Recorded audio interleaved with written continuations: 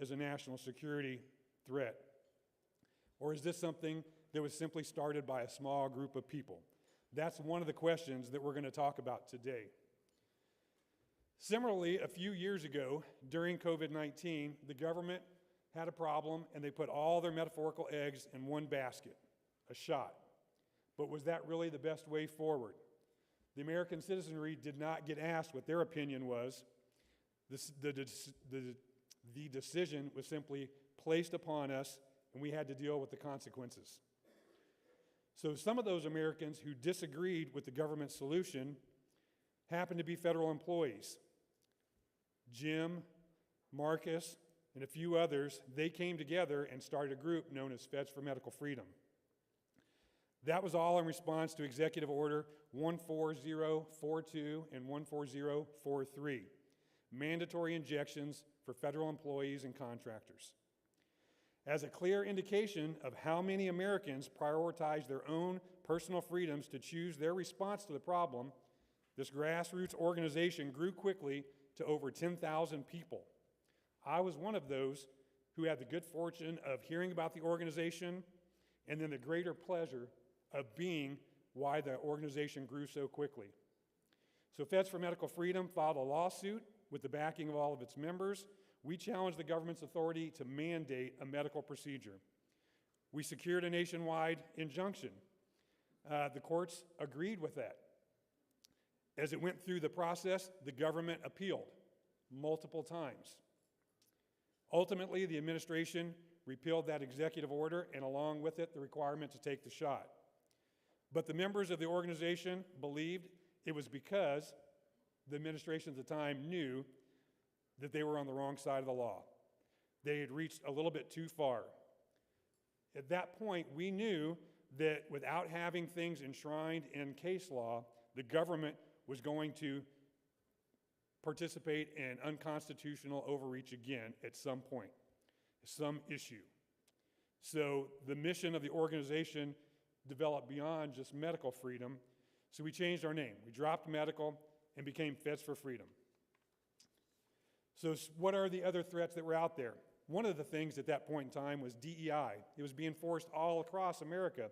The public had to deal with DEI. Feds for Freedom helped to get the Louisiana decree overturned. That in of itself is a form of DEI. So now merit-based principles can be utilized once again by the federal government in all of its hiring actions because of this. There's always going to be an issue that needs to be addressed. And that's why we're here today, addressing some of these issues. Today, you're going to hear panelists making their case as to why their topic should be considered a national security threat. What are the details behind it?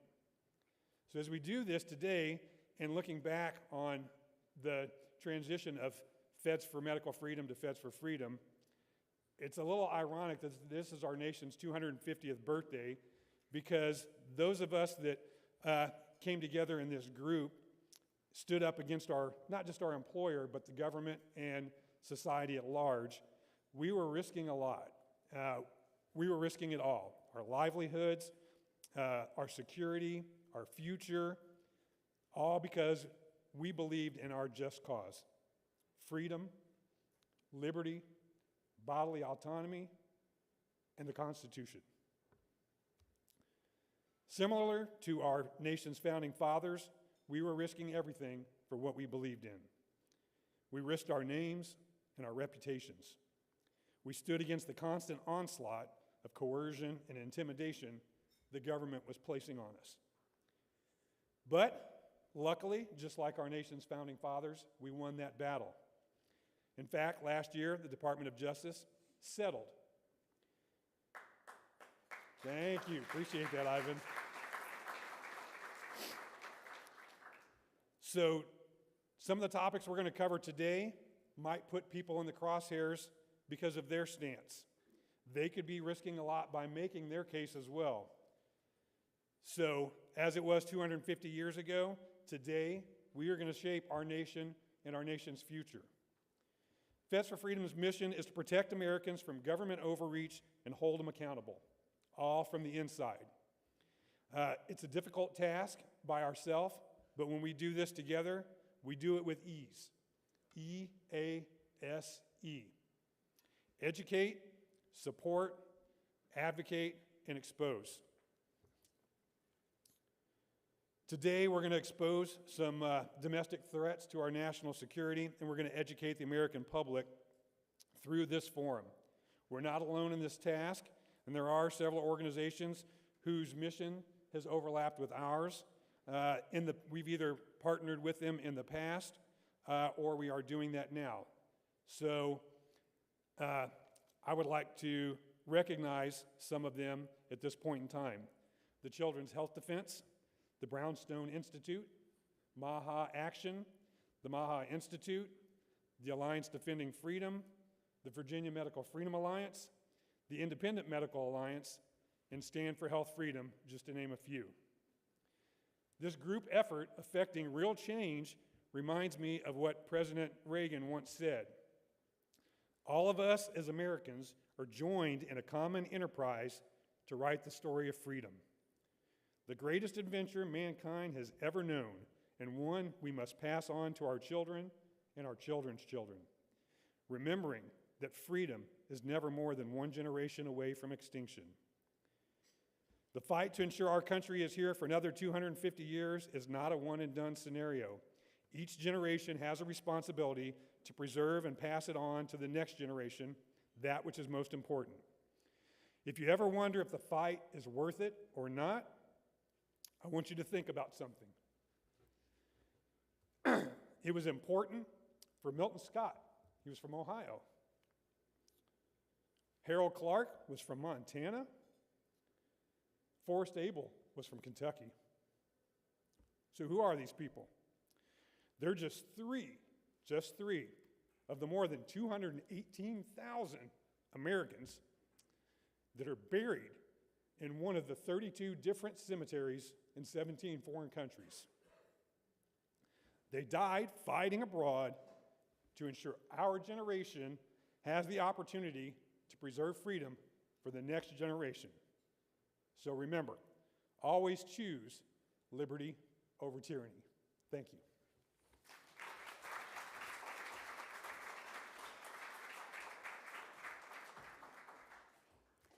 Good morning. My name is Olivia Degenkolb, and I'm the Vice President of Feds for Freedom. I'd like to thank everyone for being here today and for everyone who's joining us on our live stream.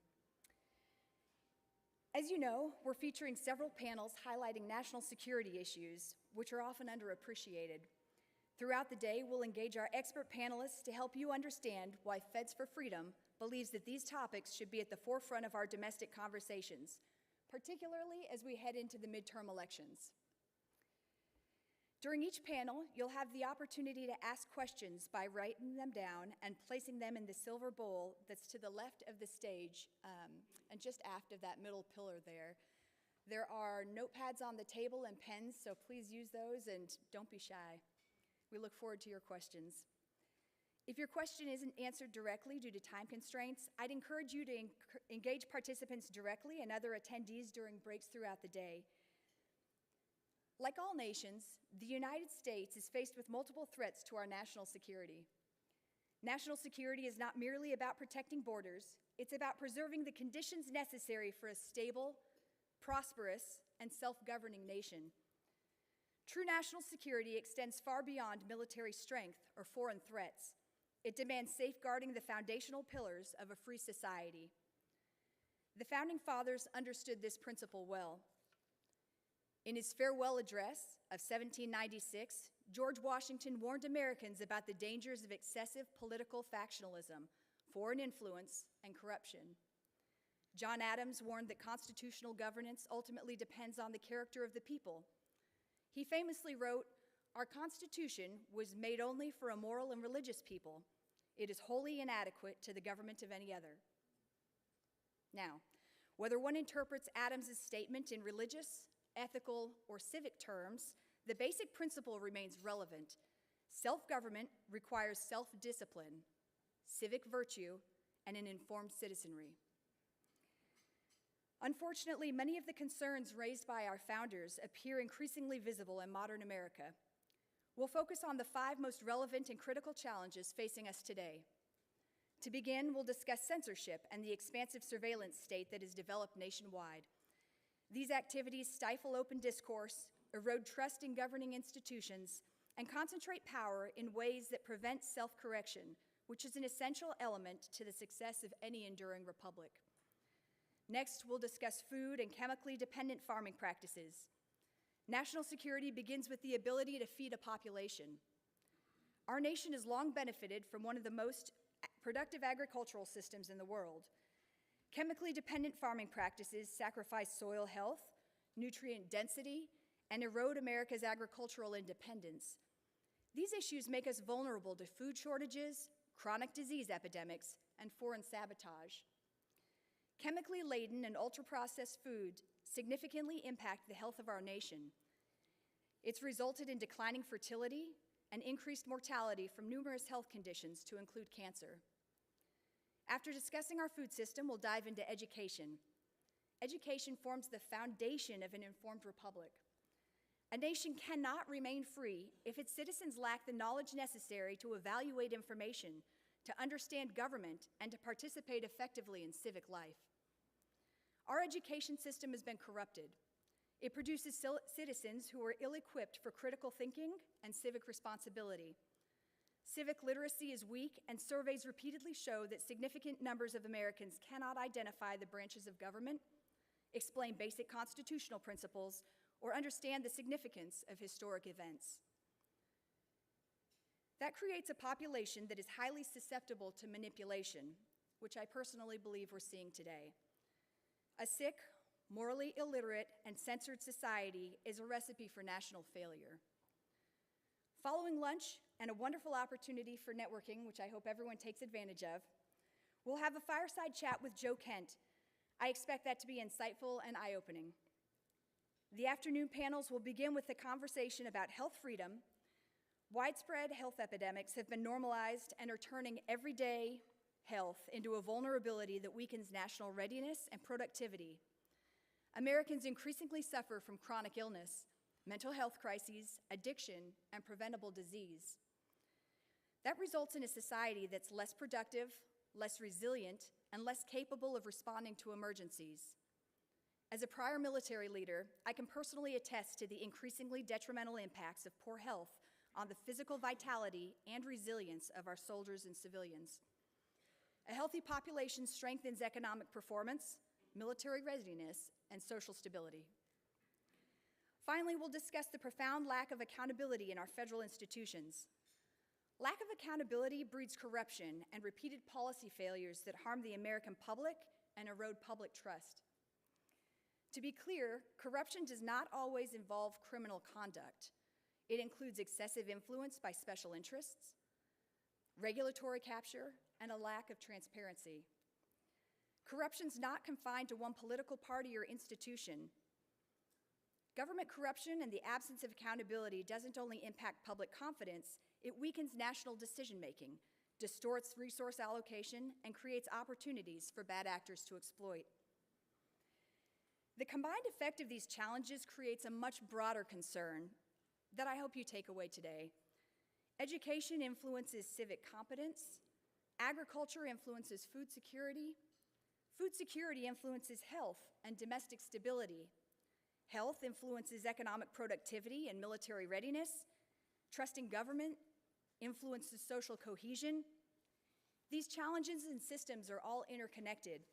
Weakness or failures in one area often amplify weaknesses in another. Addressing these interconnected issues is pivotal to America's longevity because they represent internal threats that, left unchecked, will erode our human capital, economic sovereignty, cultural cohesion, and the constitutional order required for our nation to thrive.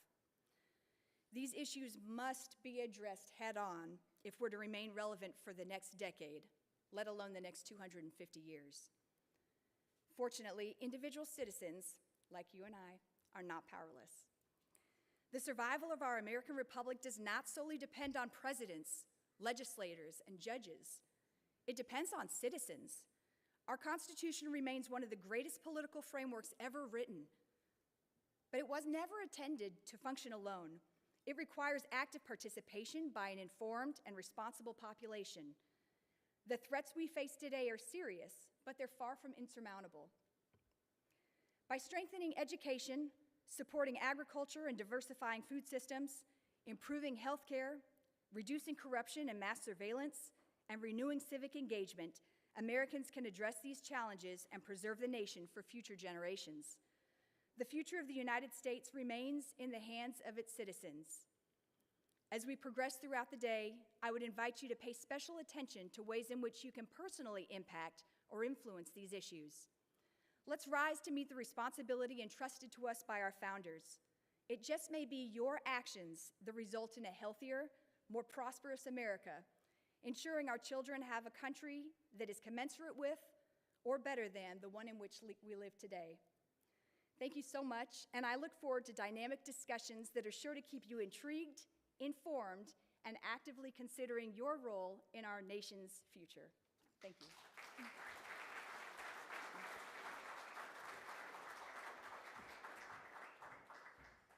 Thank you, Liv. Over the next half hour, we'll be hearing from some newsmakers.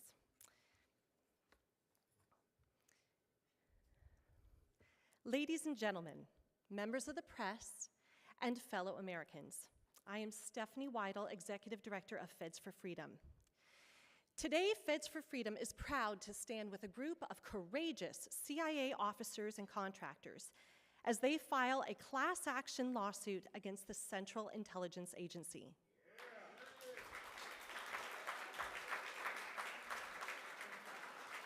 We are supporting a lawsuit against the CIA for illegally ordering and carrying out full counter-espionage investigations on thousands of its own employees and contractors simply because they chose to not receive the COVID-19 vaccine. Let me be very clear about what happened.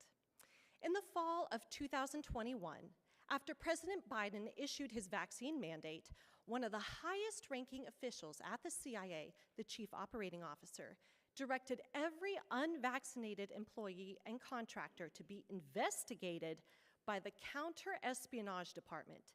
This included people who had valid religious and medical exemptions. The Counter-Espionage Department, or CED, is not for routine personnel matters. It is the unit that investigates suspected spies and traitors. By sending thousands of those loyal CIA officers and contractors to be investigated for treason, the agency essentially branded them as alleged threats to the United States, all because of a personal medical decision. These CED investigations were never about national security. They were never about espionage. They were about punishment and intimidation. And the damage is permanent. Once someone is investigated by CED, it remains in their security file for their entire career, even upon moving to another agency. It makes future investigations easier to launch and creates a lifelong black mark.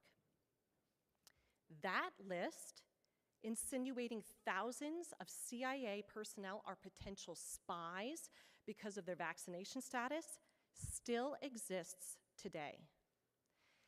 In 2025, a whistleblower notified the Office of the Director of National Intelligence's Directors Initiatives Group, or the DIG, about this unlawful order. On March 2nd, 2026, Jim Erdman, as an unvaccinated CIA employee, formally demanded these unlawful investigatory materials be removed from the plaintiff's files and from the files of everyone affected. The CIA ignored those demands, and they took no action. So yesterday, June 30th, we took the fight to federal court under the Administrative Procedure Act. This was an arbitrary, capricious, and unlawful abuse of power. Any claim that the CIA was, quote, protecting the health of employees collapses under its own absurdity. Whether or not someone gets vaccinated is a personal medical decision, not an indication that they are a spy. Feds for Freedom is not just supporting this lawsuit, we are helping sponsor and propel it forward. We have aided these officers and contractors, gathered evidence, and pursued every internal remedy, and now we are standing with them in court. This case matters far beyond the CIA, though. Nearly every major intelligence agency and the Department of Defense or Department of War had similar tools and the same pressure to punish unvaccinated personnel. We do not yet know the extent of these investigations, but we are working to find out, and we will act if necessary. For the past 5 years, Feds for Freedom has fought to protect the constitutional rights, bodily autonomy, and careers of hundreds of thousands of federal employees and contractors. We stopped the federal vaccine mandate, forced the government to delete discriminatory personnel records, and built a network of over 9,000 insiders across the civil service who will put everything on the line to uphold their federal oaths to stand for the Constitution before the institution. This lawsuit is the next chapter. We will not allow any federal agency, not even the CIA, to treat Americans who serve their country as enemies of the state simply because they stood up for their constitutionally protected rights and medical freedom. To every federal employee and contractor who was targeted, you are not alone.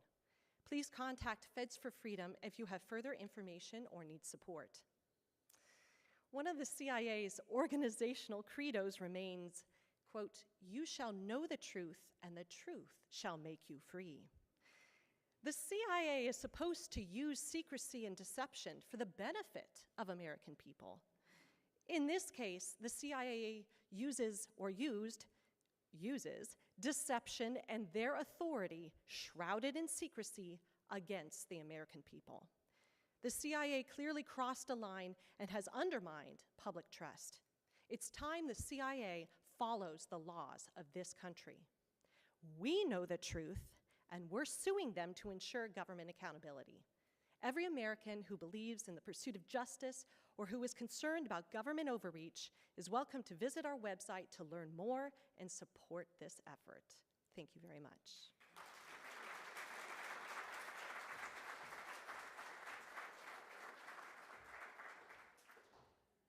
Well, good morning, everyone. Liv, I've taken your direction seriously and already taken notes on my notepad. I see other people have done the same. But thank you, Kevin. Thank you, Stephanie, for having me up here. I really appreciate the opportunity. My name is Scott Duncan. I also go by the call sign Sonny, which gets regularly confused in the Pentagon, so I'm just going to level it straight right now. But I have an opportunity and great fortune to serve as Secretary Hegsa's senior advisor, one of his senior advisors. And what I'd like to tell you is my wife and I grew up in the Midwest, and we went to college on the West Coast, and like any Marine, we went from coast to coast from there over the course of a 20-year career. We were fortunate enough to be blessed in that endeavor, and right after a meritorious reordering for an early promotion and selection for command is when this mandate hit. So for us, we, at the time, about 6 months prior to the mandate coming in published form, we told Marine Corps leadership we were going to be actively involved in seeing this changed, actively opposed to it, and we would not participate. And we were fortunate enough to be in the service as a uniformed service member in the public sphere, fighting back against that from the mandate initiation all the way to see the law reversed and changed. And we have the great fortune now to, after having retired in 2023, to be able to move on and have an opportunity to come here and serve in this capacity. And then coming in this capacity, we were very fortunate in the fact that we had a chance to be involved in several efforts related to COVID. And one of the things I'm going to highlight to you is the efforts that we're taking to understand reinstatement right now. So let me take you a little bit on the COVID road from the War Department perspective. There was a listening session last fall, and I think there were some participants that are in this room right now. Several items have been highlighted and listed that were on the heels of the executive order that the president put in, 14184, at the beginning of his term. So Secretary Hegseth hosted this listening session and began to take several actions for, items for action. One of the things that came from that was the Assistant Secretary level Manpower and Reserve Affairs was charged with producing the opportunity for concierge type service to be able to bring service members back in, and those who were specifically removed, and the verbiage specifically from the executive order is to be unjustly discharged. What came from that was the opportunity to bring teams on board and the recognition that the process we had to bring folks back in was not satisfactory and certainly not on any kind of timeline that was supportive of any individual that was initiating this action or had a willingness to come back. So we took the opportunity to bring on service members in uniform, in some cases those who had been reinstated, for the example of Kevin Bourne, and those like Carmel Tomlinson, who leads our Navy team, on board to review the processes and advocate for service members. And the wonderful thing about those individuals in particular and the teams that existed at the service level is that they were folks who were impacted by this mandate themselves. So their give-a-care factor is very high. At the service levels were brought in, we had the Navy and the Army. We were able to bring the Air Force on board, and that happened as January of this year, where they were put in place and instantiated. And what came from that was advocacy for some policy decisions and policy changes. We were on a timeline through several iterative policies that were initiated of 1 April of this year. And so we recognize that we now have a process in place. We now have a team advocating with a personal touch and on a personal level, and we needed more runtime to actually make this opportunity available to those who were interested. And so one of the first things that happened was we had this timeline extended to the right, so we now have an additional year, and Secretary Hexa signed that memorandum out in March. In addition to that, we were able to adjust the obligation or the obligated terms of service for individuals in response to those saying, look, I'm not interested in a 4-year commitment or something of that nature. I need some flexibility because we've moved on with life or things along those lines. So we had an opportunity to adjust down the actual commitment requirement to 2 years and 2 to 4 in a variety of different ways, both active and reserve component. So those policies were adjusted. In addition, we had the recognition for a larger effort, a War Department task force, and that is what was implemented in May of this year, effective immediately, and that team is being stood up and built up right now. Some of the challenges that they're encountering and some of the first things that they're looking to undertake is, one, to take the remainder of this year that we have, in the calendar year, and it is a full sprint. And everybody who is involved is got that mindset, that sense of urgency. They share that sense of urgency, and they have that mindset on board. One of the challenges that they're going to do is, over the course of the year, we have had several iterative policies, and so we're looking to eliminate the variation in that so that there's no variation in interpretation at the service level or the individual level, and there's no variation in implementation and execution. If you're a service member that Secretary Hegseth has been appropriately conveyed as a warrior of conscience, willing to come back and serve in uniform, then that process should be fast, it should be complete, it should be comprehensive, they should be able to get every benefit that's available to them, and it should be done in a time frame that is appropriate, again, with no variation. So we don't basically do what we did when we removed these service members in reverse. Another thing that we're also advocating for, one of the challenges we've encountered, is uniformed leader participation. And so that is something that we're continuing to advocate for, is that those in uniform would take ownership of the process in a very similar way that they took ownership of the process to remove the service members when the mandate came. So those are some things that the War Department Task Force is undertaking in addition to process improvement and things of that nature. The other thing that I'd like to highlight for everyone is some personal examples. We've had some opportunity to restore individuals, like recently a Chief Warrant Officer 5 in the Army. We have generated quite a bit more interest as we now have the Warriors of Conscience reaching out as they were supposed to do a year ago. So making that personal contact and personal connection has provided quite a bit of a return on our investment. Right now, as of mid-June, we have just over 200 service members reinstated.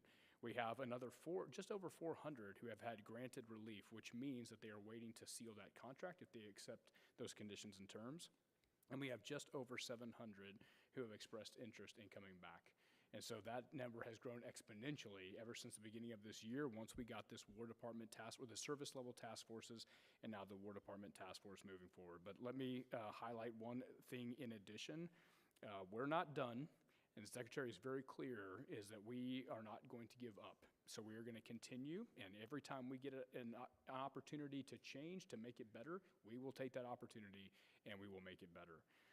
There's a lot of work to do, there are some other efforts that are happening in parallel, which is wonderful. There has been publicly announced the after-action review that's being conducted by NAPA, which has 2 War Department senior advisors, myself and Ms. Dixon, participating in, and that will get at some of the larger efforts to restore trust and confidence in the government that we have today.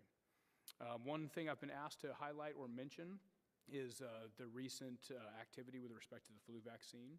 And under Secretary Hex's leadership, he did not make that mandatory any longer for the services. And he has a very common sense approach that he and the president have, which is a common sense approach to all things and what the data will support. But he is also committed to, if we are taking things or undertaking things on behalf of the service members and the nation writ large, to support the warfighter, which of this would be considered, of course, in that case, we are happy to go against traditional ways because we're committed to rebuilding it back the way it should be built. So the flu vaccine is no different in that regard. What is wrapped up in this, as well as all the COVID initiatives and things of that nature, is, of course, where it butts up against religious accommodations and medical exemptions. All of those things are things that are being looked at and are under review, in addition to the fact that the flu vaccine came out and where the exceptions to policy fall in line with that. So that is all that I've got. I do want to mention one thing, is there's not an opportunity for us to take panel questions up front, but over the course of the morning while I'm here, please reach out and ask any questions that you have. Thank you.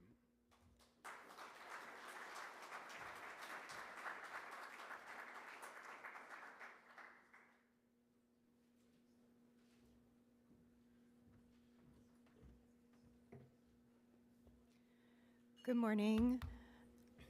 I'm Alexandra Munoz. I am an independent toxicologist.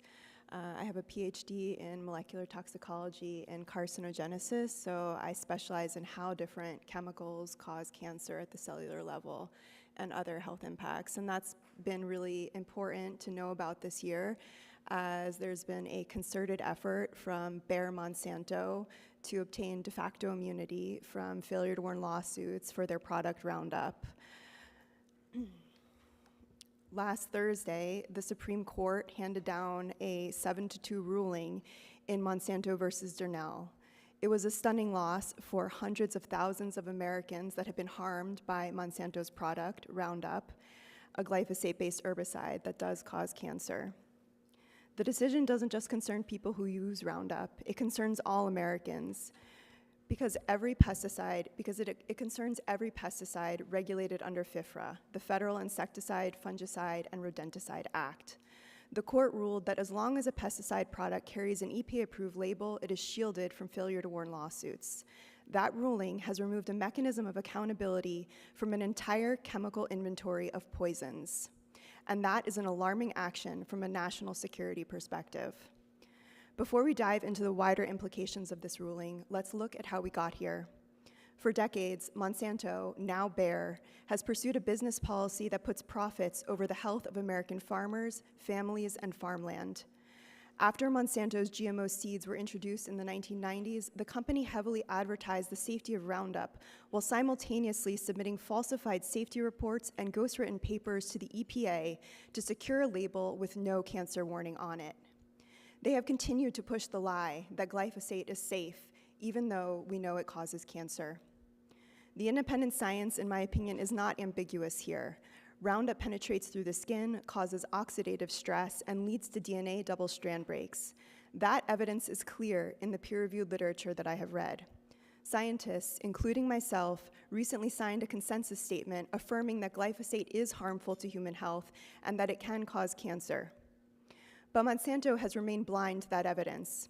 Worse, its business practices have included efforts to block that information from reaching the public by trying to silence scientists, intimidating those who call glyphosate a carcinogen, and allegedly seeking retribution against researchers who published about its harmful effects.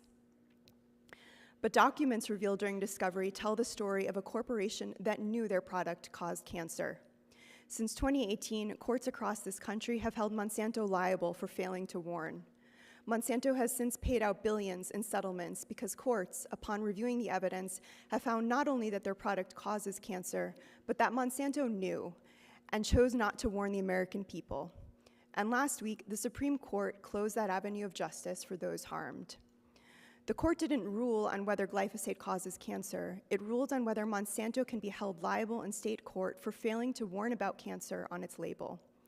The legal arguments centered on FIFRA, the Federal Insecticide, Fungicide, and Rodenticide Act, which gives the EPA authority to register pesticides and require warning labels. The court held that because the EPA repeatedly approved Monsanto's label, that label satisfies the company's obligation to not misbrand their product, making the EPA label the law and preempting state tort claims based on it. In plain terms, when Americans are harmed by a pesticide now, they can no longer sue based on the label. But here's what the court's reasoning misses. FIFRA contains a misbranding provision, an ongoing prohibition on labels that carry inaccurate or incomplete health warnings, meaning a company is continuously required to have a label that provides all of the necessary warnings. The statute is explicit that the EPA registration is only prima facie evidence of safety, not conclusive evidence. The statute was written knowing an EPA-approved label is only the beginning of proving that a pesticide product is safe for humans. And why is it only the beginning? Because science is not static. Our understanding of a chemical's harm changes as real people are exposed to it in the real world. We cannot ethically test toxins on human beings. The only way we learn what a chemical does to a population is by watching what happens after exposure and seeing 10 or 20 years later whether a cancer cluster emerged, Parkinson's, or infertility.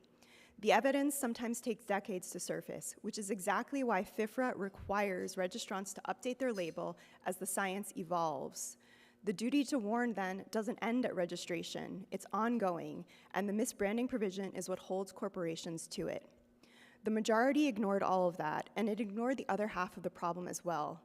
Even when the EPA has the science, it fails to act on it. There are many issues with EPA's review for new pesticide products. First, it rests only on the active ingredient. So even if a product has many toxic ingredients, the company, the registrants, declare which are the active ingredients, and therefore that is the basis for the safety assessment. The EPA only reviews the safety of the chemicals, not the full product formulation. And from a toxicological perspective, this is a huge problem because chemicals in combination can and often are more harmful to humans.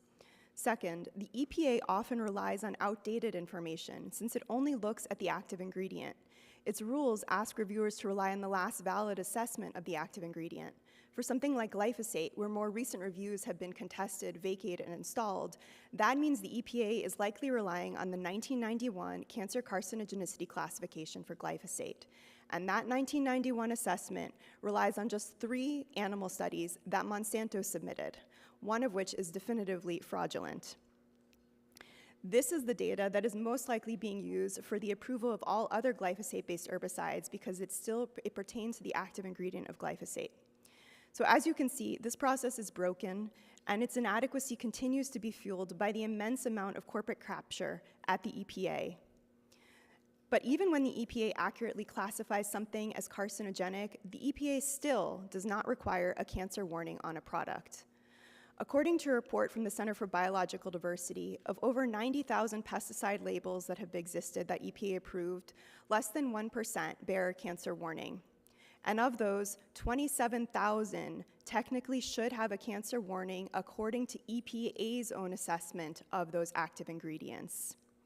But instead, only 311 of 27,000 bear that cancer warning, meaning that even when the EPA thinks something causes cancer, it doesn't require companies to add a warning about that cancer on the label. The companies must volunteer to do it, and as a result, only 1% of products actually have it. So many of the EPA labels are wrong or misbranded. They are lies based on falsified data and missing requirements approved by an agency that is captured by the agrochemical industry it's meant to regulate. And now, these labels that lie can shield a company as long as they are approved by the captured EPA. So now, even if the company knows its product can cause cancer, even if the company chooses not to warn people, the EPA-approved label will still shield the company from certain lawsuits, meaning that a company like Monsanto can lie on the label, withhold information, falsify data, and still never be held accountable when people get sick and die from their product. And this doesn't stop at just one company or one chemical. The decision from the Supreme Court shields all 57,000 pesticide products regulated under FIFRA and all of the companies that make them, which includes herbicides, fungicides, insecticides, and antibacterials. Every chemical is designed to kill a living organism, and it also includes all of the future pesticides in this category. This is a chemical inventory that contains known carcinogens, known neurotoxins, and known endocrine-disrupting chemicals. It contains chemicals banned in other countries but sold here, like paraquat, which is banned in China, widely linked to Parkinson's disease, and yet registered by the EPA and sold here by Chinese-owned Syngenta. I want to ask this plainly. If a foreign adversarial nation designs a chemical, runs it through our captured regulatory system, sells it to Americans who then place it in our soil and water, causing cancer, infertility, and Parkinson's disease across this country, and no one can be held accountable, what do we call that? Is that chemical warfare? Because that is the pathway this decision has now made possible. With no lawsuit, there is no discovery, no corporate veil to pierce, no internal emails to subpoena. What will these companies sell when they know no one can hold them accountable? What destruction will this bring? We already have a national fertility crisis, and endocrine-disrupting chemicals are playing a major role in it. Babies today are born with hundreds of chemical contaminants already in their umbilical cords from contaminated drinking water, food, and pesticides sprayed in their neighborhoods. Many chemicals regulated under FIFRA are endocrine-disrupting chemicals. These chemicals can interfere with hormone systems at every stage of life, even at extremely low doses, driving down testosterone and sperm counts in men, altering reproductive development in children, and altogether threatening fertility for our nation. Not only are these chemicals threatening the nation's fertility, but these chemicals are destroying our soil, our pollinators, the living systems that our food supply depends upon. Rachel Carson warned us about this. The EPA was created partly because of that warning, but it has become captured by the industry it's meant to regulate and has failed to do its most basic functions. Now, as these chemicals accumulate in our environment, we are being pushed towards more disease and away from food sovereignty. The capacity for our nation to feed itself on its own land is being threatened because of this industry. The Supreme Court, though, is blind to all of this. But the American people are not. In the past year, a grassroots movement against corporate immunity for pesticide manufacturers has crossed party lines because Americans agree corporations that sell poisons should not be shielded from accountability when those poisons harm people. That's not radical, that's common sense. The dissenting justices understood what the majority did not. In the words of Justice Jackson, this decision unjustifiably closes the courthouse doors to state tort plaintiffs, and it reads into FIFRA a labeling requirement that does not exist, and it reads out of FIFRA the ongoing prohibition on misbranding. The misbranding requirement of FIFRA is critical to our national security. So Congress must act. There is no scenario under which a chemical inventory of poisons, many sold by foreign adversaries, should operate with no mechanism of accountability. The Supreme Court has now created that scenario, and it falls to Congress to close this gap, to restore Americans' right to seek justice when they are harmed, and make clear that companies must warn when they know their products cause cancer, infertility, or Parkinson's disease. Fraudulent science cannot be allowed to become the basis for a label that becomes a liability shield for a poison. That is simply not acceptable. The question now is whether we act or whether we let a captured system protected by the Supreme Court continue pushing out toxins that harm the health and fertility of the American people. The answer, in my opinion, is that we have to act, and we have to act now, to safeguard our ability to grow food, to farm regeneratively, and to protect the fertility of the next generation. Thank you.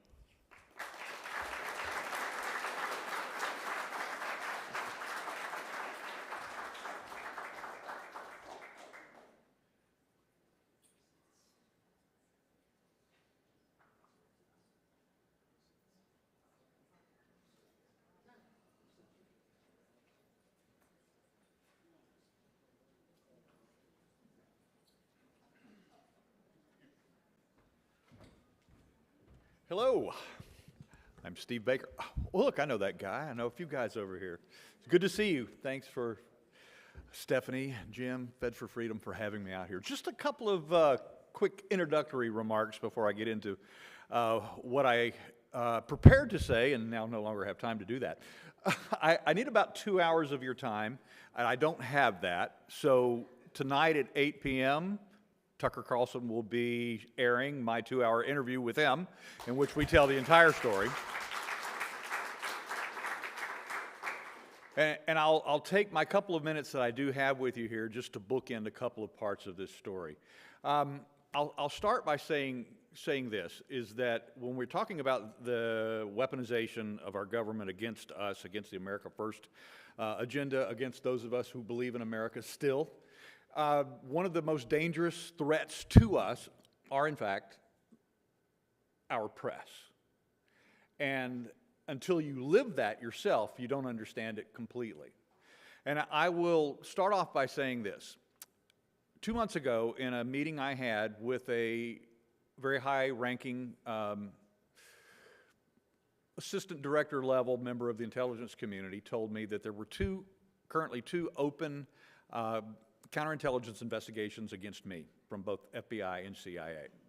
2 weeks ago, here in this lovely town, I was sitting at a coffee meeting with a source of mine within the IC, in which he told me that he had been called in by the IC Inspector General for an interview that week.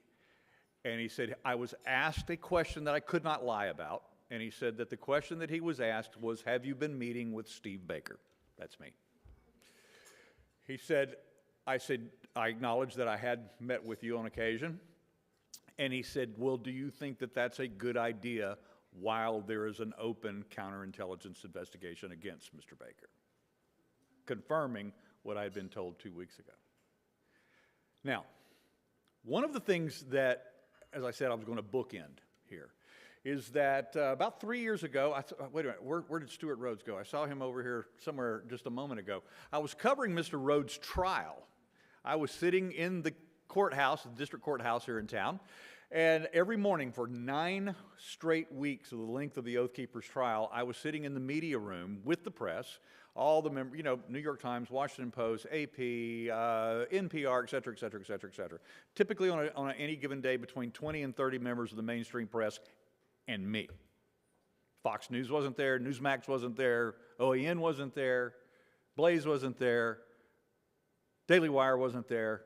It was me, independent, at my own expense, in that room every day with them. And every day I would go home from the coverage of that trial in the media room where we had the big screens fed with the video feed from the courtroom fed down into the room.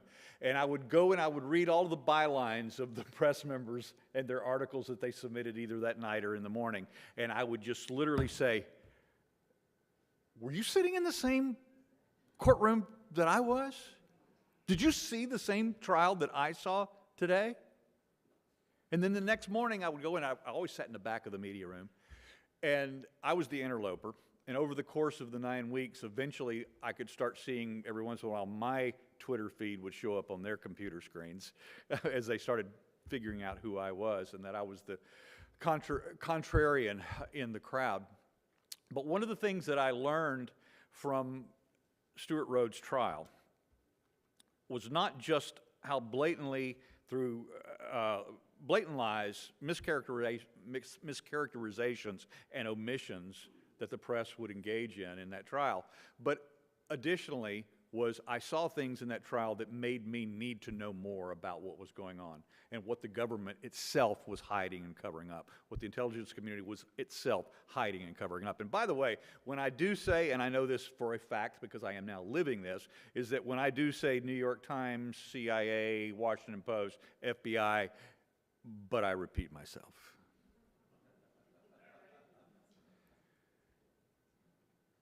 On the Monday, before I was terminated at my most recent job from the Blaze, I received a call at 9:30 p.m. from Daily Wire.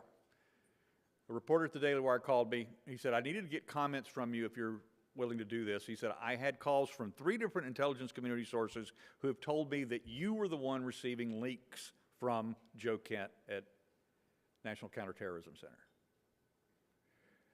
Leaks of documents and technology.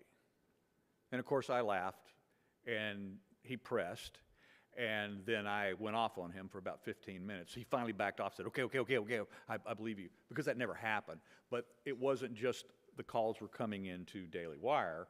It wasn't just coming into conservative press rooms to complain about me and my coverage. It was coming into mainstream media as well, because all of this was coming out. It was everything from Reuters to CNN to CBS to et cetera, New York Times, Washington Post. And it was all coming from the same sources. It's always 3 IC sources say. And then fast forward, and I say the bookend of this is when we reach where we are today, and I do cover this for the first time on Tucker's show, which will air tonight, is that in the ensuing days and weeks after we published the name of an individual that we believe is a forensic match to the January 6th pipe bomber, not the person, the young man, Brian Cole Jr., that they have in jail, who we have proved conclusively cannot be and is not the bomber. As a matter of fact, today, Joe Hanneman, my partner, and I have a new article coming out. It will also be covered on Tucker's show tonight, is we will show video that the FBI has never shown of the bomber, and that is that the bomber's wrist behind the RNC in the alley, a smartwatch flashes. Then we will show 7 examples of when the bomber is holding their wrist, up to their mouth and speaking into their wrist. Brian Cole Jr., the autistic young man that they have arrested as a patsy and charged with this crime, has never worn a watch, has never owned a watch, doesn't use a smartwatch, and wears no jewelry whatsoever. I've spent an hour in his bedroom myself. Hanging on the wall is a necklace that was given as a gift from to all their family members. They all have a similar gift. He doesn't wear his just hangs on his wall. All the rest of the family members wear this necklace. He doesn't wear any jewelry, but this bomber somehow knows how to use the watch.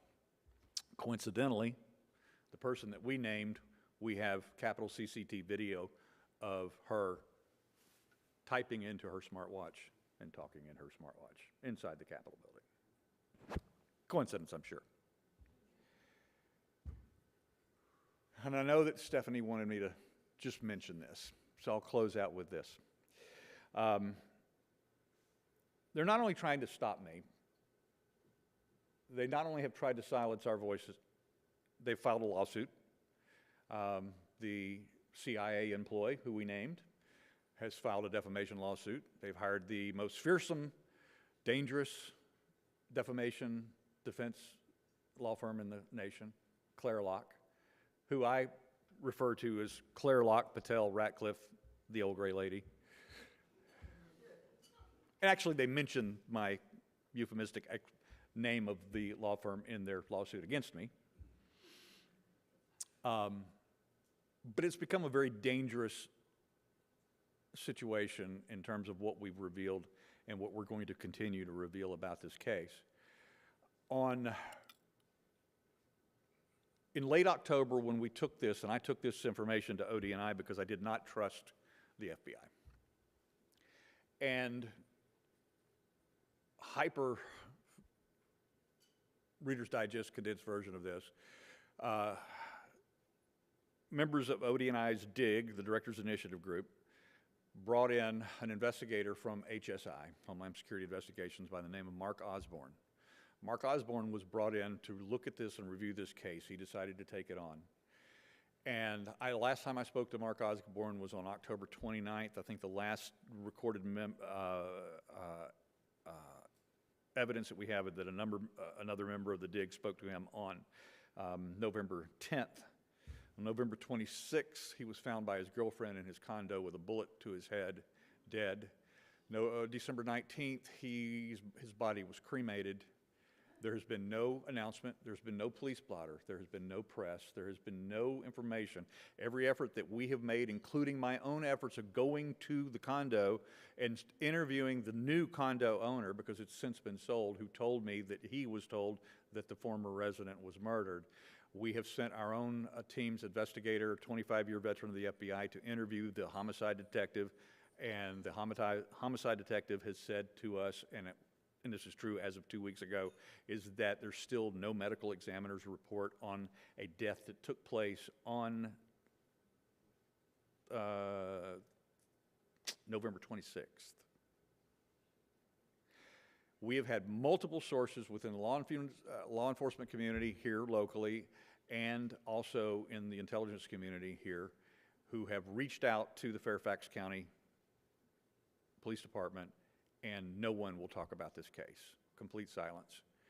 But this member of the community, Mark Osborne, 19-year veteran of HSI, has been disappeared from the planet, and we can't help but think that this was a message that was sent out to stop this investigation that we have opened into what we believe is going to prove for the first time a multi-agency conspiracy and how January 6th was formulated, put together, and who the ground team troops were, which were Capitol Police planting the bomb, and et cetera, et cetera. Watch Tucker tonight. Thank you, Stephanie.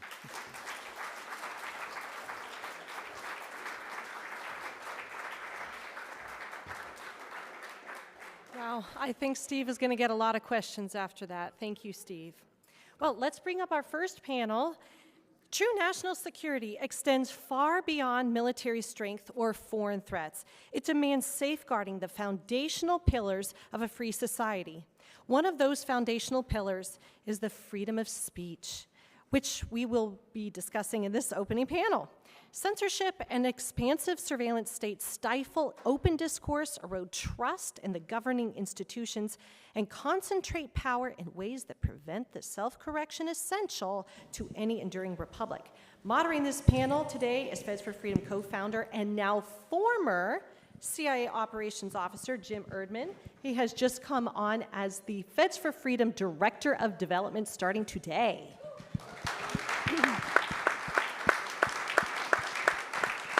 Our speakers include Mike Benz, Jeffrey Tucker, and Ivan Raiklin. Please remember, after our panelists discuss, we will be choosing several questions from the silver bowl to your left. Thank you. Can everyone hear me? Good. Okay. So here's what we're going to do today. Everyone's going to have 5 to 6 minutes, maybe a little longer, to chat about what in your opinion, falls into the most important censorship and surveillance state national security threats. And I mean, we could pick a whole bunch of different ones. We could have people with CBDCs and everything else, but we're going to let the 3 speakers speak first. I'm going to ask a couple questions, and then we're going to pull questions, as Stephanie said, from our chalice in the back. And Mike, if you want to start? Sure. Just a general roundup of the most pressing issues right now on the free speech front. I'm Mike Benz. I am currently dual-hatted right now. I have a special government employee relationship with this administration, currently reviewing the USAID files with the intent to have those made public so that much of what you have heard about, you will be able to see the hard forensic receipts. I'm very excited about that, but it is still probably a couple months away from being able to show that. In the interim, my other hat, I suppose, is around tech diplomacy, investigative journalism, and advocacy around free speech issues, and in particular taking on the censorship industrial complex. So on that front, there have been a lot of wins in the past 15 months from this administration. A lot of amazing work was done in the first 3-4 months of the admin, where it really was just a kind of lightning blitzkrieg. I don't know how you describe the pace of what was done in the first 3 months. It wasn't just the shutdown of USAID and the State Department's Global Engagement Center, which were major, not only censorship policy shops, but they were also grant makers to thousands of NGOs, civil society organizations, media organizations, fact checkers, trusted flaggers, the like. There were hard bans put into other grant-making organizations like the National Science Foundation, which is effectively the civilian arm of DARPA, which was handing out literally over, I think it was $135 million worth of grants to disinformation organizations and the like. There was the shutdown of the Office of Misdis and Malinformation at DHS. There was the total reorientation of CISA, which was the cyber censorship shop at DHS. When Jay Bhattacharya got into the FDA, got into the NIH, there was basically a total ban on any of these, vaccine misinformation, health misinformation type things. So we really shut off the money valve in a big way, and in a way that really the system was not anticipating at the time. Sam Power, the head of USAID, just gave an interview to Bloomberg this week where she said it took her totally by surprise. And what I can say from what I've seen internally, that it really was. They were not expecting us to go as hard as we did in those first 3 months. When Elon left, though, I think the ideological and institutional conceptual support for taking on the censorship industrial complex remained, but the amount of effort required to actually tackle it effectively, I think, did not maintain the same intensity, and it has allowed a moment of recovery as tactics have evolved. And in particular, there is what I call the transatlantic flank attack, which is this idea that we have things happen at the state level, the national level, and the international level. And right now, this administration has effective control by virtue of the executive branch and both House and Senate majority, and then a Supreme Court that, well, I don't know how you want to, your mileage may vary on that.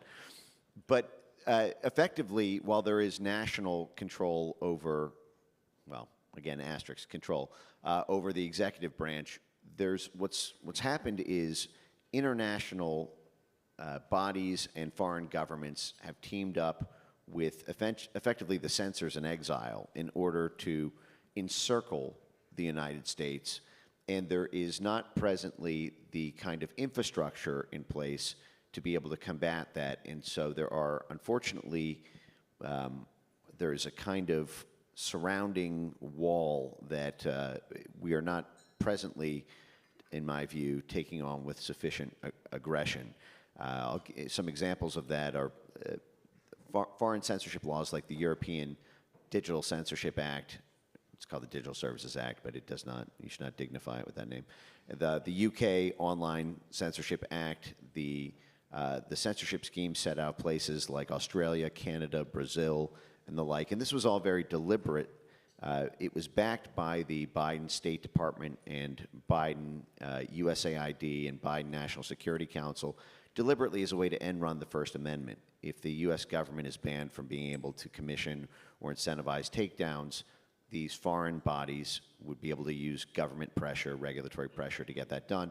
And the Biden National Security Council, together with all the interagency partners, had about 800 full-time staff working on disinformation. We have, if you add up what I think are the 3 people in the U.S. government currently working on counter-censorship, I'd say we have 2.25 people, because none of them have it as their full-time job. Whereas you literally had titles at the State Department, at the National Security Council, at USAID, and God knows how many in the IC, where literally the title, in their email, it'll say counter-disinformation chief, counter-disinformation specialist. We have no counter, professional byline together with our pronouns, he, him, her, or whatever. And so there is no interagency task force at the National Security Council to be able to coordinate a free speech fight at the State Department, in our foreign assistance, in the intelligence community level, at the military level, at the you name it. And we don't even have intra-agency coordination. There was a funny episode where Undersecretary of Public Diplomacy, Sarah Rogers, who has been nobly conducting this sort of one-woman fight, she dangled an announcement of funding charities and nonprofits and think tanks in Europe that would fight for digital free speech. And when that announcement went out, it sent shockwaves, because that's really the weapon. You can call it hearts and minds work, but it's hearts and minds and cash, and the cash is what changes the hearts and minds. And this was classic stuff we were doing in the Cold War, where it's simply a revisiting of that. But because the blob knew how effective that was, they scrambled with this full court press about how we're, weaponizing the policy. It's like we're literally just doing the exact same thing, that we say we do when we say that we have, free speech diplomacy. But so Politico reported that and said, Sarah Rogers has announced a $500 million slush fund for, MAGA-aligned think tanks and charities. And, I speak with Sarah not infrequently, and she ended up actually posting this, I think, as a response. She said, well, I'm flattered, and I wish this was true. The actual amount that we were anticipating was $500,000, not $500 million. But the amount is such a joke. I mean, think about, 27 countries in Europe plus, around, you're going to split $500,000. I mean, that's like that's like a mid-level salary for one person at a New York law firm, and you're going to split that among 350 think tanks across Europe. But it would take $500 million to make a difference. But that, I think goes to the fact that because there is not an immediate targeting of inner circle members of the admin, and because there has been a reorientation of Twitter and Facebook with Zuckerberg sort of coming over and Sergey Brin sort of flirting with becoming a Republican from the Google side, and that the actual encirclement threat is not being appreciated, and we're going to be inheriting a very big problem come election season. Thank you, Mike.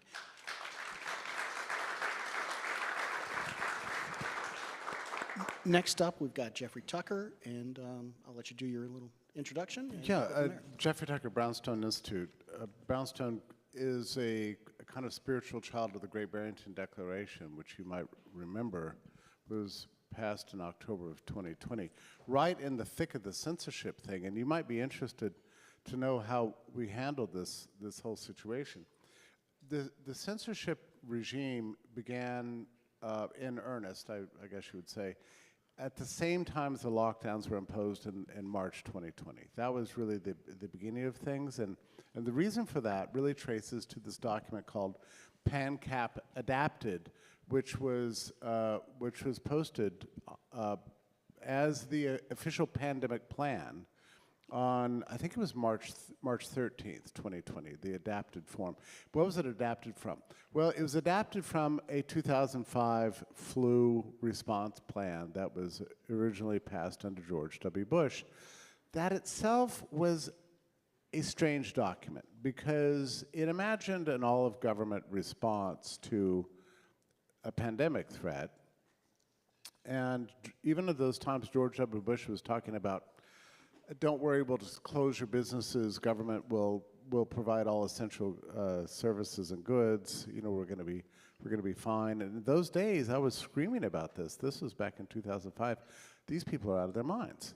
If they do this, it will be the worst calamity you can ever imagine. I mean, government is not going to be a good manager of the microbial kingdom, I said, right?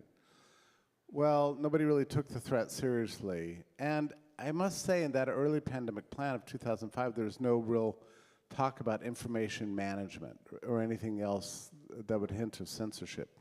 PANCAP Adapted specifically added in much tougher language about school closures, business closures, social distancing, banning of meetings, and in particular, censorship, information management, and with the implication of censorship for all of media. That was in PANCAP Adapted. So when it became clear that, or I should say, when the plan was deployed, after many years of planning, here's how we're going to respond to a new pathogen, the regime got into place. And that became it's a very serious test run of the censorship apparatus, which was not done by government directly, but by intermediaries working directly with social media companies and most media companies. And suddenly we heard all about disinformation, misinformation, malinformation. And most of my friends were blocked on social media. I was seriously throttled. I don't think I ever lost an account as such, but most of my friends did. It was pretty much of a wall or shutdown of everything related to the pandemic response. So if you even questioned the need for social distancing or masks or plexiglass everywhere or one-way grocery aisles, you were shut down. You were not allowed to talk. So it created this appearance of this consensus that did not exist. I remember talking to Martin Kulldorff in the late summer, and he said, I don't understand this, because he says, I personally don't know a single scientist in my realm. Now, he's like this epidemiologist at Harvard. You'd think he would know, right? Very well published. He said, I don't know a single person who agrees with any of this stuff. He said, I know you don't believe me because you turn on the press, you read, the New York Times, the Washington Post, you think there was this, the scientific consensus has been settled on the pandemic response. Everybody has to comply. He said, I don't personally know anybody who agrees with any of these things, so there's something weird happening here. Well, by the time the Great Barrington Declaration came along, we did face the problem. I remember standing in front of the table as Jay Bhattacharya, Martin Kulldorff, and Sunetra Gupta signed it with their sort of pens, right? We had like Sharpies, and they had the big signatures, and they all had these satisfied faces. Look on their faces afterwards, and I remember standing there thinking, you know what? That's very interesting, but nothing has actually happened at all. This is the tree falling in the forest, and nobody was there to hear it, right? So what are we going to do? So, and this is where it's important not to plan. So I looked at my webmaster at the time, and I said, what can we do about putting this online? And so the first question was, where are we going to put it? Well, any known domain was already known. So we couldn't use any existing domain. So we had to use something new. So we bought a domain, GB Declaration, and literally built the site overnight. The guy who built it stayed up all night, just drank coffee, and had it built by the morning. And it was a complicated undertaking because we were prepared to accept signatures. And so we kind of made a plan at that moment, and Jay Bhattacharya said, this is going to be great. We're going to let other people sign this. We will get 1 million signatures. I said, Jay, if we get 1 million signatures for this, we're going to have other problems. And he said, well, what kind of problems? He didn't understand, right? Well, by the next morning, of course, it went live, and the attacks developed, and NIH went all in. Francis Collins, who was the head of NIH, who's just the funniest, goofiest guy you'll ever know. He was always spilling his guts on email. Like, nobody told him these things were going to be subject to FOIAs, and so it's funny because I'm continuing to receive these email dumps from this period of NIH history, and he's the one guy who's mouthy and blah blah blah. He goes on about everything else. He's posting his private diaries to his secretary or whatever. The guy is just reckless, to say the least, which thank goodness for that. That's good. But so he called for a quick takedown of these rogue epidemiologists that are saying crazy things. And they commissioned a series of articles, and immediately Wired, Rolling Stone, Washington Post, New York Times, everybody complied. And we were the enemy of the day. But of course, the Barbra Streisand effect took place, and they ended up just advertising the Great Barrington Declaration, which they'll never do that again, right? That was the biggest error, was the attacks. Some people say you should have freedom. Isn't that horrible? Yeah, that only amplified the thing, and it went crazy, and some people credit that for having broken down the consensus of the lockdowns. Now, let me just conclude with something that is, I think, as I think back about all the research I've done about this period and the censorship surrounding it and what happened and to our lives. And by the way, we should just really give Elon some credit here, because he really he really stuck his neck out and bought Twitter. He didn't need to do that, and that really just broke things down. And X has just been a glorious thing in so many ways for the cause of free speech. Except Stewart Rhodes. Well, it's not perfect, right? But let's just say it's a dramatic improvement.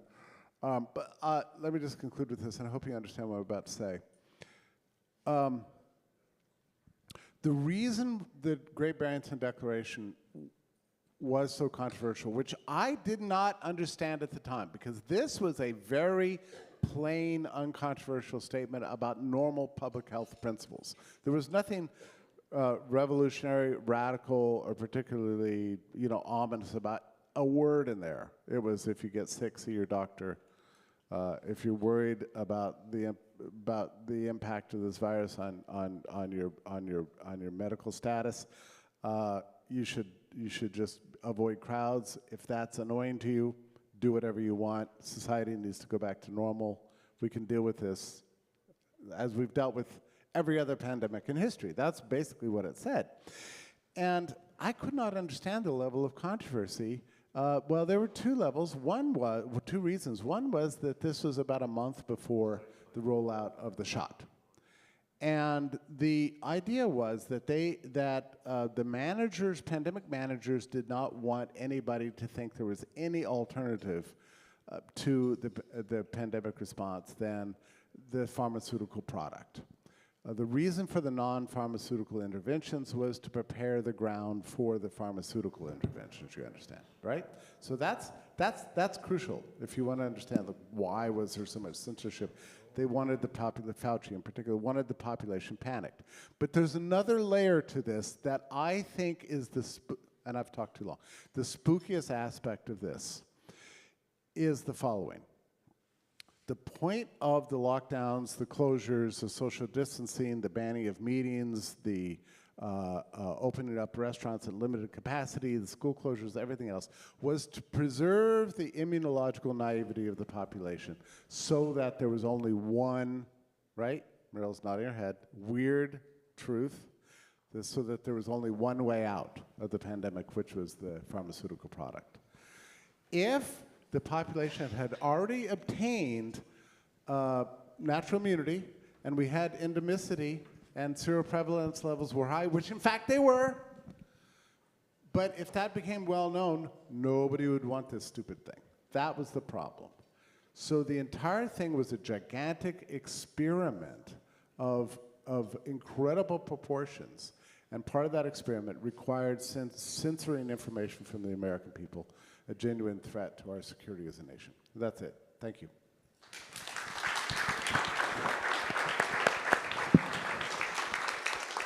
And Ivan, if you can go ahead and introduce yourself and just give us your what you think qualifies as the most important censorship surveillance issue. Okay, with the title of the panel, Censorship and Surveillance, I want to start off with, everybody close your eyes, and I want to take you on a quick story journey. I think this is going to be the most beneficial way to convey this. So imagine you are a citizen of the Soviet Union, and you're seeing the tyranny, the censorship, the dictated thought injected process into your brain of what you're supposed to think. You can't have any ideology of your own outside of what the government tells you. But then for some miraculous reason, you're able to say, you know what? I'm going to uplift, leave, and come to the United States. Now, you have some children. Now you become one of those children. You grow up in the United States, in New York. You go to Iowa. Some of your formative years are in Iowa. And from there, you decide to join the military, U.S. military, okay? 25 years later, having served in the national security ecosystem, in the intelligence field, you go into special operations, you become a military diplomat, you have this panoply of experience living in the freest country in the world. And then, in that process, you take on some different roles. You start to work in the intelligence community. You become a technology scout in Silicon Valley. So you have an understanding of the entire national influential ecosystem and apparatuses in the country, East Coast and West Coast. You have relationships. And then you observe in 2020, the government completely violate its entire, as they say in French, raison d'etre. And so, what do you do with the understanding of the intel community, the big tech ecosystem, and you're seeing the censorship, you're seeing just lie after lie after lie, and then they decide to go ahead and change the manner in which they conduct federal elections, where 39 of the states of this union decide to run their elections according to non-legislative actors' decisions which violate the federal Constitution. And oh, by the way, you're a lawyer too in this story. So what do you do? Anyone? What's your obligation?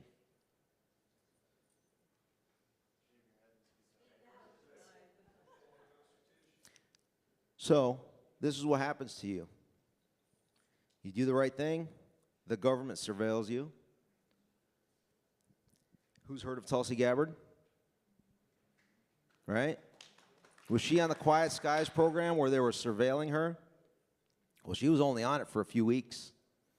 You were on it for 2 years.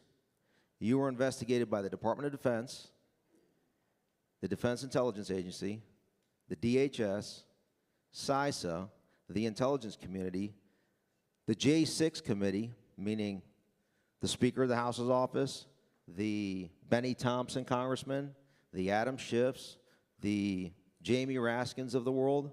Why? Because you're calling it all out.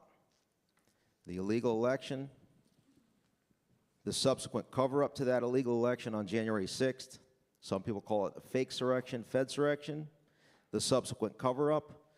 But you're not just generally investigating it. You're trying to do due diligence similar to what Steve Baker's been doing, down to the pixel level, okay? And so what do? They investigate you. They surveil you. Jack Smith sends 4 subpoenas out on you through other organizations. Subpoenas Apple, Facebook. Facebook censors you. LinkedIn censors you. Twitter censors you. What do? You start traveling the country going in person to avoid that censorship. What do? They put you on that domestic fly list at DHS. So what do? Do you stop? No. Bring it on. Challenge accepted. And then guess what? We have a change in administration, and now you're no longer censored and surveilled as much, and you can claim that you were the most investigated person in America, never indicted once and undefeated. That's my story. Thank you.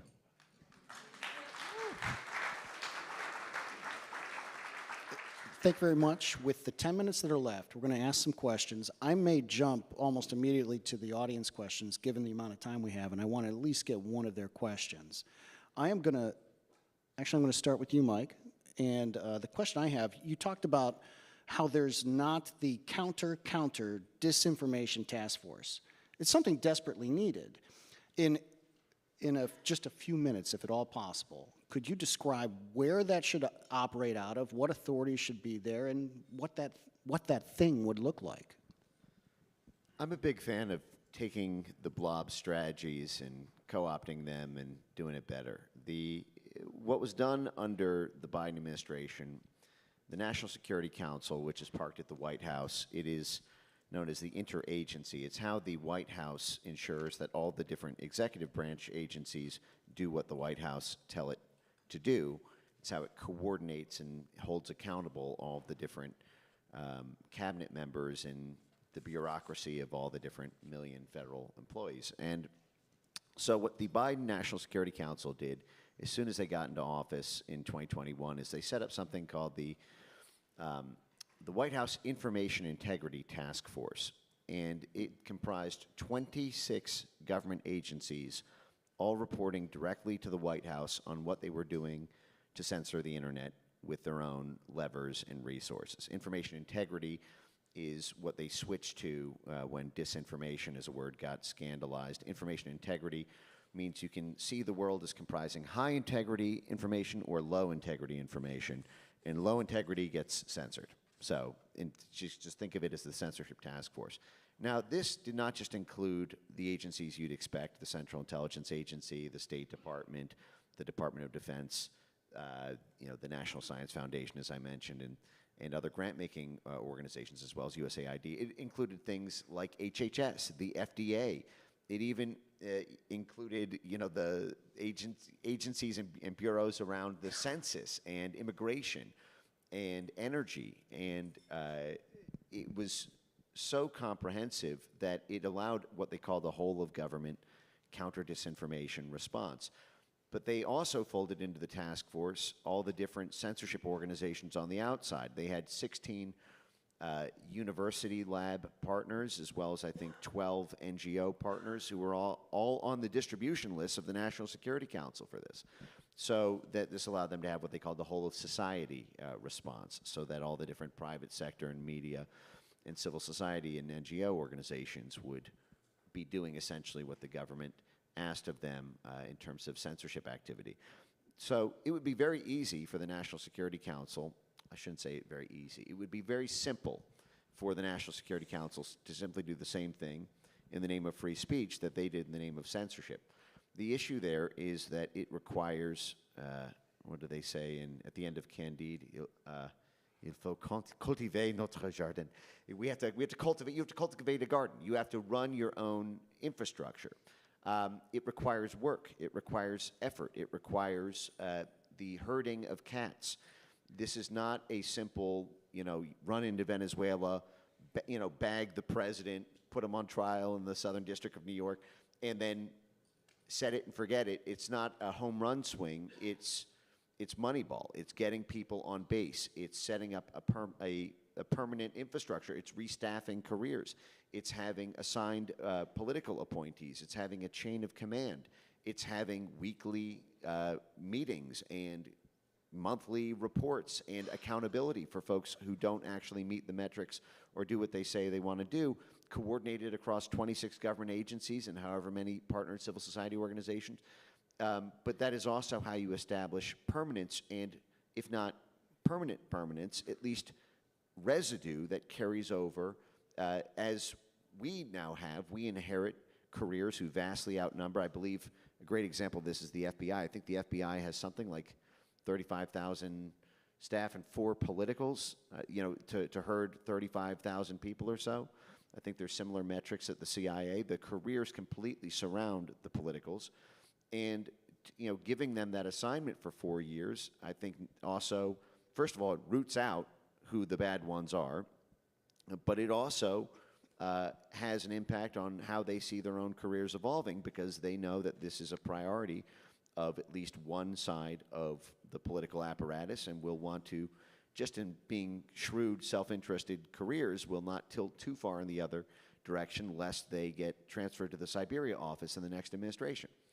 And so I think that is something, what I would like to see, if I could, have a sort of Santa's wish list, is a focus on the singles and doubles, which are what get you on base rather than the home run swing type things. And this is also on the diplomatic front.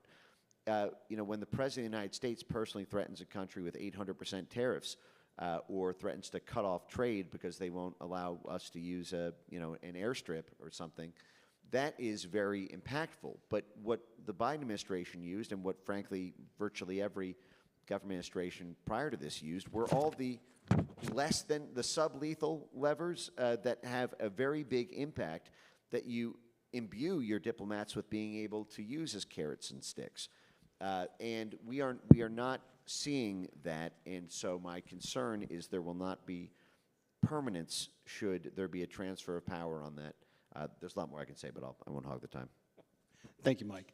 I'm going to go to Jeffrey Tucker next. And Ivan, we're going to try and get to your question before we end this, but you're on a panel at the end of the day. So this last question I have for you may be pertinent for both panels. Wait, I'm on a panel at the end of the day? No, Ivan is. Yeah, Ivan. So I'm saying, yeah, we've assigned you every panel. So, Jeffrey, I had the great pleasure of getting to meet a lot of the Brownstone Fellows recently. And there was a very descriptive, it was one of the most descriptive ways to describe the situation we're in. Old man in the sea. We have become the old man in the sea that tells the tales of woe from COVID. And the warning we were given was now we need to turn that old man in the sea into something more that documents what happened during COVID so that we have a common lexicon amongst all these groups. On top of that, there was a discussion on how we move into that accountability realm. So my question is, how are we going to, from just the surveillance standpoint, because there's a lot to document of what happened during COVID. Right. What is that document piece? What's the common lexicon on surveillance every group that sits in this Venn diagram should have when it comes to surveillance, and if there's any solutions on the horizon? And I've given you a whole 2.5 minutes. Yeah, right. I think the overwhelming problem we have is that we've never had anything like a national reckoning for what happened to us over the last 6 years. And this is a problem because it's just hanging out there. This happened to us. Nobody's really decisively said that censorship was wrong, the destruction of our civil society was wrong, that the closure of the schools were wrong. You know, the shop mandates were wrong. Like, we've just kind of like pretended it didn't happen and moved on. And to my mind, this is a very serious issue. And the censorship surveillance question is been intensified by the use of AI, and all of these institutions that used to be censoring are now have baked in algorithmic censorship. And then the habit of controlling information flows is now just a normal thing that happens in all academic journals now. Science is still not free. When Jay Bhattacharya is trying to free up, to empower scientists to speak their minds, he's running headlong against all the professional organizations and the main journals, and we're still seeing academics purged and attacked for saying things that they are not supposed to say. This is all a consequence of this lack of a reckoning. So, and I really don't see how we get past this grim period in our history without some very clean, big, sweeping statements by important bodies, that can break.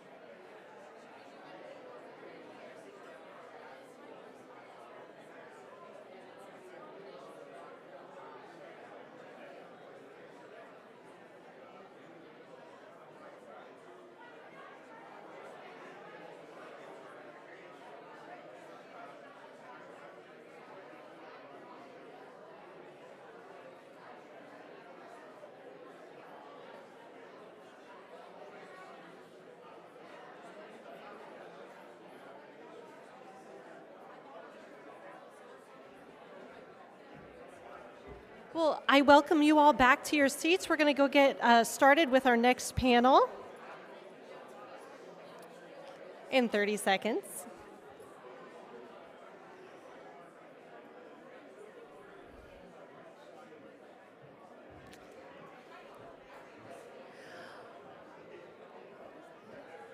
Those are on.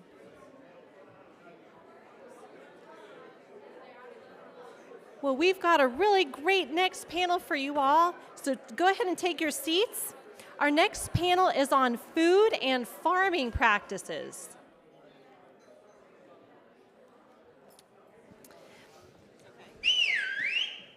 Woo! Our next panel addresses national security concerns that are highly debated in DC right now.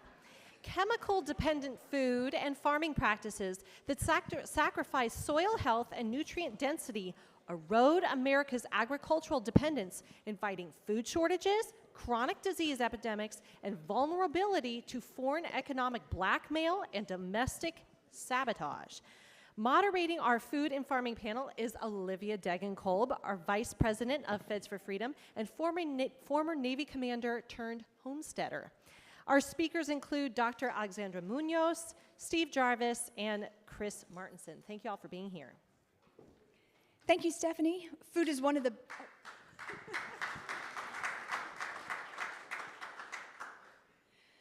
So today we're talking about food and chemically dependent farming. Food's one of the basic necessities in life, and given the abundance of supermarkets and the normalization of the global supply chain, food and chemically dependent farming are rarely discussed in terms of national security. In spite of that, there are shrinking numbers of family farms, which create corporate monopolies and single point of failure vulnerabilities, health-related problems associated with common pesticides and herbicides, and a shocking reduction in beneficial insect populations. Chemically dependent farming in America is the norm, and chemical companies have spent billions of dollars to ease existing restrictions and deflect accountability for adverse events associated with their products. As Kevin mentioned during his introduction this morning, the President recently signed an executive order classifying glyphosate as vital to American food security and national defense. Now, taken in isolation, the executive order is certainly controversial, but could possibly be rationalized in certain circles. I'm not saying I agree with it, but I can at least see the rationalization. However, when you consider the larger picture, it appears to be part of a coordinated strategic effort on the part of the chemical lobby. The chemical lobby appears to be executing a three-pronged approach which weaponizes industry and targets each branch of government, legislative, executive, and judicial. Liability protection bills have been introduced at the state and federal levels across the nation. Congress is considering revising the Toxic Substances Control Act, which was implemented to protect the American public and keep the environment safe from toxins. The executive branch elevated glyphosate to a national security priority in spite of known health concerns. Last week, the Supreme Court ruled in favor of Bayer Monsanto, which undermines a state's ability to protect its citizens through more transparent labeling and limits an American's right to sue for harm sustained by exposure to chemical products. Then just days after the Supreme Court decision, the EPA expanded the use of new cancer-linked pesticides, which are banned in Europe because of known harms. The momentum of pro-chemical activity over the last year has been shocking. So on our panel today, we have three experts who are going to speak to various aspects of food and farming from a national security perspective. Dr. Alexandra Munoz is an independent toxicologist. Steve Jarvis is a fifth-generation farmer, and he's also an author who actively advocates for legislative change. And Mr. Chris Martinson is the founder of Peak Prosperity, a futurist, farmer, and on the board of IMA, which some of you may be familiar with. Before we start, I'd like to give our panelists just kind of an idea of your background as an audience. So by a show of hands, I'd like to see how many people are familiar with the executive order which elevated glyphosate to a national security priority. Awesome. How about the recent Supreme Court decision where the Supreme Court issued a major 7-2 ruling in favor of Bayer Monsanto? Okay, a few less. And then finally, who's heard of the state and federal bills providing liability protection to chemical companies or Congress's proposed changes to the Toxic Substances Control Act? Okay. All right, well, fantastic. I'm going to give each speaker a couple minutes to introduce themselves, and then we're going to dive right into our discussion. So let's start with Alexandra. Thank you. So my name is Dr. Alexandra Munoz. I am an independent toxicologist, and my specialty is in molecular mechanisms of carcinogenesis and endocrine disruption, looking at how different toxins interact at the cellular level and lead to the events that produce cancer and other diseases. And over the past year, I have dedicated myself to fighting Bayer Monsanto's push for de facto immunity from failure to warn lawsuits. I first learned about their plan in January of 2025, and at the moment that I learned about it, I immediately realized that it would apply not just to glyphosate, but to all of the pesticides regulated under FIFRA, and that was an incredibly dangerous proposition, and one which I was not willing to live with. And so I started to provide testimony in opposition to their bills at the state level in Tennessee and North Carolina, posting videos about it on Instagram as we gained grassroots support to stop these bills. And their efforts have continued and strengthened. They placed liability shields in the federal farm bill, in an appropriations bill, and they have been lobbying the executive branch and members of Congress very intensively this year.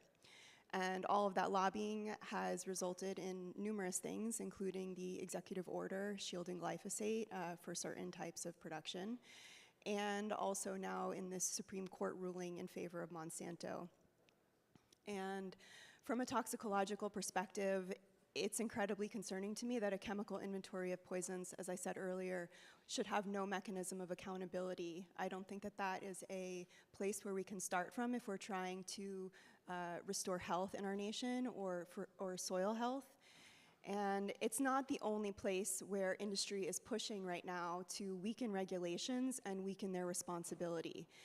Another space that's very concerning to me is the Toxic Substances Control Act. And both of these acts, FIFRA and TSCA, regulate chemical inventories that the EPA is then in charge of. And so you have the FIFRA chemical inventory that deals with poisons, which are technically classified as chemicals that kill biological organisms, so all of the pesticides and herbicides. But then in the TSCA chemical inventory, you have things like heavy metals and plastics and PFAS and phthalates and bisphenols, other chemicals that are very active in the human system and that affect fertility, development of children, and ultimately lead to many other diseases in life. So TSCA and FIFRA are where I'm focused and watching what's happening. And right now, industry is also trying to rewrite TSCA in order to weaken it so that there would be, TSCA is complex to explain, but essentially it would lead to less protections for all of these chemicals in consumer products and ultimately in our environment. So from a national security perspective, it's incredibly important that we first understand that these toxic chemicals in these chemical inventories are contributing to diseases. They are contributing to cancers and infertility and Parkinson's disease and neurotoxicity, and that impact is very strong. And these chemical inventories have to be properly managed in order to protect and safeguard the health of Americans. So that's what I'm advocating for.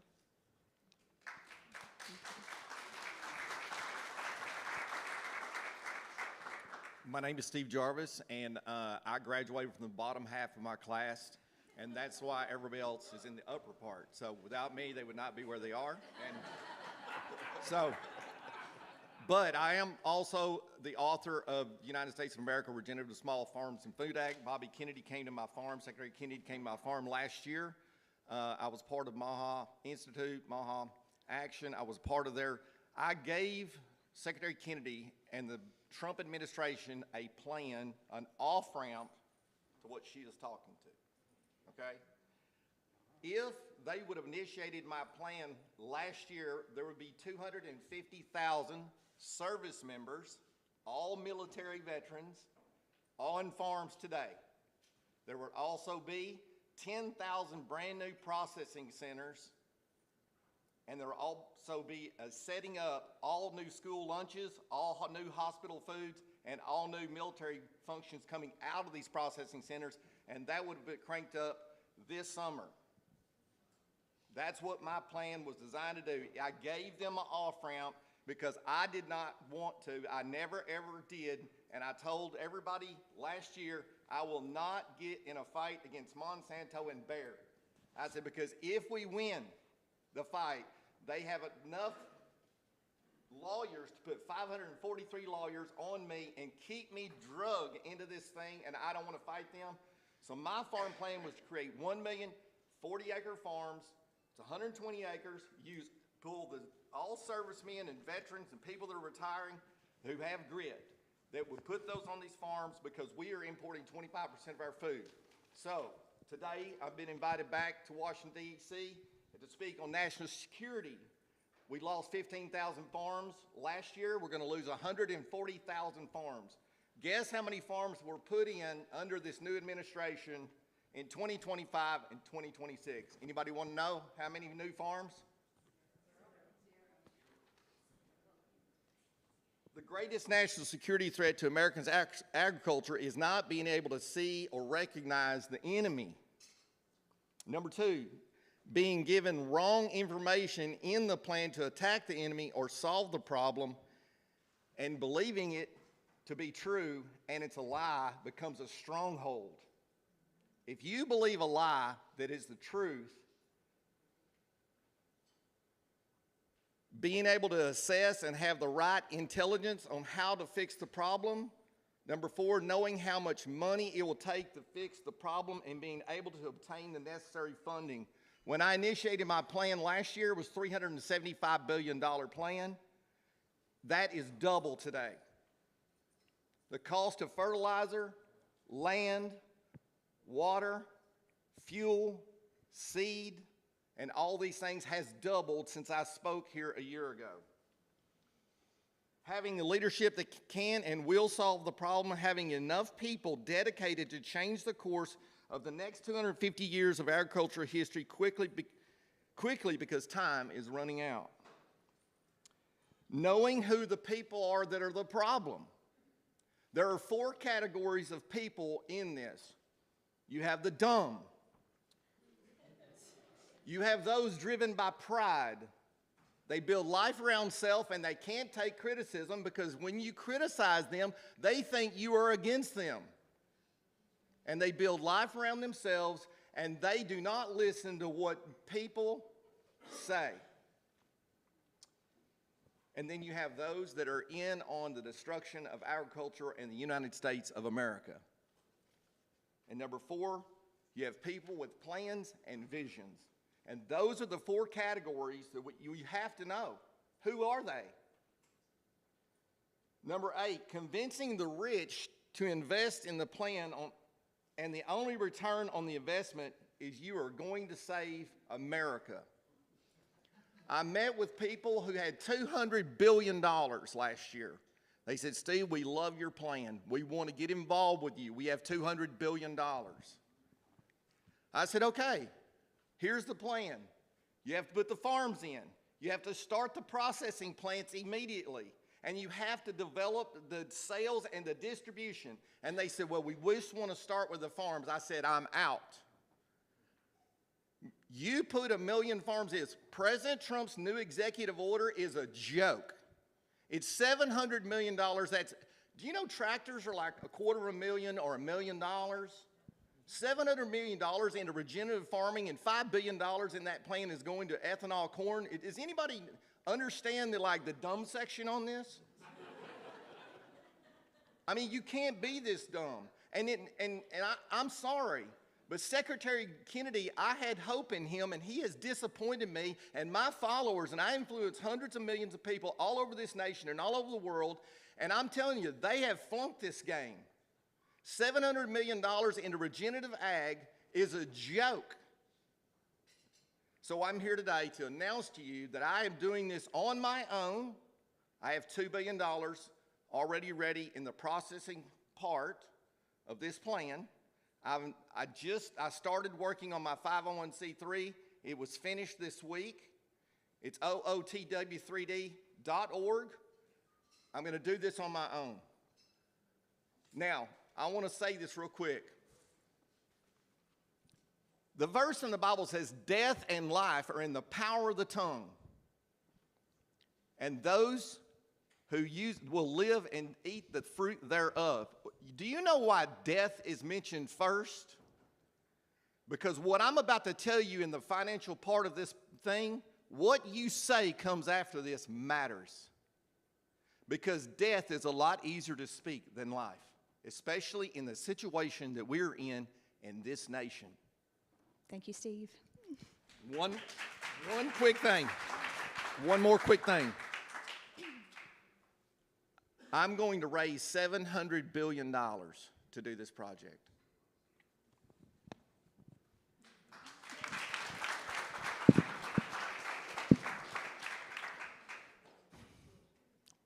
So every nation is 9 meals away from civilization anarchy. Obviously, food is very important. And we also happen to live, just by the data, we live in a nation which spends the most on so-called health care of any developed nation, has the lowest life expectancy, and we have the highest levels of what we call comorbidities. Obesity, congestive heart failure, all kinds of things. These are all metabolic failures. Our food system is objectively toxic. So what is it going to take for us to finally wake up? Well, hello, my name is Chris Martinson, and I run Peak Prosperity. My name, I don't hide behind anonymity. I'm out there fighting for, well, some people oversay it. They say, wow, you're such a great truth teller. It's wrong. I'm exceptionally good at spotting bullshit. Right? Let me put it in Mike Ben's terms. I'm a counter disinformation specialist. So that's what I do, and I'm up here because Jim Erdman invited me, and I met him at a Jeffrey Tucker Brownstone event, and if you haven't gone to those, they're top-notch. Highly recommend them. And so the angle I take on this is I analyze things top-down. I'm a systems-level thinker, and I really specialize in economic matters. So let me just take the economic angle, because we've got specialists in toxicology and farming and all of that. This is how the system works. Right now, today, if you want to sell a bushel of corn, you're going to get about $4.50, maybe $5 today, depending on where futures settled. That is the exact same price that farmers got for corn in 2008. You heard about the input costs all going up, doubling. Now, how do you... Here's why it happens. It happens because of something called the futures market. The futures market is where buyers and sellers come together to negotiate a price. Wrong. That's the BS in the story. This is a place where 90% of the activity is by financial speculators. These are people who do not discover price in the marketplace. They set the price. And they set the price so that the farmer's nose is just barely above water at all moments in time. Now, as a box of cornflakes, has that actually increased or decreased in price since 2008? It's gone up about 300%. The farmer gets the same 7 cents per box and has to somehow make it work. Now, how do they make it work? Loans. Loans, loans, loans. And once you understand the system, it's actually a system of enforced debt servitude. It's slavery. So we live in a system of economic servitude where the producer always gets squeezed, but this is national security because they do this across all commodities. Copper just barely broke out of a price range where it was for 20 years. So guess what? We've had only 2 copper mines open worldwide in the last 10 years. And now we're going to face this massive copper shortage because our regulators failed to understand the job they were entrusted with, which is that markets need to actually be free and fair. There has to be a place of price discovery between willing buyers, willing sellers. 50-to-1, oil market right now, 50-to-1 is people who have no interest in the oil. They don't produce it, they don't buy it, they don't consume it. They play the game. And because of that, we're having these enormous issues showing up because without the price signal, you get the wrong outcomes. And it is a rigged game. And here's how this gets huge part of national security. Over time, we're going to find that you lose 100,000 farms, but the land didn't go away. Bill Gates owns it. ConAgra's buying it up. You name it. Archer Daniels Midland, the big players. You play this long enough, and one company owns it all. Okay, now let's imagine AI, Claude Mythos, or Fable 5 comes in and wrecks their company servers. Well, you have single point of failure on your entire food system. What happens if they suddenly decide to go a certain direction and they farm wrong because farming is local? Like if I have a farm, I live on 200 acres plus in Western Mass, got cows and chickens. because, well, wouldn't longer get me a drink later tonight. We'll talk about that. This whole system is actually getting very, very fragile, and we saw this during COVID. We saw supply chain breakdown. And so decentralization is actually the correct answer to be more resilient, not centralization, but every force of this is pushing us towards a more centralized, more single point of failure. Now, we saw this great financial crisis, 2008. Systemically important entities, banks, SIBs, right? We had too big to fail. Well, we're going to create too big to fail in farming as well, and that's actually not resilient. It's very, very fragile, and it's prone to systemic failure. You should never have your food system prone to systemic failure, ever. So that's sort of the angle I'm going to bring to this, and I really feel badly for the farmers who are just getting, and by the way, this is intentional. This is an intentional plan to drive farmers out of business so that their assets can be vacuumed up. And that's how the system works. And that's a failure of government. Government should not allow that to happen. Antitrust. When's the last time we had an antitrust thing happen in this country? I can't even remember. This was screaming for it right now, and we need to bring that back.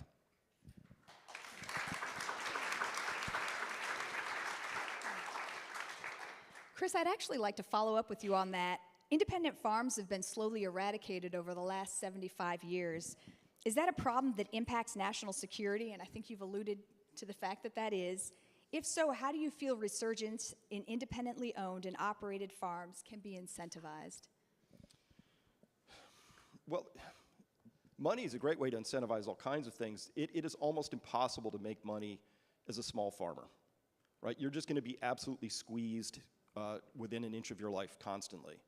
And that's because almost all the profits go outside. And so the one thing I loved hearing Steve talk about, because I've got cows, is we need a way for small slaughterhouses, for processing facilities to come back, because USDA is put them all into one giant sort of hopper. We saw with, we just lost, I think there were like 4 major ones out west, and we lost one of them, right, which creates enormous problems. So if there was a way to get, and I think Thomas Massey's Prime Act did, leaned this way hard, which was good.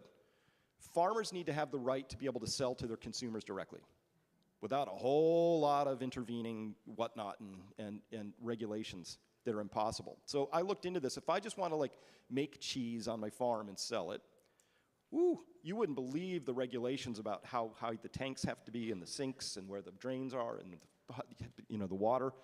It's impossible. So regulations are strangling, but those regulations are put in place by the big lobbyists who want to make it impossibly expensive, right? Raw milk is an example. Like the hoops you have to go through to sell raw milk is astonishing right now, right?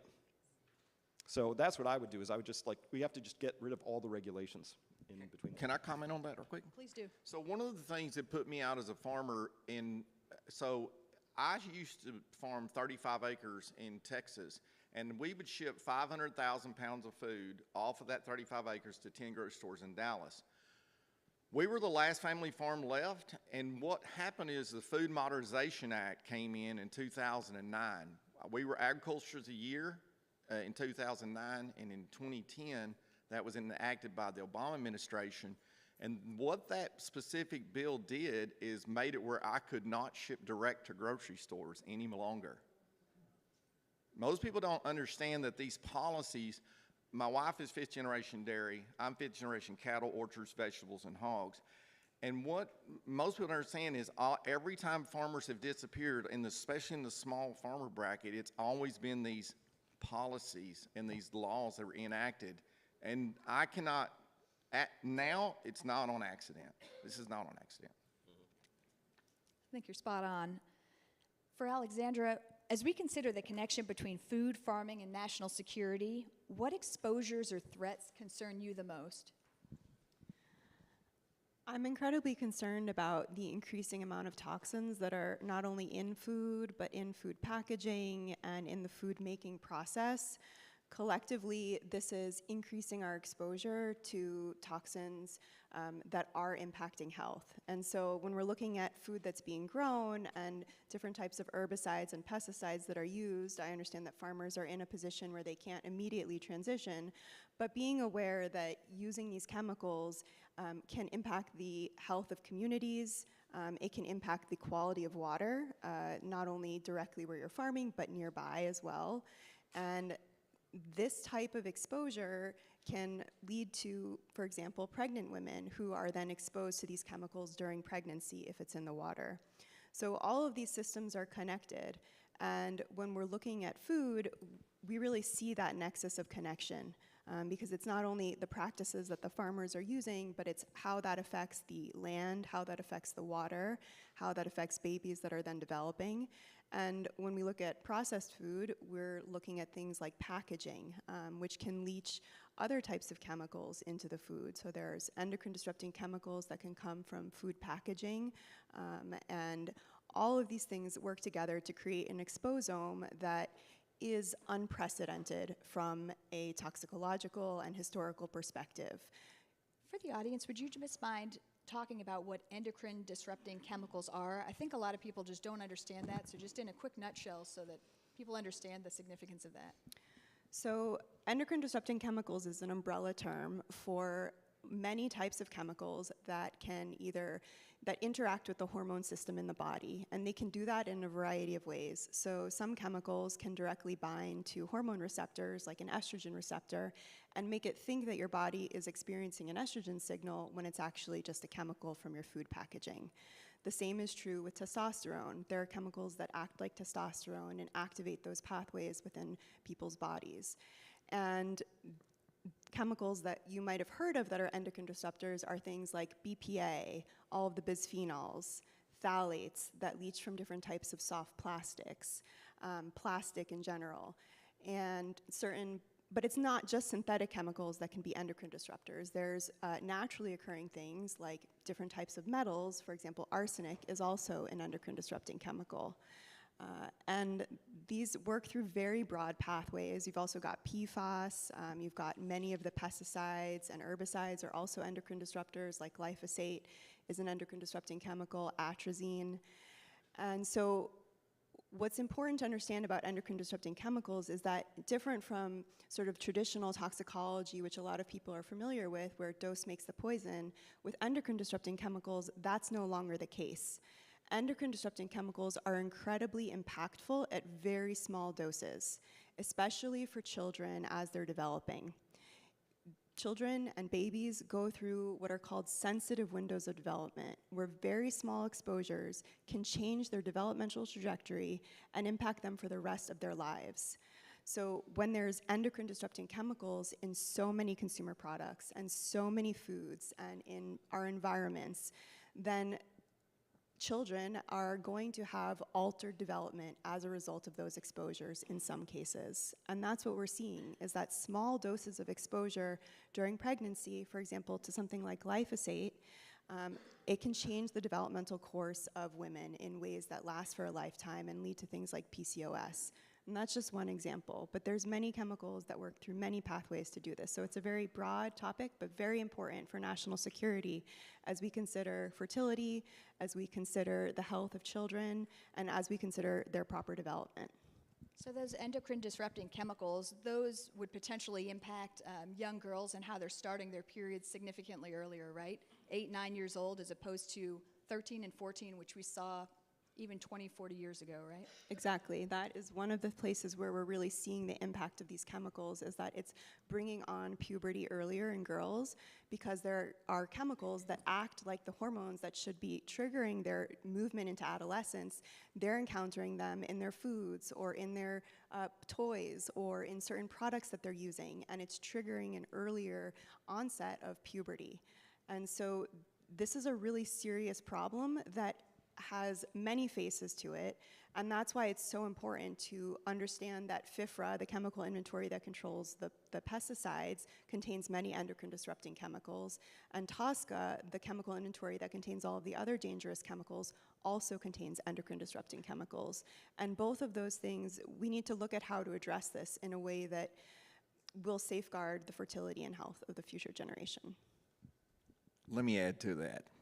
So I don't even know how to spell endocrine disruptor, but I'll tell you this: when you farm and you're outside and you're in the wilderness all the time, what you'll notice is what these sprays and these things they're doing. That, and number one in my farm plan was to stop geoengineering and weather modification. And the reason that I had it in there is because, well, number one, I was sprayed by the military in 1989. I spent 7 years on my deathbed. 2 of those years I didn't even get out of bed. I was sent home from Mayo Clinic to die. I was talking about, and I went to the movie last night and they talked about how the medical field tried to make you think you're crazy. Well, it's not hard to convince, but the issue is that I was talking about these sprayings and things that are happening to the physical earth. I was talking about this in the 90s. And so now that people don't think I'm crazy, and I've written these plans, and I have been watching, like, I can watch green beans and watch them turn yellow in 24 hours, and it's this aluminum, it's these things that are coming in from the atmosphere that are disrupting what this plant is to do, is in performing to provide food, right? So what she's talking about, I see in the natural world, the bees. There's no honeybees. So you see this in creation, and this stuff tells you, and that's how I know these things. And that's how I know what she's saying, and she studied it, you know, but I'm seeing this as in nature, and that's what I was, in my farm plan, we need to stop this geoengineered weather, and you guys need to pay attention, because the next thing that is coming in 2027 is this new stardust. So, Steve, please. And if I can add one more thing to that. So I drive from my farm about an hour and a half to get to the airport just on June 30th. I clean my windshield off specifically to run the test. 0 insect strikes, and I drive through farming community, right? There's tobacco, corn, and squashes mostly. And this is something I know because I'm of an age. When I grew up, if you left the porch light on the morning, it was a terrifying menagerie of giant bugs. Now I can leave my window open all night with the light on, and there's maybe one little, whitish moth fluttering around. So what we're doing, if we were an intelligent culture, we'd stop, put up the T sign, and say, listen, we're wiping out a 400-million-year-old food web, which we do not understand or appreciate. And a lot of people are like, oh, no bugs, shrug. But this is where we live in a food web. It's a complex system. And we're taking out pillars of the system. And there's nothing we can do about it. Now, Europe has already figured this out. They took out a whole class of pesticides called neonicotinoids. They're starting to see their insects come back. Maybe it's not just that, but that's a good start. And we, under Obama, they just kicked that can, and then it just got, like, we're not going to take these pesticides out because somebody makes a few extra bucks by spraying them. It's just that much easier. That's the system we're in, but to abstract to what you're saying, Steve, this is a death cult. That's what we're in. Like, when you destroy life without a care, let's just be clear about what's happening. We don't care about life anymore. That's not the goal. So I'm here to speak for the insects, because somebody's got to, And I care. Speaking of the insects, Alexandra, how does yesterday's approval of the new PFAS herbicides by the EPA threaten not only the insects, but national security? So yesterday, EPA approved 2 new PFAS pesticides for the first time in the United States, and they approved them for use on corn and soybeans. They also approved 2 more pesticides for food uses that will include coffee, kiwi, wheat, and barley and oats. And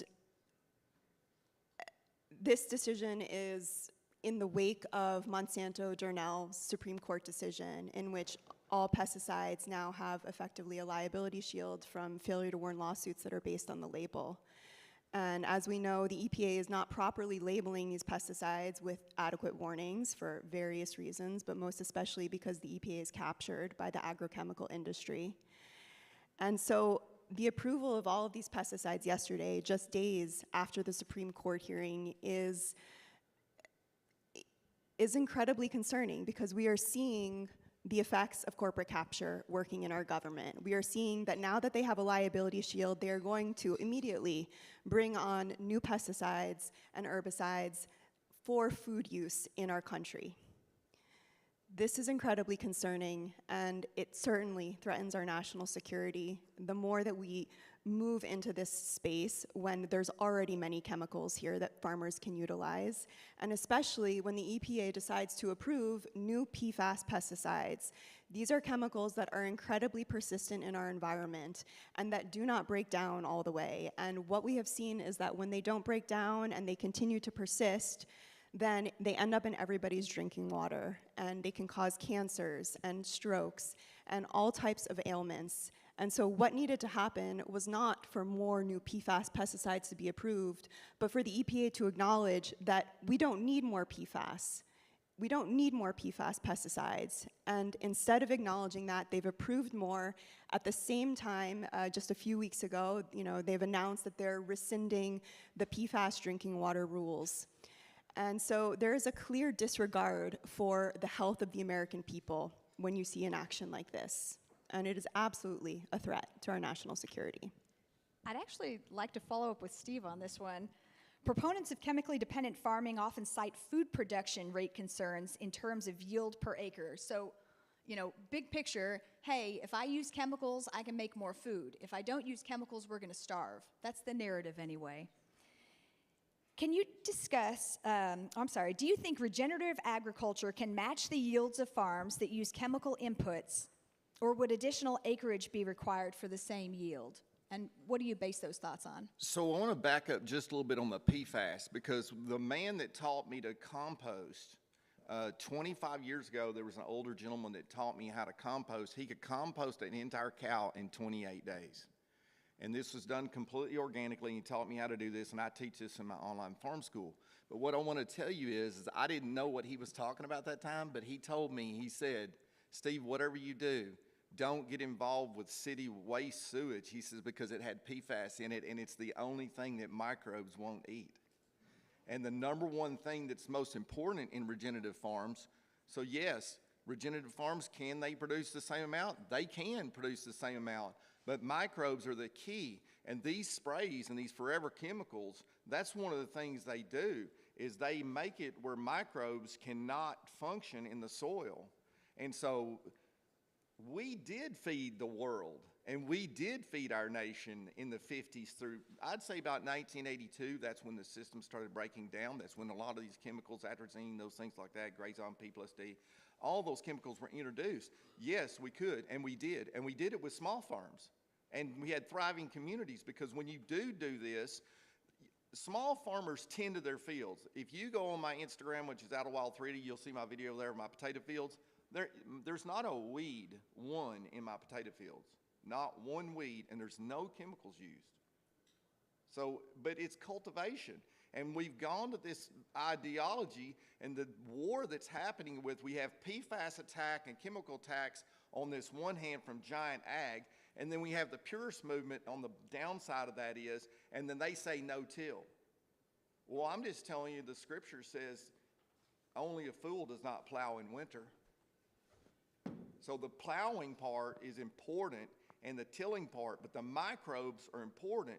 And if you go look PFAS up and sewage sludge used on farms, especially here, I believe in Maryland and New Jersey, these farms cannot grow food. They are banned from growing anything for the next 100 years. And that's what that old man, God rest his soul, he taught me that PFAS, I didn't know what it was until, in the last 7, 8 years, it's been headlines.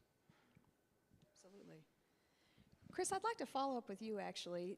President Trump recently published a national resilience strategy where he encouraged transformation based on 4 key tenets. And I'm just going to read it straight out of the strategy. It says the prioritization of risk, modernization of systems, distribution of responsibility through federalism, and simplification of governance. Has our drive towards agricultural efficiency come at the expense of national resilience? And if so, how can we balance that vulnerability? Well, I've stopped paying attention to the EOs because they come out like almost daily. And they sound great, and I like to get my hopes up. So start with those 4 tenets. First, he said, prioritization of risk.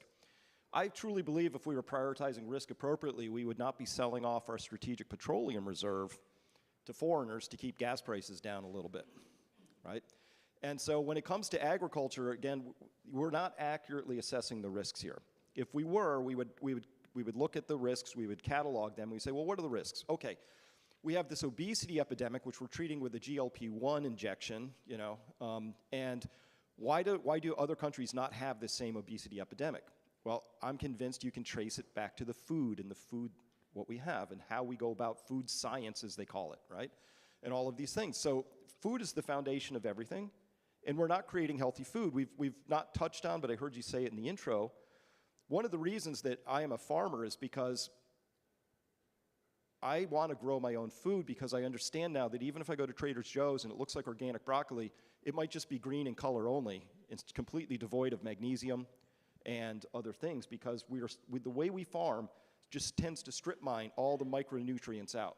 So on balance, it looks good, but underneath, we're actually starving ourselves of critical micronutrients. So I like to be in control of that if I can, right? But we're nowhere near accurately assessing the risks. You have to take a complete, unflinching look at what we're really facing. And when you do, you find out that our way of growing food is completely what we would call chemical dependent on inputs. It's kind of like, I think a lot of farmers say are really just outdoor hydroponics specialists. You know, they put the NPK down in sufficient quantities, let the rain fall, and then they harvest, but the soil is turning into dirt. It's getting worse and worse and worse. That goes as long as you can continue that. Problem, almost all of our urea-based and ammonia-based fertilizers come from taking natural gas, Haber-Bosch process, turning it into this thing. Nature loves sequestering ammonia and nitrogen. We have to work hard. We have to use energy to pull it back. We use fossil fuels, diesel, to plow, to put all the fertilizers in, manufacture all this stuff. By the way, the United States has just hit its own peak of oil production, again, this time because of the shale. What are we going to do 30, 40, 50 years from now? That should be when you're doing a risk assessment, you're doing a strategy assessment. In a strategy assessment, you always take two things into account. Where are we going? How are we going to get there? What are the vision? What's our resources? Visions are always bigger than resources. What are our resources? Energy, okay? We should have a plan. China has a plan. In fact, they have a stacked series of five 25-year plans. We have zero planning for what we're going to do when, not if, but when energy gets constrained over the next few decades. Are we going to feed data centers, or are we going to feed people? What are we going to feed? We should at least be having the dialogue, which is why I'm very excited people are coming together to have the dialogue, because it has to start here. And if we gain enough momentum with it, there'll be some great congressman or woman who will carry the flag the last 6 inches up the hill. Take credit for it. But we have to have this conversation now. We just do, because we have no national strategy besides more PFAS, more chemicals, more big ag, less life. Thank you. We are down to the last 4 minutes of this panel, so I wanted to address a couple questions from the audience. The first one was for Dr. Munoz, asking about whether or not she had contacted with the Bipartisan Commission on Biodefense.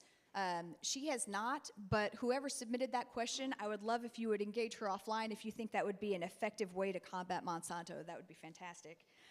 Additionally, there was a question about how other countries, like we discussed earlier, Europe, are able to restrict and regulate chemicals in ways that we aren't. In just a quick, 1 minute summary, anyone have thoughts on that? Anyone specifically want to take it? Policy? No? Basically, why is Europe figuring this out and we are not? What's going on? Well, the people are aware. The people over Europe are more aware of their food. So an awareness issue? I think that's part of it, but there's also, this is a hard question to answer for all of the chemicals involved, but in some cases, Europe has banned certain chemicals or certain pesticides or made an effort to reduce them in consumer products, and that seems to come from actually looking at the independent scientific literature and using it to make a decision, which is something that fails to happen here on a consistent basis. Well, it's a little cultural too. So in Germany, there's whole subcultures of people who track insects, and if Europe excels at anything, it's regulation. They're really good at it. So they actually have taken it on, and they have there's real citizen advocacy to get these things off the market, and they're taking all sorts of things off the market as they find out what's going wrong with them. So I had somebody very excitedly come up to me a couple months ago and say, Chris, I just got back from Poland. There were insects all over the windshield. You got to go, And I was like, I love it. As our final question on this panel, I just wanted to ask each one of you, if every American took one action to rebuild a healthier and more resilient food supply, what would that be? I would say to start composting your own compost. I would say that they should go to my farm school, and they should. Well, the reason is because my farm school is $500. There's 180 videos in there that show the old ways, the way we used to farm, and you teach your children this, because we don't have people growing up in agriculture. It's very expensive, but if you lose the knowledge on the old ways, I'm the youngest of the old guys. I'm 58, but the average age of the farmer is 67. It's SAS-USA.com. But that farm school, and I'm the last guy who writes his own moon phase calendar, and the moon phase cycles matter so much in how you compost, how you plant, and even if you can go back and watch some of the old Beverly Hillbillies movies, and they'll say, oh, look at them, they're planting their corn in the dark of the moon, it's never even gonna come up, and that stuff. But what you have to understand, that was stolen. The Rothschilds dismissed that and removed that from the teachings in the schools in the 1920s. And the reason is because if you operate and you do these things according to the moon phase cycles, I have videos where I show doing operations on animals and they do not bleed. Steve, you are onto something. I'm going to pass this to Chris as we are in our final seconds. I can wrap this up quick. Plant a garden. If you can't do that, support a local farmer. Do it. And if it seems like you're paying more money, it's worth every penny. It just is. All right. All right, thank you all so much. We are going to go straight on to our last panel before lunch. We have a delicious lunch waiting for you all, and that is the education panel. A resilient country does not start with a strong military or even strong physical infrastructure. It starts with solid educational foundation for the children. A corrupted educational system that has strayed from moral principles produces citizens ill-equipped for critical thinking or civic responsibility and creates a population susceptible to manipulation and unable to sustain democratic institutions. Moderating our education panel today is Marcus Thornton, co-founder and former president of Feds for Freedom. And joining him are Jennifer Stevens and David Barton. Thank you all for being here.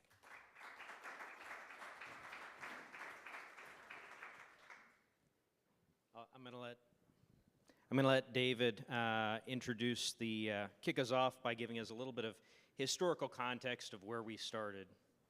So, the concept of education being key to really national security, everything else has been done by every nation. If you can control education, you can control government, economics, everything else. So education is key. I want to take you back to what original intent had been in America. We have 400 years of educational history. We have a museum with about 160,000 items. I brought some from earliest education laws forward. So let me just take you through it chronologically real quick. When you start looking at where we are, the first federal education law that was passed in 1789. We had the 13 states, but we had a lot of land that wanted to become states at that point, and so the federal government said, all right, if you want to become a state, here's what you do. It's called the Northwest Ordinance. It was signed by George Washington August 7th, 1789. Article 3 is the provision on education for any territory that want to become a state. Article 3 says, religion, morality, and knowledge being necessary to good government and the happiness of mankind, schools and the means of education shall forever be encouraged. So if you want to be part of the United States, your schools had to teach religion, morality, and knowledge. By the way, to this day, states that came in, 32 states came in under the Northwest Ordinance Enabling Act, and to this day, the Constitution of Kansas, Constitution of North Carolina, the Constitution of Nebraska, so many constitutions still say to this day that forever in the schools of this state, religion and morality would be taught as well as knowledge. Now, they got sidetracked in the 1960s with the Supreme Court saying, no, we can't do that anymore. But from original intent, that had been the design of education. As you move past that, move into 1790, Dr. Benjamin Rush, a signer of the Declaration, who also ratified the Constitution, served in 3 different presidential administrations. He's called the father of public schools under the Constitution. In 1789, when the Constitution was done, they said, we used to be 13 nations, now we're one nation. What do we need to do to stay one nation rather than be 13 nations like Europe? And he said education. And so in 1790, he came out with a piece called The Mode of Education Proper in a Republic. And in that piece, he talked about why that education was the #1 thing to preserve in a republic. This is a statement he made in there. He said, the only foundation for a useful education in a republic is to be laid in religion. Without this, there can be no virtue, and without virtue, there can be no liberty. And liberty is the object and life of all republican governments. The next year, he came out with a piece in 1791 that gave a dozen reasons that would never take the Bible out of schools in America. So that was a significant statement, again, by one of the leading founding fathers. I want to take you to 1792, the next year. In 1792, we have a guy named Gouverneur Morris, not known to most people today, unfortunately. Gouverneur Morris was sent by George Washington to France in 1792, but Gouverneur Morris was a member of the Constitutional Convention, a signer of the Constitution from New York. Actually, he was the most active member of the convention, spoke 173 times on the floor of the convention. He was chosen by the convention to write the wording for the Constitution. He was chair of the Committee on Style. So when we look at the Constitution today, you're looking at the work of Gouverneur Morris. It's unfortunately a name we don't know today. But in 1792, France said, hey, how can we be more like America? Because we keep having revolutions over here. And so he wrote a 3-volume work for them, and part of that he talked about education. This is what he said. He said, there must be a religion. When that ligament is torn, society is disjointed and its members perish. The nation is exposed to foreign violence and domestic convulsions. He said the most important of all lessons is the denunciation of ruin to every state that rejects the precepts of religion. He said religion is the only solid basis of good morals. Therefore, education should teach the precepts of religion and the duties of man toward God. So going through early founding fathers, the first federal education law, you get the same tone throughout. When you get to Washington's farewell address, after he gives a dozen warnings to keep the nation on track, 45 years of public service, he sums up in that address. By the way, that address used to be required as tested material.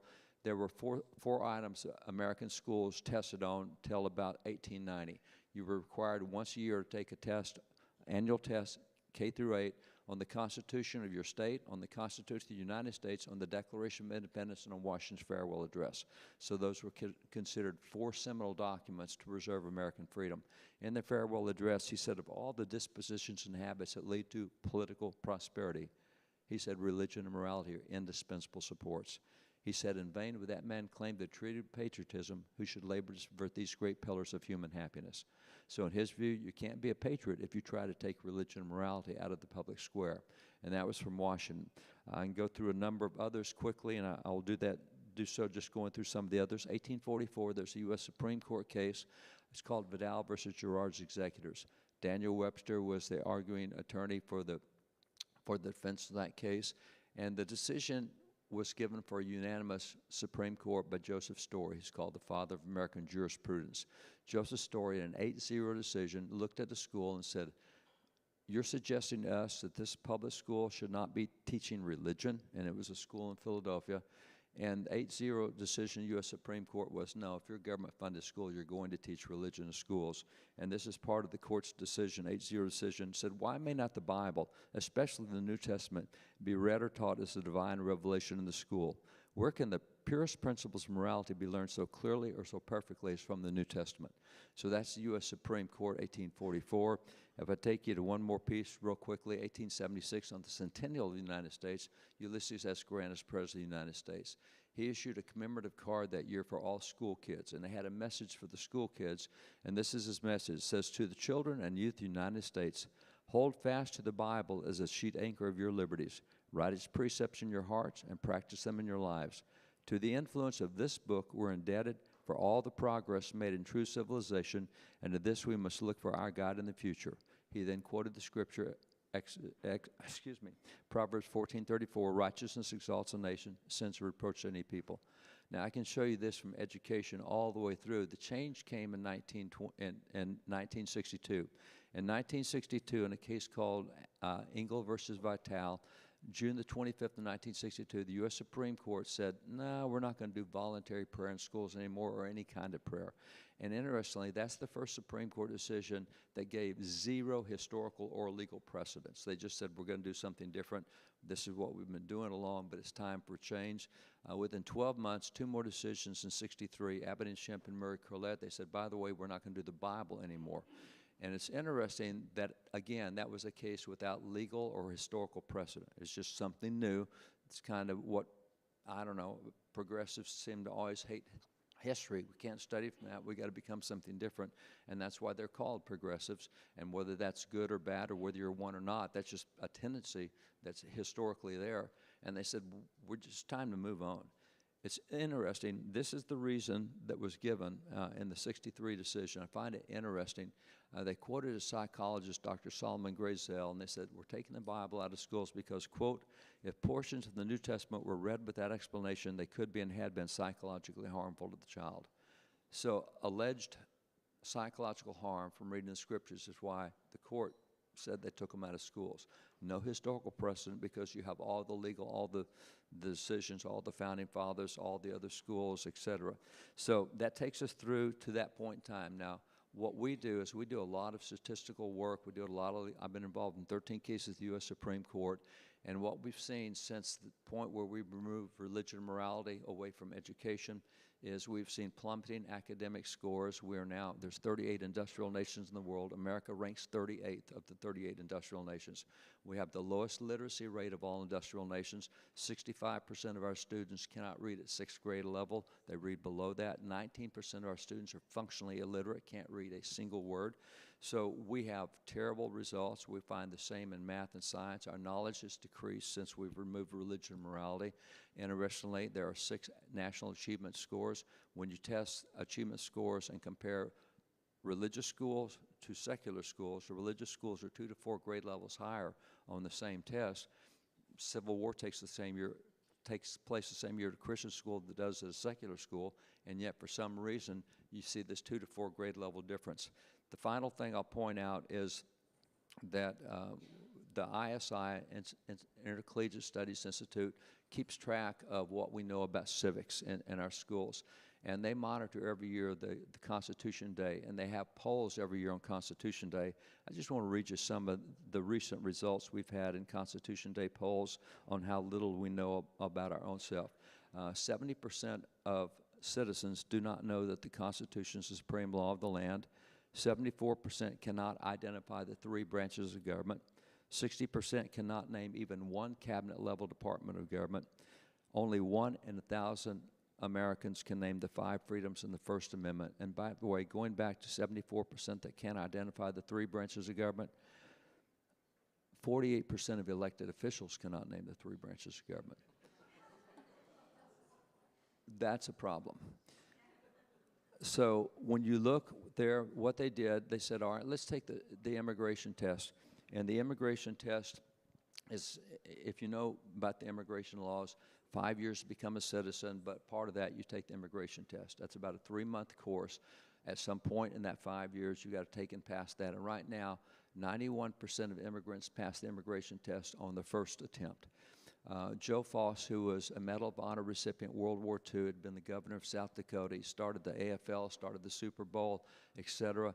Very famous guy. He moved to Arizona in his latter years, warmer climate, and there he looked at civics and said, we're not teaching civics very well. So the Joe Foss Institute started with Arizona, and they were the first to pass a law that says every graduating senior, their exit exam should be the immigration test.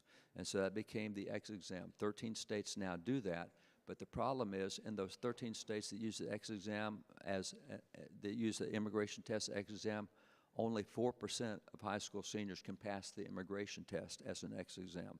91% of those who have been here for 3 months in a course can pass. And after 12 years of education in America, only 4% are passing. So those are some of the stats that are out there. And by the way, they gave the immigration test to citizens. 71% of citizens failed the immigration test, and 78% of elected officials failed the immigration test. So that's how little we know about our own country at this point. All right, thank you, Dave. Jen, David just laid out the blueprint rooted in Christian virtue and national survival. Today we see the exact opposite. You've both been tracking the massive Bluebonnet Learning Initiative and Houston ISD's unanimous vote to adopt it. From your vantage points in Texas, what does the intense warfare over Bluebonnet expose about the erosion of local control and the aggressive push to secularize education? And when public systems completely abandon Christian moral formation, how does that open the door to devastating terminal societal threats like the fentanyl crisis currently destroying our youth? Yeah, can I take just a second and talk about Bluebonnet? Absolutely. In Texas, I'm Jen Stevens, I'm from Texas, and we've been working on Bluebonnet Learning. Bluebonnet Learning is where the state is acting as a publisher for the core curriculum. And it's a big it shouldn't be controversial, but it is. It's a controversial thing in Texas. The schools can use it. They don't have to because they're independent school districts. So we want the schools to use it. Last week was the big thing on civics, which I think you were a part of. Is that right? And in civics, you know, they're talking about Christianity. And, of course, the argument is church, you know, separation of church and state. However, you can't really talk about history without talking about the Christian values, especially in Texas. It's a big thing.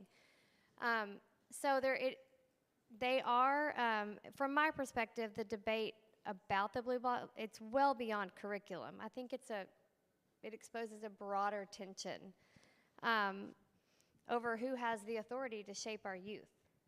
And when we talk about shaping our youth, we want to instill our values, moral values. And when we start centralizing education, which what we've seen happen, it's getting broader and broader, we start centralizing it, and then we lose a lot of the integrity that we're teaching our youth. Centralized education, Bluebonnet, it demonstrates the debates are, it's not about academics, it's about control. And when the state of Texas, and apparently there's 13 other states that are signing on to adopt this curriculum, is it 13? So far, but it's growing. Yeah, I hear it's growing to adopt this, and there's incentives for schools to use it. I think they get $60 extra per student to use this curriculum. But obviously we've got the other side who thinks that, you know, the state of Texas is indoctrinating kids the opposite direction. You know, we could argue both sides all day long. But the fastest way, I believe the classroom is the first line of national defense.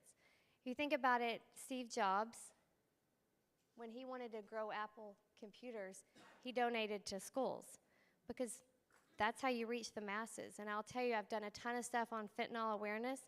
It's crazy because we're losing a classroom full of kids a week, ages 14 to 18. Nobody's talking about it.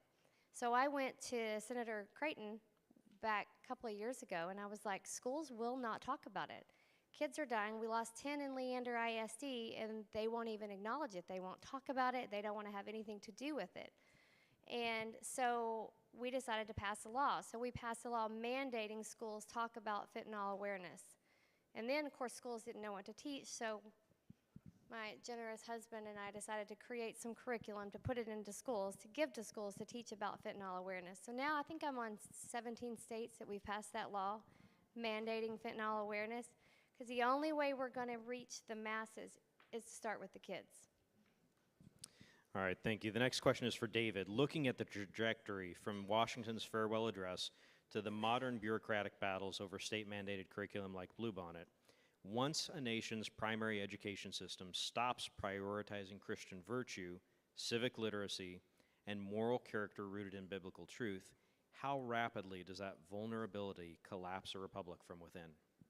Let me take the concept of religion, morality, and then knowledge. If you have a basis of religion and morality, you have a much better atmosphere in which to have learning, particularly when you have a bunch of kids together. And so we do teacher trainings all summer long with teachers from across the nation, and 85% of teachers tell us that, excuse me, 90% of teachers tell us that they spend 85% of their time in the classroom trying to create class discipline just to be able to teach.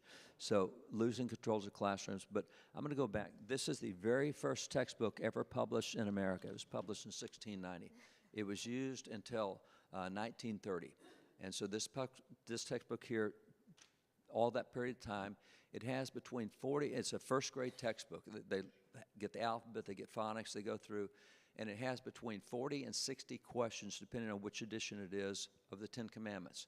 They spend all this time on the 10 Commandments. Don't steal, don't kill, don't take other people's property, don't perjure yourself.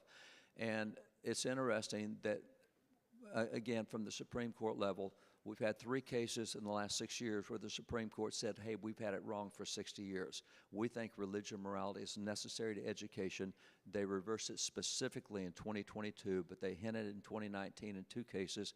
And so as a result, Texas became the second law to say we're putting the 10 Commandments back in our classrooms. Now, there are 7 states that have done it in the last 2 years. And why would it be irrational for kids in a classroom to see what's displayed? I've counted 53 separate depictions of the 10 Commandments in the U.S. Supreme Court. I walk around the corner to the Library of Congress, walk in, there's an 8-foot statue of Moses with the 10 Commandments. I walk across to the House of the Representatives, as I walk in the House of Representatives, there's the 10 Commandments. I go down to the National Archives, as I approach the Declaration of the Constitution, embedded in the floor is the 10 Commandments. Why can't kids see what we've got in all government buildings around the place?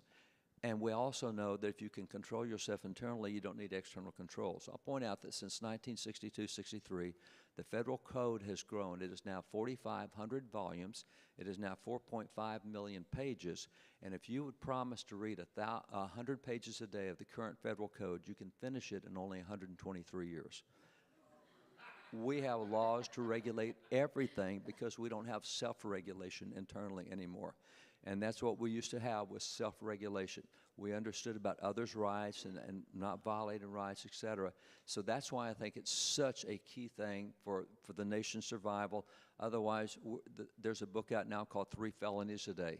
On average, every American commits 3 felonies a day without recognizing it, because that's how many laws we have. That comes when you lose internal control, you go to external control. Am I allowed to talk? Sure. Okay. If you have something to add to that. So I am a strong believer that I think our biggest issue is the destruction of the American family. And I remember watching it, 25 years ago with my nephew. He was watching something on Nickelodeon that used to be the safe channel to watch. And he was watching these kids. There were never parents involved. And I kept saying, where are the parents? I mean, these kids just live with their siblings. And I really feel like that this has been slowly going on for so long, and we know this now, right? And I feel like if we have to empower parents to empower their kids, or we're not going to see a big change. Schools cannot be the parents, the teachers, the counselors, the recovery centers. We have to be more involved in empowering parents to be more involved in their child's education and quit. Schools, I'm not against public schools. I'll work forever to help public schools or private schools or it's not a one-size-fits-all for every school. I think the parents need to choose, and the parents need to be involved in their kids' education. We cannot afford to treat the destruction that we see today, the complete abandonment of moral formation and the resulting crises like the fentanyl epidemic ripping through our young people, as nothing more than a string of isolated policy failures. This is a deep civilizational problem. When we secularize primary education and remove the pursuit of Christian virtue, we don't create some neutral space. We create a void that gets filled with something far worse. Too many leaders still believe the answer is another administrative fix, a new mandate, or yet another round of top-down battles over curriculum. But trying to reform a compromised, centralized system from the inside is a losing game. It's defensive, it moves too slowly, and it leaves our kids exposed while we fight. If we're serious about treating primary education as the national security issue that it truly is, we have to move from defense to offense. We need to bypass the broken, centralized system altogether by building, funding, and scaling independent parallel institutions. We should look back and move forward. That means returning to the kind of decentralized, parent-controlled models that built this republic in the first place, modern versions of the one-room schoolhouse. These models are highly localized, flexible, and unapologetically grounded in Christian virtue and biblical truth. They focus on the formation of character and resilience, not on training compliance with state directives. They put authority over a child's moral and intellectual formation back where it belongs, with the parents, not with the government. This isn't just theory. This groundwork is already underway on the ground. For Jen, how is the Texas Education Alliance working on the ground right now to expand parental control, displace the current bureaucratic monopoly, and restore education grounded in Christian moral formation? Well, at Texas Education Alliance, we believe that we want parents to be in charge. I don't want the Senate to determine what schools who should go where, what kids should be in, have an IEP, right? This is all should be, an IEP is an independent education plan. So what we do is our mission is to ensure families have meaningful choices and that education reflects the values of the communities it serves rather than the priorities of bureaucracies. Every community is a little bit different. I'm from a tiny town in West Texas called Baird. I grew up on a cattle ranch. I graduated with 20-something people. It was public school. We didn't have another choice unless my parents were going to homeschool, and that was not going to happen. And so, you know, I will never stop fighting for public schools because especially in Texas and many other, Alabama, there's so many rural areas that there is not another choice. So we have to make the options available for everybody. One of the things we worked on was virtual schools, and that is not for everybody. And I argued with senators right and left, well, you know, we don't think that works. And I remember telling one senator in particular, I was like, well, why? Because you've spent so much time in the classroom? And he was like, well, no, I mean, I haven't been in a classroom and I was like, well, I am. I work with the largest school districts in the nation. I'm in Miami-Dade, I'm in Broward, I'm in Cobb County, I'm in Fort Worth ISD, I'm in San Antonio. I see this, boots on the ground, as to what works and what doesn't. So at Texas Education Alliance, that's kind of what we do, is we work with the administrations to help them fix the problem. So Texas took over Fort Worth ISD. Fort Worth ISD it's one of the largest in the nation, and it was bad. They were giving surveys to students in middle school asking them how many sexual partners they've had and if they are male or female or if they prefer one. I mean, these were surveys that were going into middle school students, 6th and 7th grade students. So the state took that over. They have a state-appointed board. They just took over Lake Worth. They took over Beaumont. There's 2 more coming. Not that I think that they should be state-run institutions either, but at least we can get the bad board out, get a new board in, and start. So what we do is we work with the administrative level in schools. All right, thank you. And for Dave. Can I add one thing real Please quick? do. Because these Fort Worth school districts, there's so many school districts in Texas that are so dysfunctional, so terrible, that the state actually takes them over. They prefer their citizens run them with school boards, et cetera. But Fort Worth was one that was so terrible. So many failing students, such a high percentage, so much worse than the rest that took it over. And we used to in Texas, this goes back to, I got more white hair than these guys do, so I go back to time in our legislature, we had exit exams in Texas. And in Houston Independent School District, they said, you know, we think it'd be good if the teachers would take the same test the kids have to so that they know what they have. They did that, and 50% of the teachers in Houston could not pass the high school exit exam. So as a result, rather than improving teaching, they just dropped the exit exam. And so big cities like Houston and Fort Worth, we have real problems there, as do many big cities elsewhere, because there's not the accountability and there's not the competition, quite frankly, with Christian schools or public schools that are good, or parents, or homeschools, or anything else. Thank you. Dave, to make these parallel decentralized models successful, what are the core structural principles from early American education, explicitly Christian in foundation and practice, that we must urgently reclaim and replicate today? I would say that the number one thing that I would point to in 400 years of American educational history is for 300 years we taught students how to think. In the last 100 years, we teach them how to learn. And there's a big difference, and I can show you exactly when that happened. But in it's about 1905, 1907, they said, you know, we got these assembly lines, we got the Model T Fords, we got all the textile mills. We need workers, and we need people who don't think for themselves. We need people who take orders and do what they're told on the assembly line. And the first time ever in American history, educational history, that you'll ever find a multiple choice, a true, false, or fill in the blank question is in that era, about 1910. Did I, the teacher, tell you A, B, C, or D? Did I, the teacher, tell you this, true or false? And you're not thinking anymore, you're learning.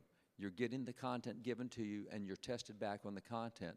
This is a letter, this letter right here is from John Quincy Adams when he is 18 years old. He's a senior at Harvard University. He's engaged in a thinking exercise they called a forensic. In this particular exercise, every student had a 2-hour debate, and they had them about once a month with some other student. And they would take a morally ambiguous subject that has no right or wrong, and you would debate it for an hour on each side. And you didn't know which side you're going to get, but the process was I have to think about what I heard on the other side and find the weaknesses in that, find the strengths in that, readjust my arguments to handle it. This 2-hour debate, Harvard, it was on a Wednesday night from 8 to 10 p.m., John Quincy Adams for 1 hour has a talk about how that God wants you to God wants you to eat the white end of asparagus first. His opponent is arguing that God wants you to eat the green end of asparagus first. A 2-hour debate over which end of asparagus you eat. It's not about asparagus. It's about, now, what are the weaknesses in the argument? What did he miss? What did he not say? And you're all thinking. And that's what we did for three centuries. We changed that in the 1920s and using things like multiple choice, fill in the blank, true, false. That's just parroting back what somebody else has told us. We're not self-feeders anymore, and that's what education should be, is teaching you to self-feed. And if you have the right morals and values from that thinking process, you'll get a good product. Otherwise, you'll be a very intelligent criminal if you don't have the right moral values. You'll be really smart on how to do the wrong things.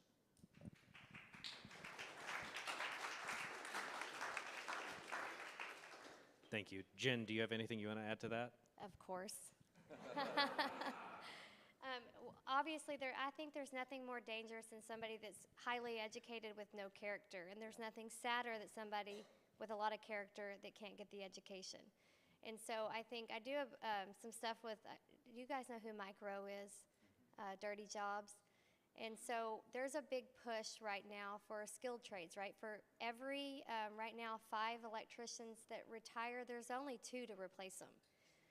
Our kids, I go around asking kids, you know, what do you want used to when you were a kid? Most kids wanted to be a police officer or a firefighter or a doctor. Now, do you know what the main thing people want to be when I go around? This is even in Europe. I did a big thing in London. I'm part of this U.S. delegation on education. And I was at a school in London, and their number one thing was influencer. I'm like, I don't even know, what do you do with that? That's why they're putting TikTok videos out. So Governor Stitt, Governor Abbott, I've talked with we're working on these PSAs, and it's working actually, because you're taught that if you don't graduate and go off to a 4-year college, you're a loser, right? That is what people think. I was taught that. It's the same thing. I did graduate. I did go off to a 4-year college because that's what I thought I was supposed to do. However, we're taking the workforce out of the community.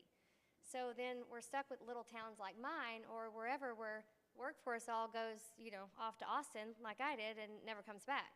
I'm just as guilty as anybody else. However, I see a shift. I see it changing. We have co-op colleges going into communities. Christian Halls International, they're going in, and they're getting 4-year degrees. They're not getting overwhelmed with debt. It's like $9,000 to $12,000 for a 4-year degree. And it's an accredited West Texas A&M school. But it's keeping the workforce in the community. They're able to work for an electrician or Crown Quest Oil or whatever while they're getting their degree. And it's showing a big difference, I think. All right, thank you. Do we have any questions that have been submitted? Okay. So we're a few minutes ahead of schedule. Do either of you have anything specific that you want to talk about, or should I continue with questions? I would say that one of the lessons we have historically is change does not happen rapidly. People oppose change, whether it's technology, whether it's anything else, they oppose it. And so it takes a time to transition over. And I think one of the things that would help education is the same thing that helps business, that helps food, service, that helps anything else, that's competition. I mean, if you have 4 burger joints on 4 corners of the same intersection, they're going to compete with each other. I'll give you more lettuce over here. I'll give you 2 slabs of cheese. Our burgers, everything is about getting better. And when you have that competition, it always improves clothing, it improves cars, it improves everything. One of the things Texas did and by the way, there are now 32 entities that have school choice to some degree. Some states have passed full school choice. Texas did. Other states have passed it for particular cities like Milwaukee or D.C. for a while. That's now been rescinded in D.C. But of those 32 entities, Maine has a good school choice program. The 32 entities, in all of those entities, be they in blue states or red states, academic scores have gone up and behavior has improved in all 32 states because they have competition. And that competition is, if I don't like this school, I can go choose something else that's got better. And it's the same that we prefer with our clothing, with our cars, with our food, everything else. In Texas, they now include even homeschools in that. So if you want to take, you pay your taxes, we'll give you your tax money back, and if you're a homeschooler, buy your curriculum with it. If you want a Christian school, that's fine. If you want to go to a rural public school, or if you want to transfer into this district, whatever. But competition is always a first step toward improving things because it takes people a while to get used to change. And we're not going to get back to the kind of thinking we were doing a century ago overnight. It's going to be slow, but that is a process that I find to be very beneficial, is little by little. And I agree. I talked to the superintendent for Cobb County, and I asked him, I said, are you worried? Because superintendents were the ones testifying in Georgia and in Texas testifying against school choice. It was, you know, they were more testifying because of the funding issues, because all schools have funding. I have yet to meet a school that didn't have a funding issue. I mean, that's just, except Tomball. Tomball ISD, they've got it down, but she bought a water treatment plant to help fund the school. Like, she did some innovative stuff. Right. But in Cobb County, he just said, no, all it does is, I just know that my school is one that kids are going to want to choose. And so I am a strong believer in the competition, and most superintendents are, unless they're just not.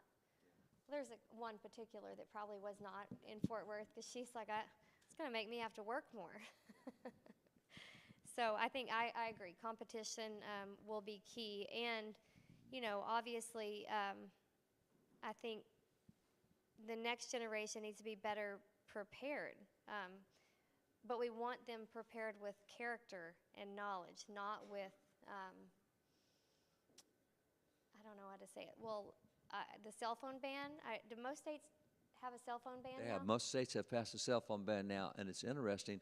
Blue states are passing it faster than red states are, and scores are going up in those states that do so. I'm going to say this as a mom, not as what I do for a living. I have 4 boys. And my one of mine that was in high school, I was like, so what is that done? Like, are you, and he goes, actually, Mom, it's really, really nice. People are talking. There's not as many fights because there's not people instigating filming while the other 2 are fighting. People actually visit in the hall. He was, and I thought that would be impossible. So we are seeing a big, big change, and I've asked all around schools around the nation, and they're all seeing a positive impact on getting the phones out of schools.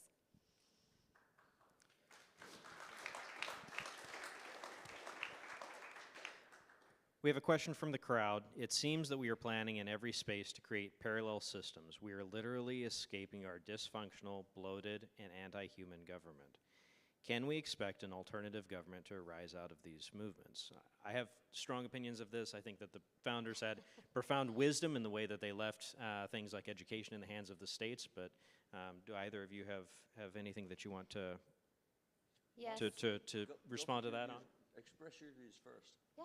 No, I think that, you know, the way that this nation was set up, there was an acknowledgement by the founders that even back then, 250 years ago, there were profound differences of opinion among the states, among the original colonies, on how government should be administered. And so our nation was founded as these states, United States, each with an independent form of government, and what that did was it allowed the citizens of that state to administer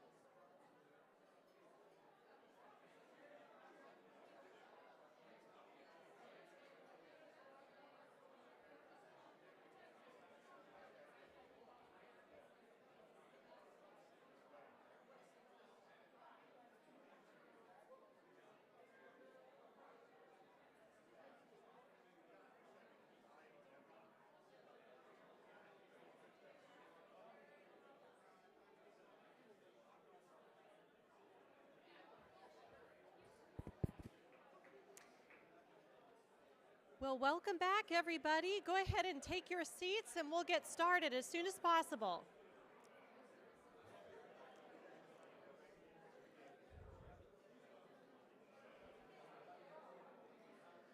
All right, well, go ahead and take your seats, everyone, and we'll get started.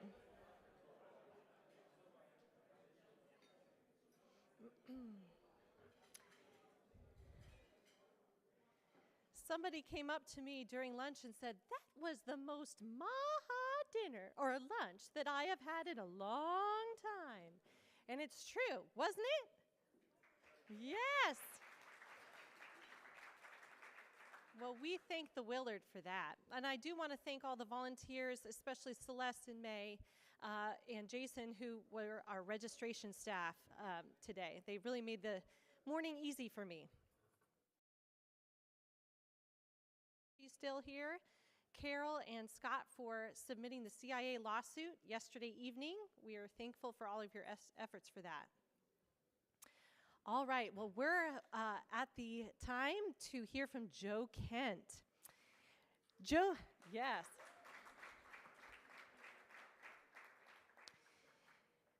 This session will be a discussion with our own Carolyn Rocco, Secretary of Feds for Freedom.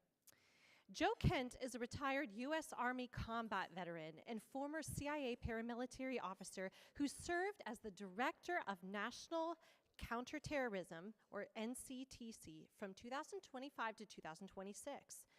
A Norwich University graduate with a degree in strategic defense analysis, Kent served 20 years in the U.S. Army, including 11 combat deployments with the 75th Ranger Regiment, Army Special Forces, and the U.S. Army Special Operations Command. He later conducted sensitive counterterrorism operations as a CIA paramilitary officer. In early 2025, he served as the Chief of Staff and Senior Advisor to the Director of National Intelligence, Tulsi Gabbard. President Donald Trump nominated him in February of 2025 to lead the NCTC. He was confirmed by the Senate and sworn in on July 31st, 2025. Kent resigned as NCTC Director on March 17th, 2026, stating in his resignation letter that he could not in good conscience support the ongoing U.S. war in Iran. He argued that Iran posed no imminent threat to the United States and that the conflict was driven by pressure from Israel and its powerful American lobby.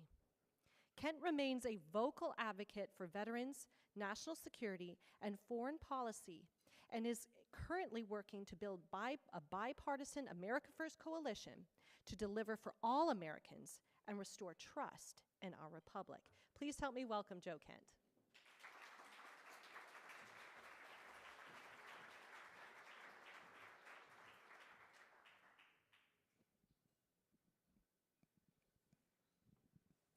Test, test.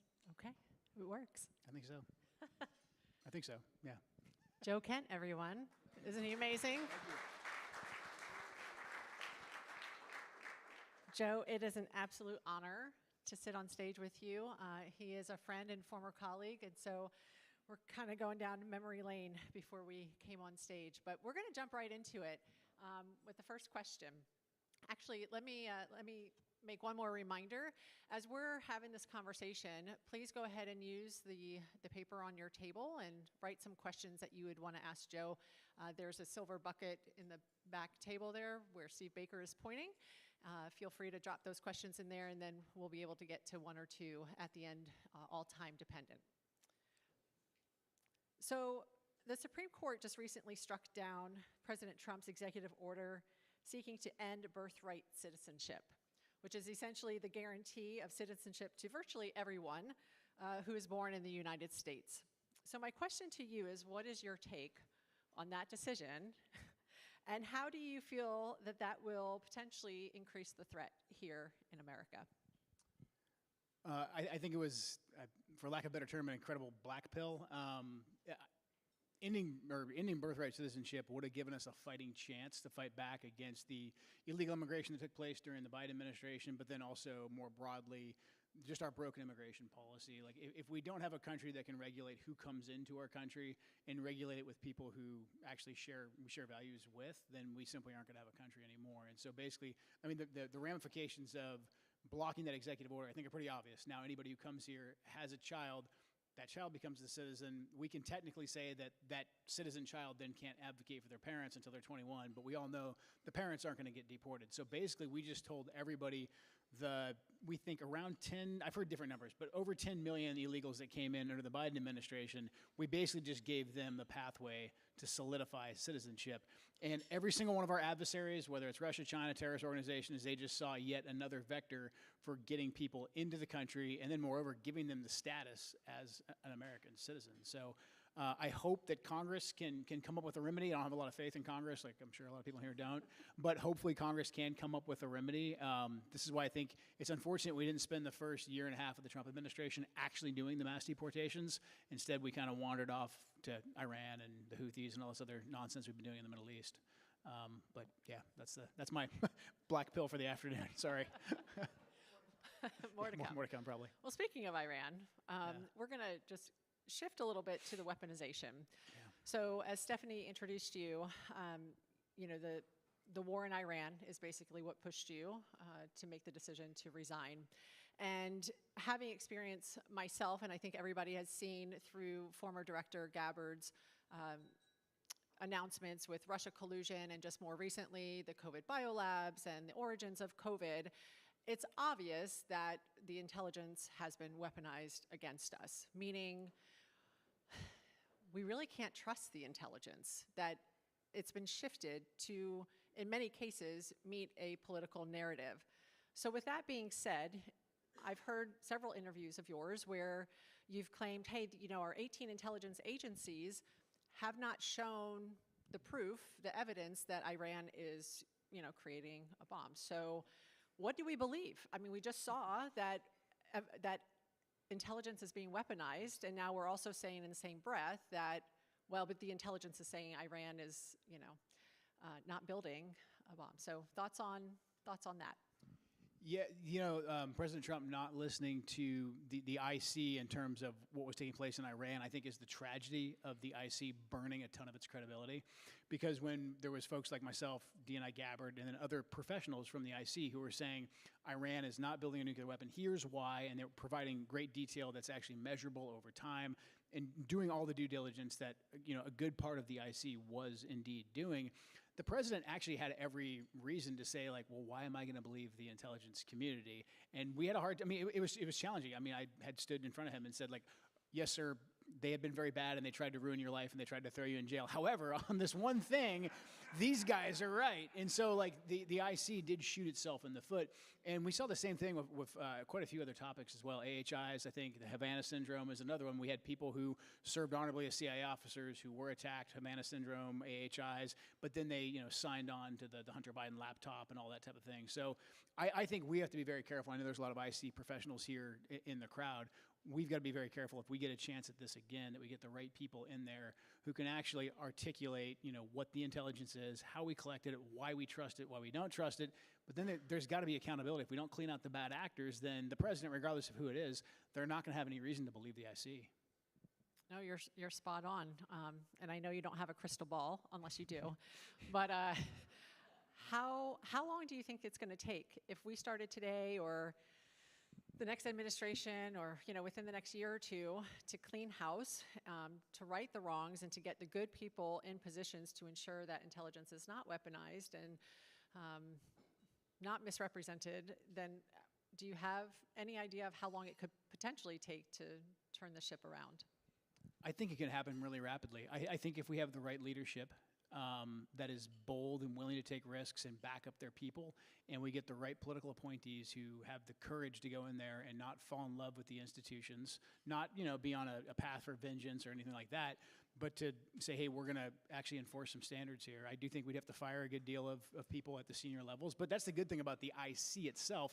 It's much easier to fire senior leaders in the IC than it is anywhere else in the government. It's hard to fire senior bureaucrats throughout the government. The IC is the exception. The DNI, the CIA director, they can fire SNSs all day long if they want to, and they don't need any reason to do it. They can relieve them of cause right away. So I think if we had the right bold leadership that went in there and said, here's the standards, here's how we're going to present information, here's how we're going to back up what we're saying, I think it can be done really quickly, but it's also going to be an ongoing process. So it's not going to be a fight that we have over the course of like 1 or 2 months, you know, and we hold a few people accountable here and there. It's going to have to be kind of a 24/7 thing. And as we saw from the last job we just did, and that's pretty exhausting. But I think if we have the right leadership that sets the culture that, hey, this is the mission that the American people have given us. If we don't get these organizations under control, we're going to stop having a democratic republic. Then we're going to be in big trouble. But I'm optimistic that it can be done with the right leadership quickly.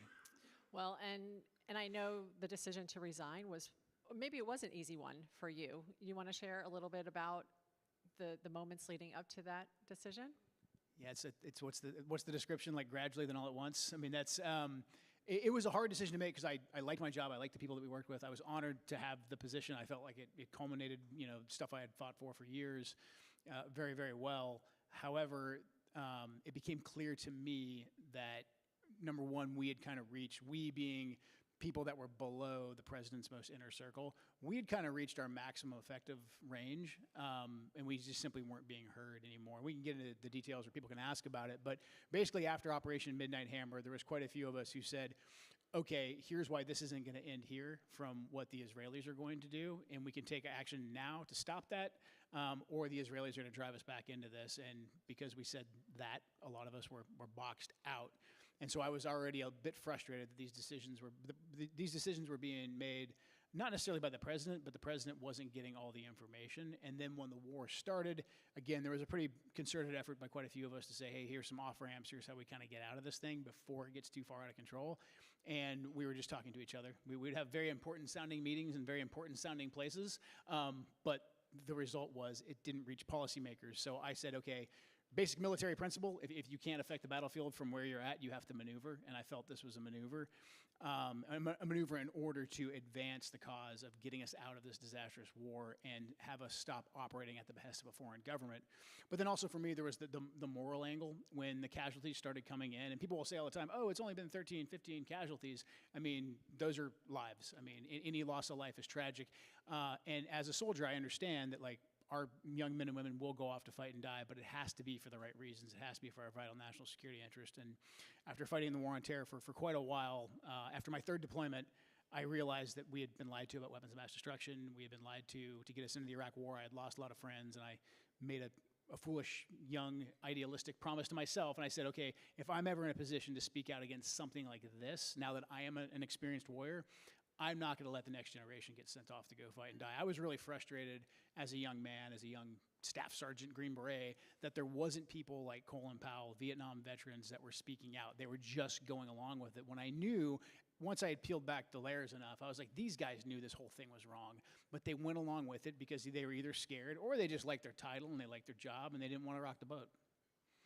Valid points, and I think everybody in this room, to some degree, whether it's your stance on the Iran war or on COVID or on DEI or on chemtrail, you name it, I think we all have that personal line in the sand. And I think this is where, going a couple years back, Joe and I became acquainted and then friends, is because we both have that in our DNA, like to do the right thing, even if it means losing many friends, getting targeted, getting fired or not having a job, and criticized left and right. So for that, I mean, I know this is not about me, but after my public support of Joe, then people started coming after me and calling me a traitor and me a Russian asset and me a CCP. And I'm like, who are you people? You obviously know nothing about me. And I feel it's the same for you. Unless you have a one-on-one conversation, which I'm hoping you guys are benefiting from this dialogue, and we'll engage with Joe after, you really just can't believe everything that's out, even on Twitter land. And that gives me a good segue into my next question. And you had mentioned this in your comment, that President Trump might not be getting all of the information to make solid decisions for this country. So why? And is it a process? Are there people? Both? Neither? And then how do we fix that? Does he come back on Twitter, aka X, to engage with the people? Do you have any ideas on what's causing the problem, and then potential solutions to that problem. Well, first off, I think it'd be good if he went back on Twitter. Even if it was just to attack some of us, he'd at least then see what the majority of people were saying. That's a good question, and I think the simplest way to put it is that he has shrunk his circle down so far, and I don't know if that's all been his choice or if that's been a choice that's sort of gradually been made by a lot of his staff. And I'm sure the mentality is we protect the president, we want a tight circle around him. But now that he's seeing some of the fruits of, what has been sold to him essentially, like the Iran war would be a great example. I mean, President Trump's a business guy. He's a results-oriented person. It's easy to tell a couple of us to, be quiet and sit in the corner when this whole thing kicks off. But the people who sold him this war, that he himself has even basically in a very Trumpian way come out and said, like, well, we had to have an MOU because the Straits of Hormuz, because of the energy crisis that's impending. So he's already been pretty honest about that. I think he needs to now do what every leader should do at some point and be like, I may personally like some of these guys that are advising me, but their advice has gotten me to this point, and make the business decision to either get rid of them or to bring in other advisors and say, like, okay, these guys are saying my only option is to bomb. What are my other options here? Where's the trade space for some more opportunities? That he hasn't done that yet is a bit odd to me. My interactions previously with the president, he was usually open to new ideas, which I think is a big reason why a lot of the people who control his inner circle choked it off so much, because they didn't want him hearing the dissenting views. But at the end of the day, the buck does stop with him. He's the president. He's the most powerful man. People voted for Donald Trump, not all of his different advisors. So I do think he does need to take stock right now and just say, like, am I actually happy with the direction that things are going in? And it's obvious that he's not. And as to why he's not changing course, I don't know. People's guess is as good as mine at this point. Yeah, we just we saw the race in Kentucky with Massey, right? And without getting too political, somebody that many people knew nothing about came in and won that primary.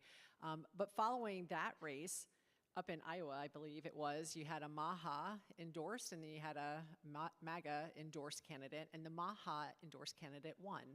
And I think that sends a very loud message to President Trump and to anybody who's willing to listen, that while I have no shame in saying I voted for President Trump, I like many of the things he's implemented. However, he is not God. He is not a king. And people need to do their homework, open their eyes, and ask questions, right? More of a friend to you. I know you mentioned that Charlie Kirk was more of an acquaintance. You guys didn't, you weren't texting every day. But, Charlie Kirk left, before he left this earth, he said, never stop asking questions. And I think that's probably why all of you are in this room today, is because we are talking about subjects that have divided this country. And if we can't have the adult conversation, asking tough questions and expanding our minds, then, we're just doomed for continued failure, and we're not going to see another 250 years. So with that being said, and midterms coming up, do you have any guidance, any suggestions or ideas of if what we see between now and midterms, what happens or doesn't happen? Do you think that's going to be pivotal in where this country goes after midterms? Have you thought about the next couple months? Yeah, I hope I'm wrong, but I'm pessimistic about the midterms, because I think, number one, midterms are challenging anyways, because there's no president at the top of the ticket, and a lot of Trump's voters are just Trump's voters. Like, they're not going to come out and vote for anybody. So he already had a steep uphill climb in the midterms regardless, and we see the cycle over and over again. But the low propensity voters, the majority of the 77 million, I think, or at least a big chunk of them who voted for Trump, I think a lot of them, for various reasons, whether it's the war, whether it's the stuff that's happened on the Maha front, accountability, et cetera, Epstein files, they do feel betrayed. And so it's going to be hard to get them to come out and vote just for some guy with an R by his name for the sake of, President Trump getting to continue to advance an agenda that they feel like they've been betrayed on, which means we're going to get at least one of the House's control, either the Senate or the House controlled by the Democrats, which means impeachment, et cetera. So kind of a wash of the next 2 years. Where the president still has executive power. I think he could still hopefully get us out of the war in Iran, but that part is pessimistic. The optimistic part, where I do find some hope, is that there's enough young people right now who I think are much more politically active than at least I was in my 20s, who are not susceptible to the media brainwashing of the mainstream media, the New York Times, et cetera, that are getting more and more politically engaged. In Massey's race, it was depressing to see Massey get taken down by 30 million or whatever it was from Miriam Adelson. But if you look at the demographics in that race, people below the age of 50, they voted for Massey. The older generation, they did whatever Fox News told them to do. So going into 2028, I think if we can articulate a true America First platform and we can put people at the top of the ticket who actually have credibility, then I do think we've got a good chance of actually restoring the republic and doing what we were trying to do in January of 2025. So with that, are there any suggested platforms outside of X, or is X your primary go-to for all things news? And if so, any particular people? I don't want to put you on the spot, but we are in an information war, and what is right, what is wrong, who's telling the truth, and we understand nobody's going to get it 100% perfect all the time, but are there any specific people or organizations that seem to be pretty honest in their reporting that can help those of us in the audience and online? There's a lot of them here in this room. You guys, a lot of the people you have on panels that are prolific on social media, I would say, are great to follow. I think just in general, getting your news from a wide majority of sources online, I think something that all of us can do here is we can adopt somebody probably who are maybe a little bit older than us, who is on the Fox News, CNN, New York Times, Washington Post kick for all their news, and show them how to use a platform like X and show them how to get access to information. Because if we can get enough people to actually think outside the box and stay up with what's taking place on social media, that's the space that we win on. I mean, I think the podcast space always gets made fun of, but it's getting made fun of and attacked because it's been very, very effective. Tucker Carlson, et cetera. There's a lot of really, really powerful folks out there. Even what's taking place on, more mainstream podcasts, comedy podcasts like Joe Rogan or Theo Vaughn, et cetera. They're covering a lot of these hot button issues, and it freaks out the establishment. So I think the more that we can kind of evangelize that and get the older generation onto those platforms, I think come 2028, when we talk about AIPAC's influence on our foreign policy, when we talk about the COVID mandates, these types of things, it won't be the first time they've heard it, and they'll be able to kind of go down that rabbit hole on their own, and they won't be like, oh, that's a crazy conspiracy theorist, only said by wackos. Great response. Well, we have quite a few questions from the audience, so thank you. I'm going to read this first one.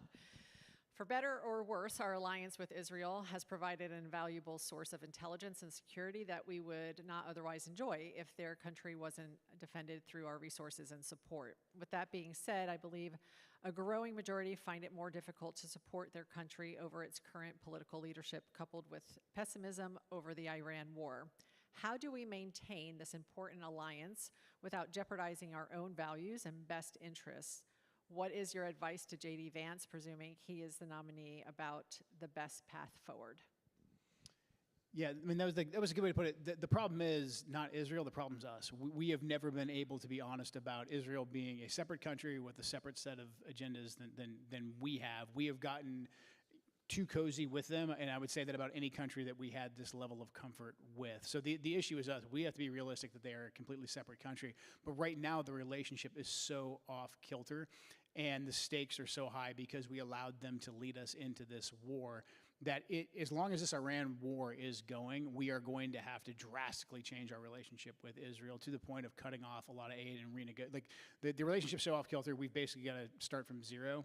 And I think not most Israelis, but I think there's a lot of Israelis who also see that what Benjamin Netanyahu and the Likud government have done, they've basically sacrificed any kind of longevity with the American voters for some tactical gains right now. And I think a lot of them are starting to see that they don't want the relationship completely thrown out the window. But I think in order to get things back to something that's more sustainable and reasonable, we are going to have to be pretty forceful and start cutting them off from a lot of aid. We've got to kill these crazy bills that are in the Congress right now, in the NDAA, the bill that Senator Cotton's proposing. Like, we should not be meshed with any foreign government, but especially Israel right now. So, thank you.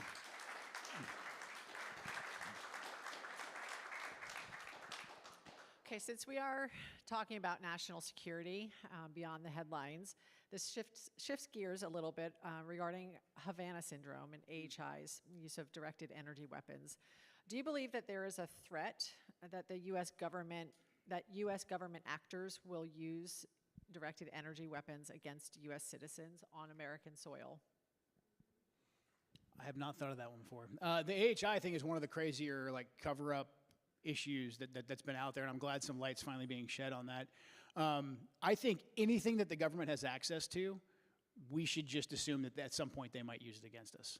If the wrong people get in power, and if we still have this system where there's been no accountability, we have this discussion all the time when it comes to FISA. People will say, like, what's your stance on FISA? Should they get a warrant, et cetera?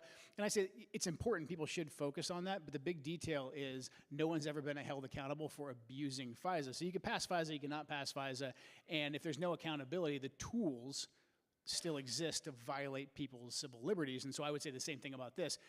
If there are some form of like directed energy weapon that can give Havana-like syndromes to people, our question should be like, is there adequate accountability over this? Like, what's the full story? How come our government was involved in covering up something that happened to people who were being employed by the government? Why are we saying that these very senior intelligence officers, members of the DoD, are just crazy and like they psyop themselves and they just really had headaches when actually the government knew the entire time what it was? Like, what's that story? Why has no one been held accountable? And I mean, for anything, FISA, directed energy weapons, if the government has it, I think we as American citizens should just assume at some point, without proper accountability and oversight, it could be used against us.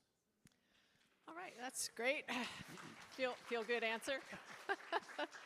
Well, speaking of accountability and activity where our government was likely involved, shift to J6. So the question is, can you discuss the best strategies, in your opinion, to get points, quote unquote, points on the board in regards to J6ers? So for example, retribution, so investigations and prosecution, restitution and reparations. You know, many J6ers came out of pocket big time for their legal fees, damages, defamation, et cetera. And then recognition, potentially a national holiday, a monument, a medal. I think whether directly or indirectly, we all have been affected by what happened on January 6th. You heard a little bit from Steve Baker this morning. You'll hear more from him in our last panel, as he's done some great investigative work on the pipe bomber that may or may not be a black autistic man who lived in his basement or in his mom's house for his entire life. But anyway, I digress. So if you were king for the day and you know what you know about J6 and the harms that were done, any ideas on how we can start making them whole again? So I would start with daylight. We need disclosure on what exactly took place, because the more information that we have about January 6th, it was some form of a law enforcement / intelligence community operation, you know, for the purpose of labeling not just Trump supporters, but the president himself as an insurrectionist with the goal of suppressing anything about the election, because that's what it all started with. And we have plenty of data right now on the 2020 election to prove that not everything was above board. But then they wanted to take that and make it so that the president couldn't run for office again. And they did everything they could, and by the grace of God, he wasn't thrown in jail. And then they did that to all the President Trump supporters to make it so that nobody ever questioned it or tried it ever again. So there was clearly some degree of coordination by our intelligence services and law enforcement, and we run color revolutions all over the world, and that's exactly what this looks like. And there are ways, and we attempted to get to them when we were all at ODNI, of figuring out who knew what. I would start with the FBI. The FBI has already admitted now at this point, with their Inspector General report, they had over 20 confidential human sources on the ground that day. All of us, probably a lot of us here in the room, know that human intelligence is highly bureaucratic. There is a record of what those individuals were told to do. I mean, the big question there is, did any of them, the actions they took, did it enhance the criminal acuity of anybody who entered the Capitol on that day? We also know now that 250 FBI agents were sent to respond to the riot. Now, were most of them probably just doing riot control? Yeah, probably.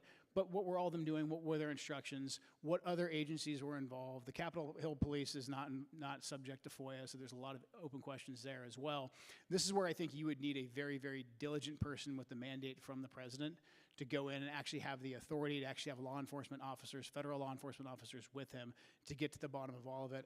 Steve's going to talk, and probably already has talked about the pipe bomber, and nothing about that makes any sense whatsoever, but it's pretty evident our government does know things about it that have not yet been disclosed. So number one is I would get rid of all the secrecy and just be honest with the American people what took place. And that apparatus that is there that plans and coordinates things like this, it needs to be ripped down, ripped to pieces. And then people do need to be made whole again. I mean, people had their lives ruined because of January 6th. I mean, the president, other than getting reelected, like, they'd ruined his life and members of his family as well, and so many of his supporters. So I do think restitution would be a huge part of that. And I'd be open to a lot, to pretty much anything else that was listed there as well. Okay, so as we all have heard, former Director Gabbard has left her position, and currently we've got Director Pulte acting as the DNI, and potentially Jay Clayton after that. What do you think the future of ODNI looks like with one or both of those leaders in position?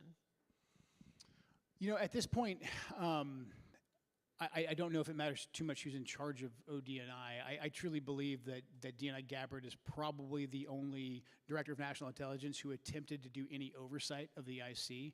If you look at the Intelligence Reform Terrorism Prevention Act of 2005 that established NCTC and ODNI, it is designed to have oversight of the intelligence community. And so Tulsi didn't make a lot of friends when she came to Washington, D.C. and established the DIG and started looking into all these different aspects of the IC. And the White House didn't back her up on that play.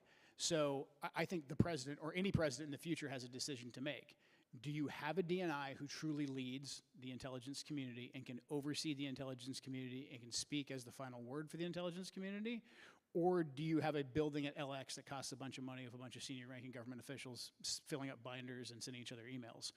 Because that's the truth. You either are going to actually have an oversight element there that is probably going to piss off the IC, because the IC, the CIA, the FBI, et cetera, they don't like people looking over their shoulder. That DNI needs to report directly to the president and be the oversight, or there actually is no function for it. So whatever their mandate is, I don't think it matters I think it matters who the person is to a certain extent, but if the president just kind of wants status quo from the DNI, then it actually doesn't really matter who he has there. If that desire to have an overseeing element of the IC doesn't exist with the president, you might as well shutter the whole thing, save the taxpayer some money. Yeah. So we touched a little bit on Israel and Iran, and so I'm not going to read the entire part of this question, or the entire question. I'm just going to read part of it. What America First political actors can we invest in who can succeed Trump's movement, literally making America great again? Who can credibly claim to be free of influence from the Israeli lobby, and understanding that there's other lobbies. There's the pharma lobby, there's the tech lobby, there's all of these lobbies, but as we're thinking about foreign influence from an actual country, do you have any names? Do you have any ideas? You maybe, or not, I don't know. But thoughts on how do we get out of this quagmire? I think a problem that we're going to have is that people on the America First MAGA wing, because of the actions this administration has taken over the last 18 months, and it doesn't seem to be improving, we're going to have a lack of credibility with a lot of the voters who came out for President Trump who aren't particularly partisan. Like all the swing voters, the people who maybe they vote, maybe they don't, but they really liked President Trump, they like the message, they like the articulation of the values, but now they feel betrayed. If we run somebody who has kind of just been part of this apparatus and say no, trust me, bro, it's going to be just MAGA 2.0, great, they're not going to show up and vote, and then that's how we get President Gavin Newsom or President AOC or whoever the left puts forward. So when we go to present whoever the next candidate's going to be, and we have this big fight in the primary we're inevitably going to have in 2028, we've got to rally behind somebody who actually has credibility. And right now, a lot of the most prominent voices in MAGA, they actually have a track record. We were given a mandate by the president to go in there and actually make reforms, and there's a scorecard right now. And it's not about personality. It's not about do I like the guy or not. It's like, hey, when you were given a position in the administration, how did you perform? Where are you making your money from? Where are you fundraising from? all this stuff is trackable. So I think this kind of goes back to what we were talking about of getting people more active, doing their own independent research. If we can get more young people who are already active on social media, who look at these things, to come out and vote, it's going to be on us to present a candidate or a series of candidates up and down the ballot who actually have credibility on these key issues and can show that they haven't been bought and paid for. So one of the areas that we looked at in OD&I in the very beginning was election integrity, election vulnerabilities. And so a great point, yeah, if we get these young people out to vote, but if we still have corrupt voting and election systems, it really doesn't mean a whole lot. So how do you feel? Some folks are proposing nothing but paper ballots. Some people are proposing machine-assisted ballots, meaning, you know, like when you go up to a McDonald's kiosk or whatnot, and you can type in your order, and then you have a hand receipt that shows you what you ordered. You know, I'm thinking of my 102-year-old grandma who probably can't fill out a circle very well. Any thoughts on how we fix the election system? Unfortunately, I mean, just being realistic, we kind of have what we have right now. I mean, if I were king for the day, it would be, you know, same-day voting, paper ballots. You have to vote with voter ID, and it's all counted and tabulated that night, overseen by both parties. You know, the exceptions for mail-in ballots being very, very few and far between. I just don't think we're going to get there because so many states have electronic tabulation, mail-in voting. I'm from the West Coast, and we haven't voted in person in a very long time, out like 20-plus years out there. But I think what Trump in 2016 showed us, and then to a large degree probably in 2024, is if you can turn out enough people, you can overwhelm whatever, and there's people who are smarter than me on this whole thing, whatever that margin of potential fraud is, it can be overridden by the will of the people. And so for me anyways, I think focusing on that is probably the most productive. I'm not saying the election integrity stuff isn't productive. I mean, we do need to focus on that because that is the center of it. There is a school of thought there that says it kind of doesn't matter who we vote for because the system wins every time. But without getting too black-pilled, I think the best thing we can do is try and get genuine people in there and overwhelm that percentage of fraud. Great answer, thank you. So I'm going to share a comment and then I'm going to ask for your response. So with regards to nuclear wars, if you wait until the threat is imminent, it's too late. Can you comment on that? I mean, with regards to Iran, I don't trust anything that Iran or any other government says, but I do trust what we can observe over time. And the Iranians had a very deliberate strategy that we, the U.S. intelligence community, had been observing for about 20 years. The Iranians watched very astutely what took place with some of their neighbors, Iraq being one where Saddam had some components of WMD, but then he was coy. He wanted to pretend like he had WMD up until the last minute. Well, what did he get? He got invaded. He got regime changed. That prompted Muammar Gaddafi in Libya, who was a pretty strong man in Libya and in Northern Africa, to say, whoa, I don't want to mess with that. I'm going to give up all of my nuclear components and just come clean with the West. Well, a couple years later, he got regime changed too. So the Iranians came up with a very pragmatic strategy that said, we're going to be basically a breakout state. We're going to have the ability to enrich. We're going to enrich to some degree, even teetering on weaponization. But we're going to have a prohibition on enriching. And it was a religious decree. It was a fatwa. Do I trust fatwas? No, I don't trust fatwas. But again, what I trust is observing actions over time. And so the Iranian strategy was actually pretty pragmatic. We watched them implement it. We and the Israelis even successfully, whenever we thought maybe they were getting a little bit too close, we did Stuxnet. We shut them down in that regard. There was even nuclear scientists that were assassinated by the Israelis. And so there actually was no need for us to go in after this. Number one, the Iranians didn't view their nuclear capability as something they wanted to sprint for because they knew that that would then give the Israelis and us and all of their opponents, which there's many, justification for going after them. And this is why President Trump was at the negotiating table with them at the very beginning of the administration. Trump said, Iran can have a nuclear weapon. The Iranians said, great, we don't want a nuclear weapon. Let's negotiate. And they were negotiating about levels of enrichment, et cetera. That's when the Israeli lobby came in because the Israelis never really cared about nuclear enrichment. They wanted regime change. That's when they came in and said, well, if they have any enrichment whatsoever, then they're going to sprint to a nuclear bomb. It's the BB meme, or BB back in the early 90s is saying they're 5 minutes away from getting a nuclear weapon. That became the talking point.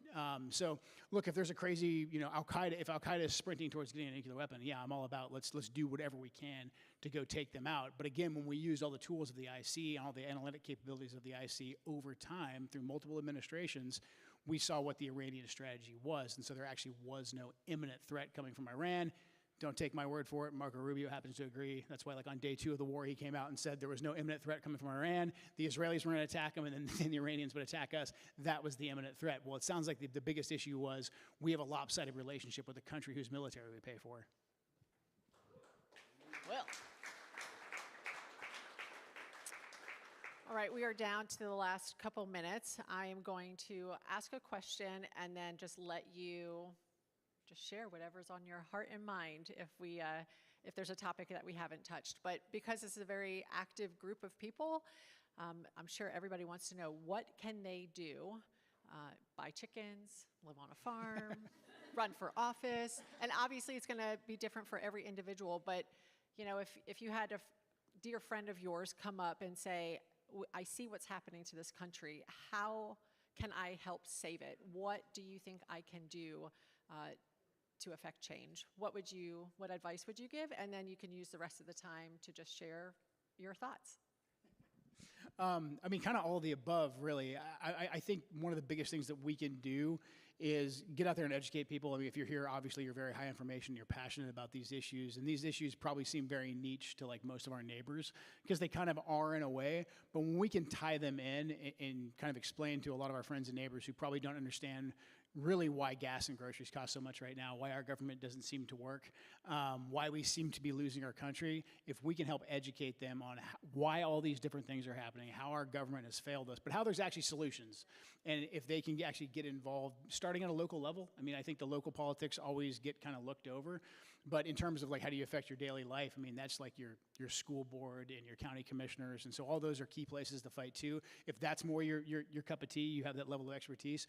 If you're somebody with a national security background, like probably a lot of people in this room, I think staying engaged and not letting the machine, the Borg, the deep state, whatever, win.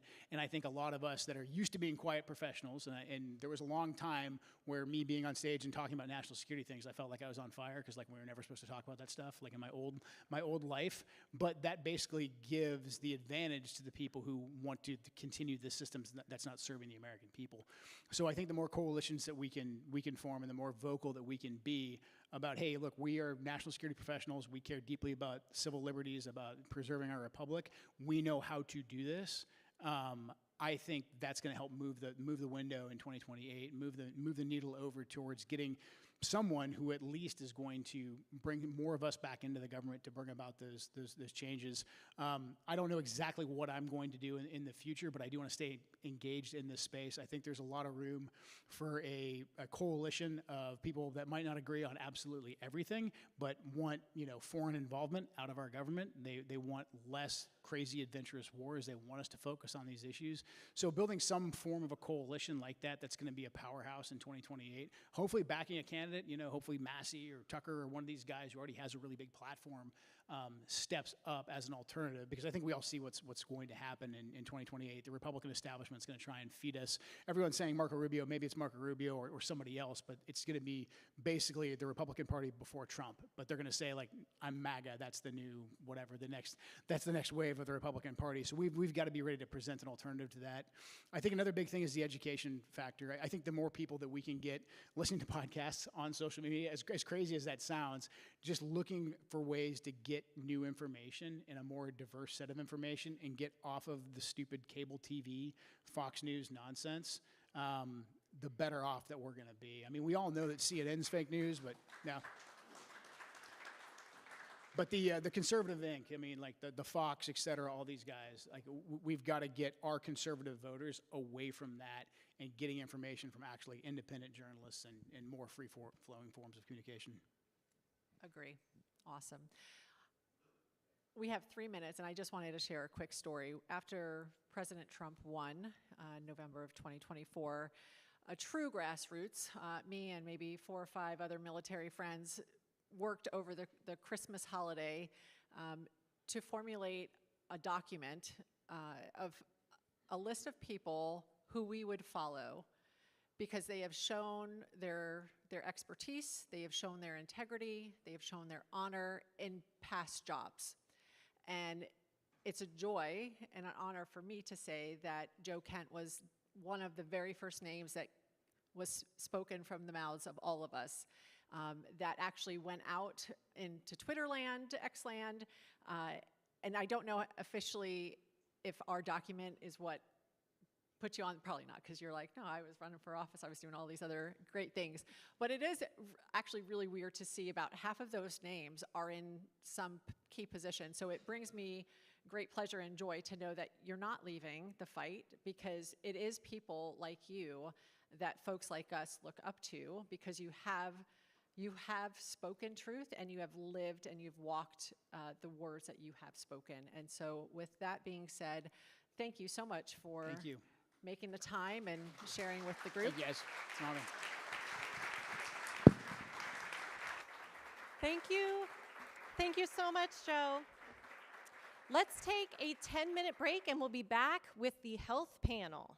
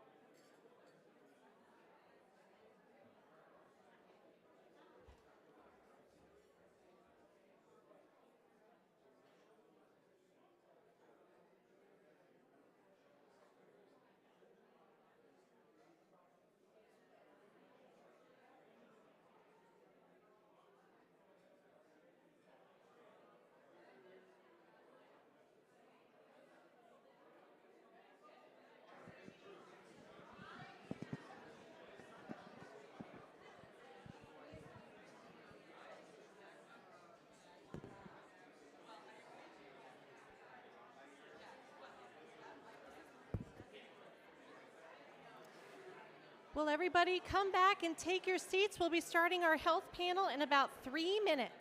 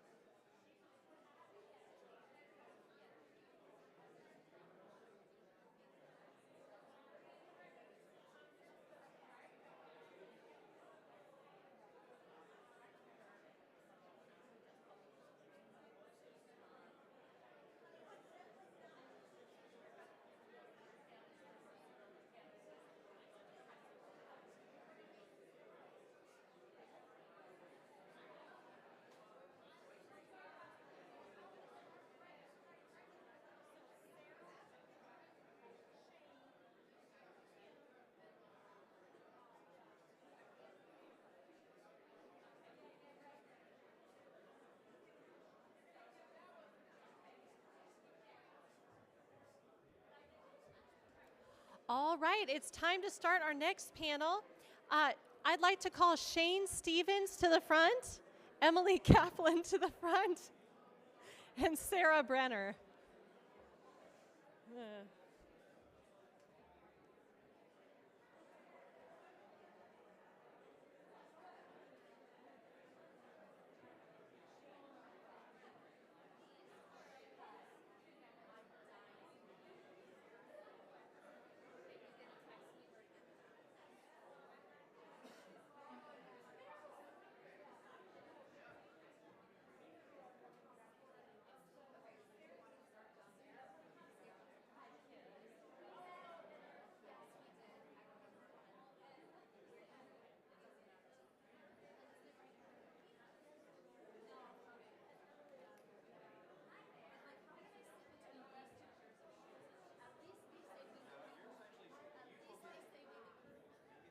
All right, is this on?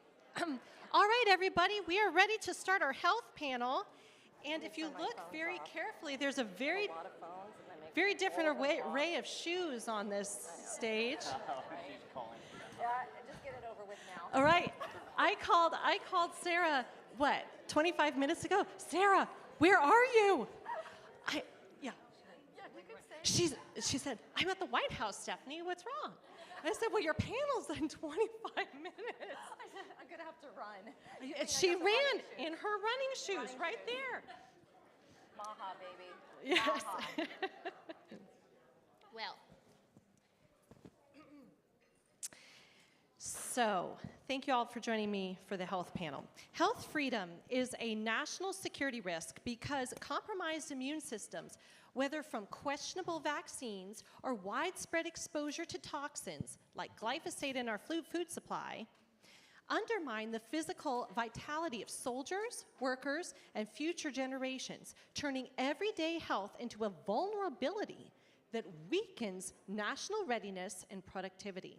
I am joined today by speakers Dr. Sarah Brenner, Shane Stevens, Kim Mack Rosenberg, Dr. Meryl Nass, and Emily Kaplan. Thank you all so much for joining.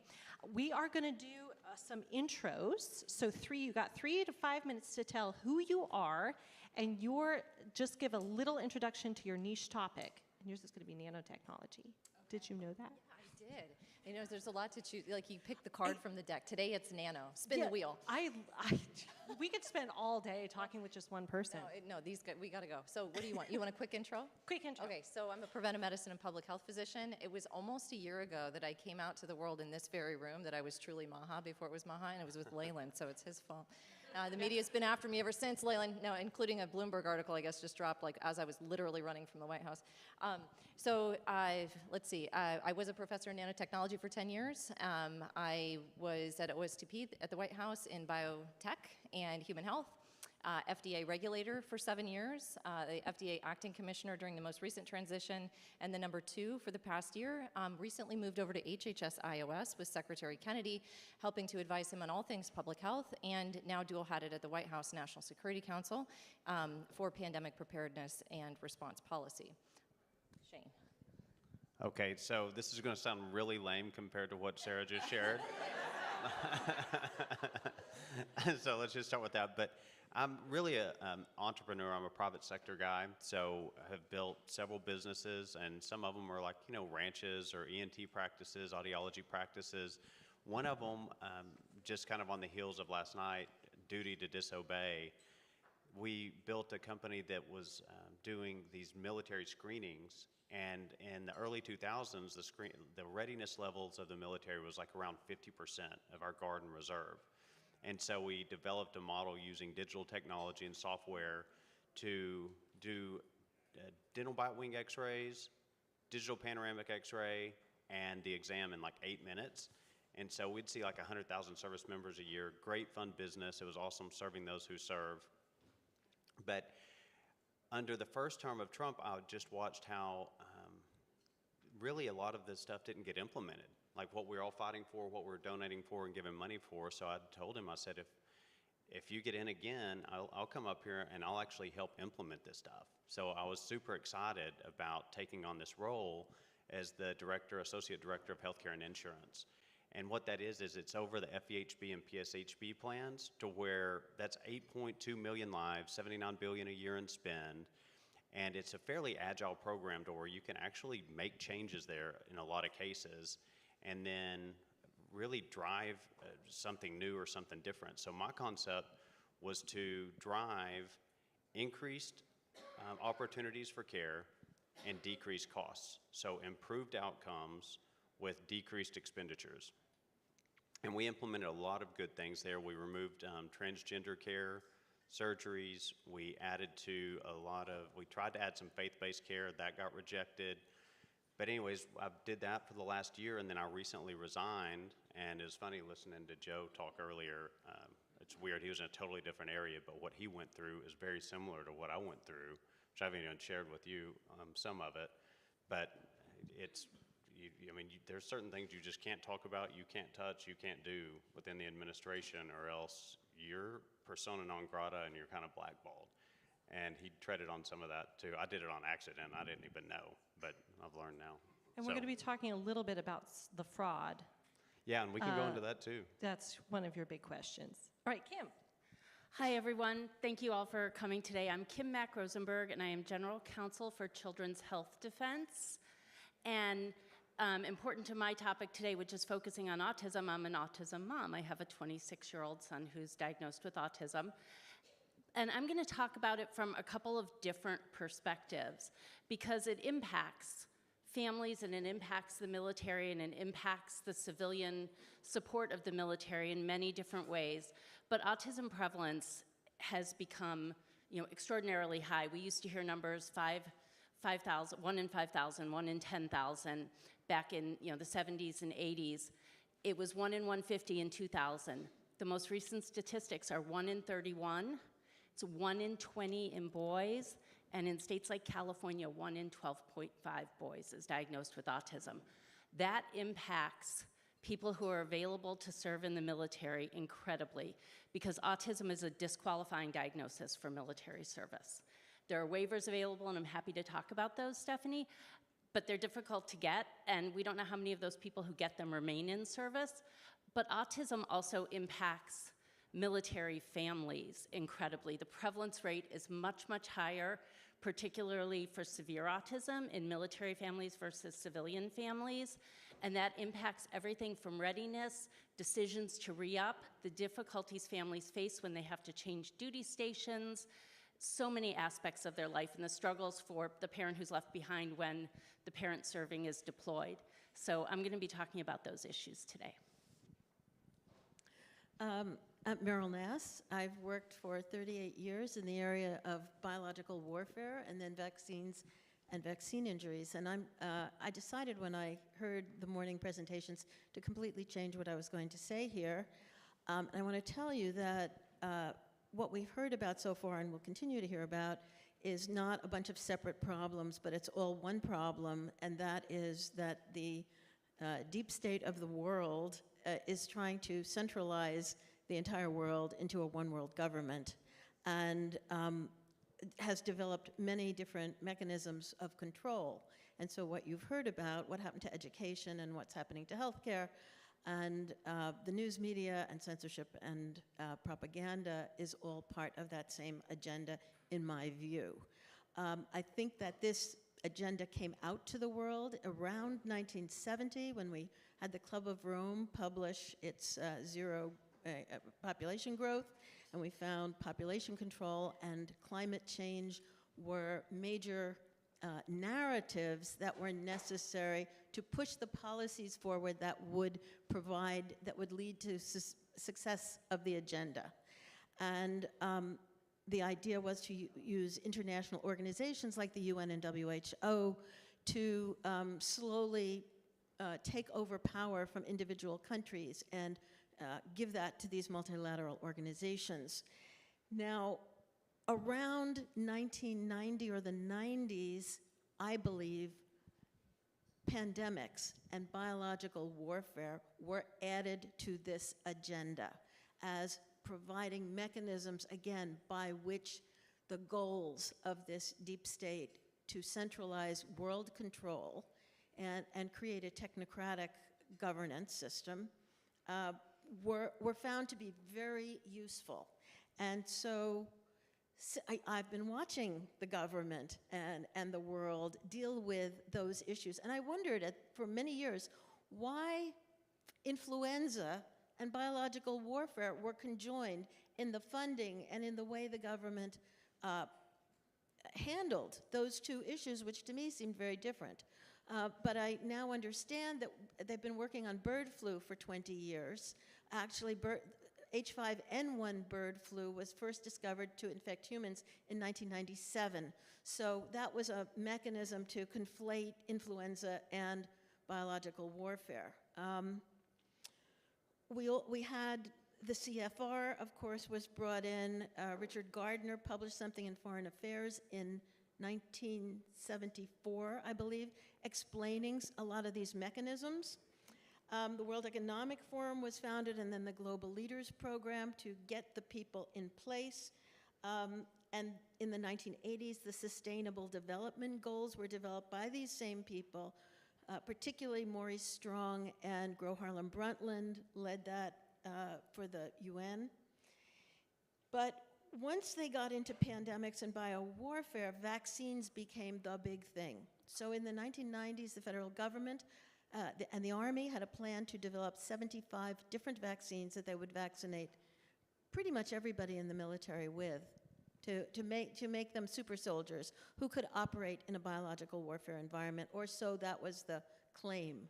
Looking back, we wonder, what did they actually want to weaken the military force? And in 1998, they started universal anthrax vaccines for soldiers, even though no army had ever been attacked with anthrax. It is not an infectious disease. You know, it's very difficult to use it, you know, in a military niche. And that was followed in 2003 by the smallpox. And by the way, the anthrax vaccine was very old. It had been expired and redated several times. The FDA had not been allowed to investigate the facility that was making it for the Army because they said the FDA inspectors were not vaccinated, and so the Army was inspecting itself. And when finally the FDA went in 1997 to inspect the plant after more than 10 years, they immediately shut it down. And they quarantined 9 million of the 11 million doses that existed, but they let the Army have 2 million, and those 2 million sickened 500,000, were given to 500,000 soldiers and probably sickened about 100,000 of them. There was visible particulates, fungal and bacterial growth, and stopper material in those vaccines. By 86, in 76, we had the flu epidemic for which vaccine manufacturers were first given a liability shield. And then in 86, we had the National Childhood Vaccine Injury Act passed, which allowed for all vaccines designated for children, recommended by the CDC for children, to have a liability shield. And then by 2004, we had EUAs. 2005, the PrEP Act. There was no need for these things. They were already giving soldiers experimental vaccines and usually not telling them. No informed consent. I've heard of so many people who got a malaria vaccine, vaccines for things that there are no licensed vaccines for. So, who are military soldiers. And it's not only in the US, but military service members are a wonderful population to do vaccine tests on. Now, vaccines don't make any sense for biological warfare or pandemics because they take too long to develop. So by the time you've already developed them, the pandemic is over, or the biological warfare, event has taken place. What you need are drugs that can treat these conditions immediately. But we have always downplayed the drugs and pushed the vaccines and the lack of liability and how to get them tested, in a very cursory fashion so they can be rolled out as quickly as possible. Why would that be? The only thing I can come up with is because they wanted the ability to inject us with something.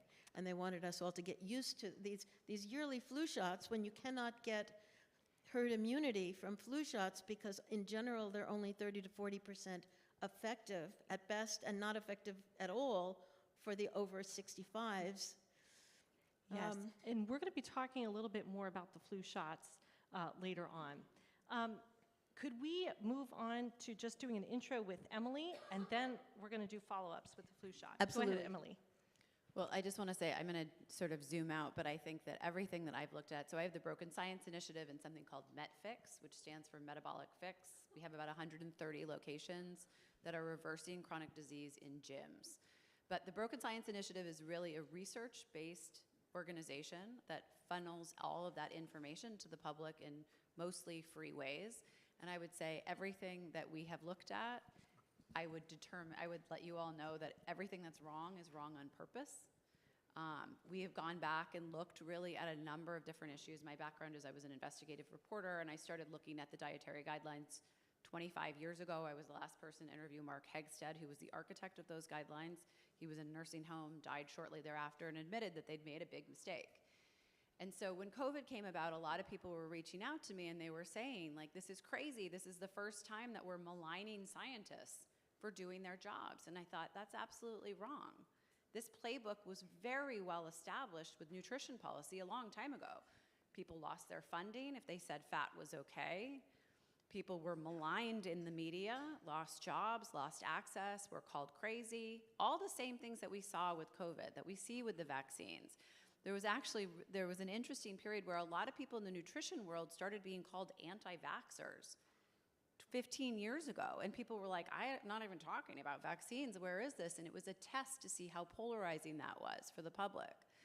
So our thesis at Broken Science is that basically science is based in predictive value, meaning you have to be able to replicate your works and that it's not yes or no. So we've really traced this back through the philosophy of science, looking at Karl Popper and his denial of induction, which led us into a deductivist path, which basically is just thinking about things as yes or no, research is significant or it is not, that's not actually useful. You want to know it's probably not yes or no, it's probably somewhat predictable. And the closer you can get to that, the more you can refine your variables and drill down on how you want to retest a hypothesis or look at it slightly differently. So we really have the theory that Karl Popper led us in this wrong direction. And Kuhn, Feyerabend, and a lot of his disciples afterwards really built on those philosophical ideas that were adopted by the scientific community, even those guys were not scientists. So we like to say we have our own pantheon of experts, most of whom are physicists, who look at science quite differently. You want to know if the rocket takes off and it lands on its target, it's probably top secret, so it's not been through peer review, right?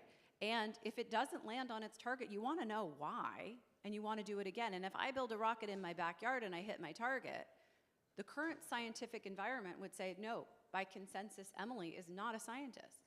But what I've just done is clearly science, right? So when you take this into the realm of medicine, which is where we're primarily focused in our research, what you start to find is that basically every organization that is charged with safeguarding us has been completely captured. And I think it's really important to point out that doctors are the only ones with any moral authority, and their power has been completely robbed from them. So hospitals, insurance companies, pharmaceuticals have a legal fiduciary responsibility to turn a profit. That is not in the patient's best interest. That has nothing to do with prevention. So then you look at things like the American Medical Association or the American Academy of Pediatrics. Where are they getting their funding from, and how are they making their money? Well, the American Medical Association makes most of its money not from doctors' dues, but from billing codes. And what do those billing codes do? Well, they limit your access to treatment. So you and I go to the doctor, we present with a certain condition. The doctor may know of a treatment, but the doctor's not going to get paid for that visit unless they can find a billing code. Well, who's influencing those billing codes? Pharma. They're coming up with the standard of care models. And so there's no preventative stuff in those codes. So, you know, I could go on and on. As a former member of the media, most of the media is now funded by pharmaceutical companies, and I don't think it's a direct-to-consumer play. I think it's controlling editorial. If you're paying 40% of my $10 million nightly news salary, I am going to be very gentle with you when you come on the show and I interview you about something. Whether I like it or not, that's the reality of that situation. You look at things like the FDA, most of the drug approval budget is paid for by pharma. You look at the peer review world, where we think this is supposed to be a safeguard.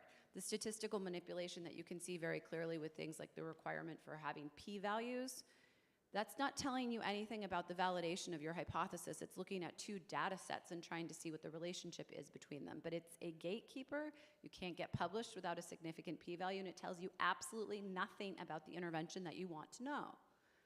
So we have peer review, high impact editors in most of the journals that are the most high impact saying that they don't believe what is being published in those journals is trustworthy anymore, and no one cares. Now imagine if the editor of the New York Times came out and said, I think more than 50% of what we're publishing in the New York Times is fake. You think that would ruffle any feathers? But when Marcia Engel does that as the head of the New England Journal of Medicine, it doesn't even make the nightly news.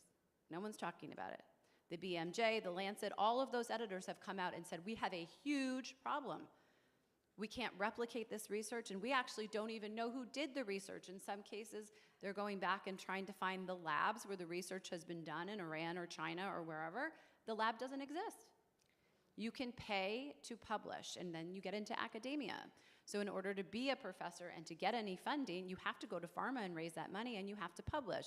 Well, if pharma is behind the research in the academic journals, they are 4 times more likely to get a positive result. There's also something called publication bias, which probably a lot of people know about. They can publish 10 studies. 9 of them show no positive outcome. So they don't publish those 9. They publish the one that showed that their intervention worked. So when I tell you that everywhere we've looked for corruption, we've found it, this is what I want everybody to really take away, because it's not just health. It's literally, the corruption it's penetrated everything. So we launched MetFix, where we're working with gyms, and we have a curriculum that's really primarily nutrition and behavior change, and they are reversing things like type 2 diabetes on a weekly basis in people who have been told for 10 years they have type 2 diabetes and it's a management of medication for the rest of their lives. So I really believe the optimism with all that negativity that I just put out there is that the individual still has a lot of power and that we can actually make decisions for ourselves in all of these other categories and then radically undo the marketplace that is so entrenched in media, in academia, in the regulatory bodies, in the hospital bureaucratic system. So that's my quick spiel. Yeah, wow, Emily. I mean, you're talking about basically owning your health, and if you see on our backdrop, we have the line, own your freedom. So you're basically saying, own your health and own your freedom. We still have the power. Now, Emily, you have a very unique perspective on how the health system, how COVID, how intelligence protocols, all of these realms that we've discussed today are working together and doing a great job at what they're doing. What do you mean by this? And what do you believe is the job that they are accomplishing well? Well, I think with any good strategy, right? So I think the system is actually working perfectly. It's working just as it was designed to work. It's just not to our benefit. And I think as soon as you see that, then you can recognize, no, it's not broken. It's just not there to serve us and our health, right? So to go to the freedom point, one of the things that I often like to say is like, I don't care about my right to free speech or my right to assembly if I'm in a hospital bed hooked up to a bunch of tubes. I can't talk and I can't move anywhere. So health is really the base of any other freedom that we hold so dear. And yet we've become so apathetic about there's nothing we can do about it. But the system, and so when I say the system is designed and it's working well, you've got the narrative controlled, you've got the research controlled, you've got the doctors and the pharmaceutical companies and the hospital systems and the insurance companies controlled. It's working very efficiently. It's just putting us all on a path to be sicker and sicker, but it's also a little bit like a virus. You don't want to kill your host, you want to make it so that you can coexist with it. Go ahead, Shane. Yeah, so I just want to weigh in on that. I agree completely with everything that you said, but that was kind of part of the platform that I was trying to do and preaching against, because we really do not have a healthcare system. We have a sick care system. And so it's designed from the beginning, and I'm talking in utero now. Like before we're even born, they want sick people. They really do. And you look at the population, we'll talk about this in some of the questions later, but we've got a massive sick care system, and it's the best sick care system the world has ever seen. I mean, it's phenomenal. But it's all dealing with people downstream, like midstream and downstream, versus preventative or proactive care of getting ahead of it and monitoring our metabolic health. So more and more information's coming out. You know, Maha, Leland, a bunch of really good folks have pushed on this. Sarah's done a ton on it. But trying to get education out there and getting people to own their health, because we do have a system that's really stacked up against us. Go ahead, Kim. So to add to what they've both just said, when we look at the spending per capita on healthcare in the United States, we spend the most out of anyone in the world on healthcare. And certainly among our peer nations, we have the worst health outcomes. We really need to be asking questions, and thank you, Emily, for all you're doing on that, to figure out why and how to change it, but also to the point about, you know, this starts in utero. So the American Academy of Pediatrics sued the Secretary of HHS. Children's Health Defense has sued the American Academy of Pediatrics under RICO for their racketeering activities, but they sued the Secretary, and one of the things they were seeking an injunction to stop, and they did get an injunction from this judge, was changes to the childhood vaccination schedule, primarily to move many vaccines to shared decision making, so parent and doctor making decisions together. And doctors put in some declarations to support their motion, and what these declarations said, I mean, it's just out there. They don't even care, they're not hiding it. Well, if we have to talk to parents about vaccinations, that means we're going to have to spend more time talking about it. Parents are going to be asking us questions. People will be declining. If we can't see as many patients in a day, we make less money. That's what it boiled down to. Not children's health, not working cooperatively with parents to individualize health care. It came down to how much money they would make if they could only see 6 patients a day versus 12 patients or whatever. And sometimes if you're in an HMO, you have quotas about how many patients they want you to see every day. So your system is, again, it's broken as they're trying to, move people through it as quickly as possible. It works well from their perspective, you're absolutely right, but from the perspective of health, it doesn't work well. And I think it's really alarming when you have doctors who aren't afraid to essentially just come right out and say it's about the money, not about health. Right. So this is a health panel, but we are in a national security summit. So how does the health of the nation fit into the national security of the United States? How does it help it or hurt it? Go ahead, Shane.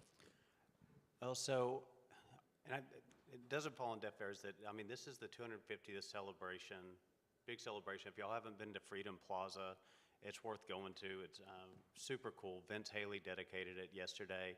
But there's a bunch of stories about these warriors, patriots that fought, and one of them that stuck out, let me find his name, I took some notes yesterday, was Samuel Whitmore.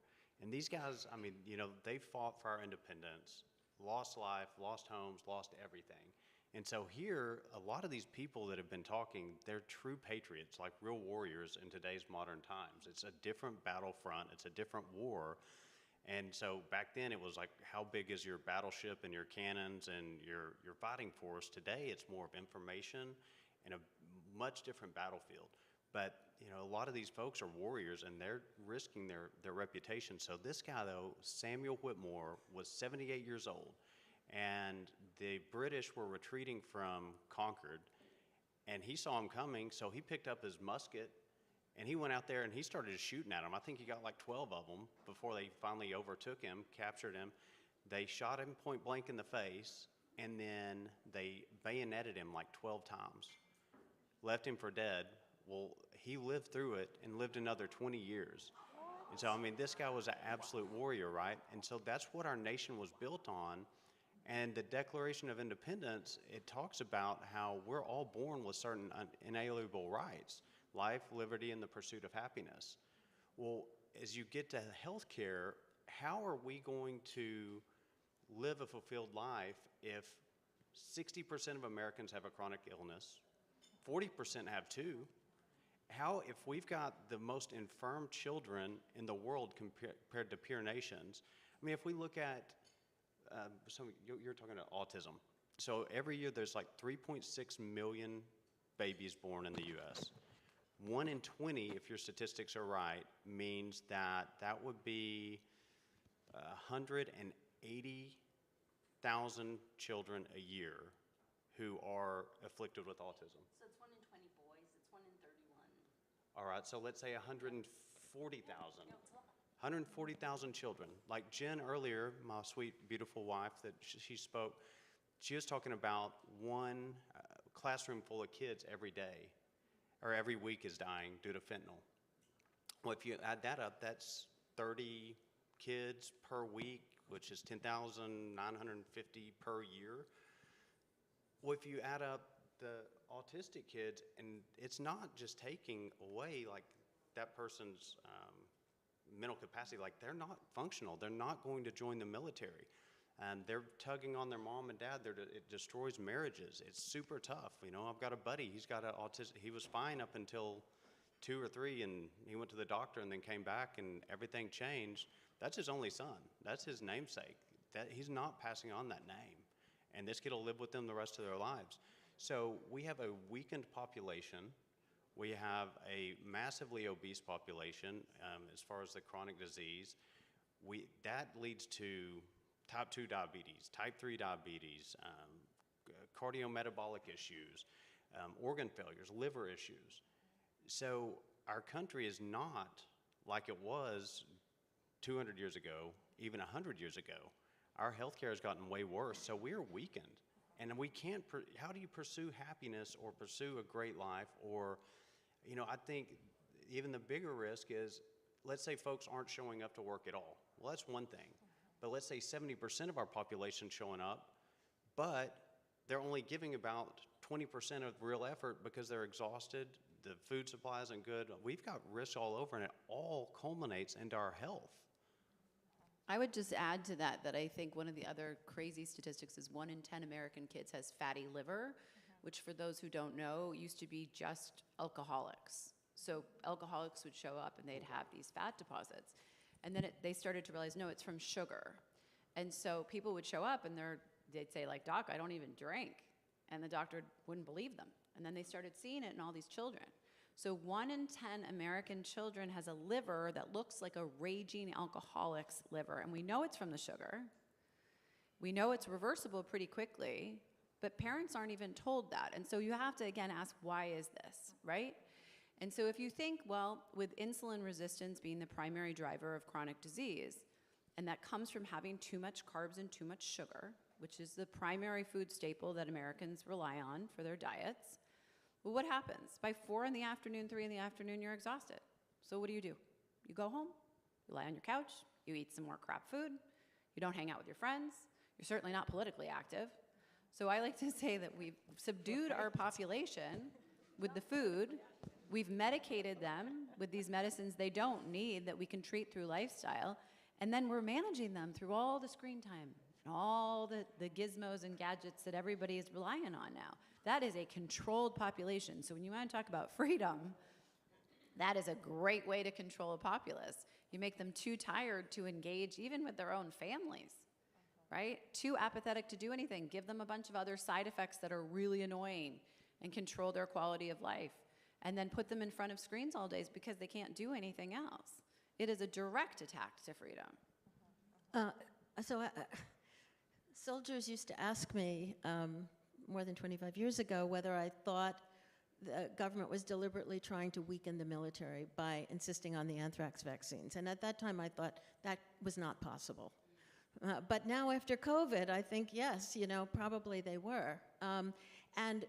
By issuing the mandates, you also managed to identify and get rid of all the really independent thinkers, the smartest, and people with the strongest set of values, and you get them out of the military. So you're weakening the military in that way as well. And of course, you're weakening the whole population when you apply the mandates elsewhere.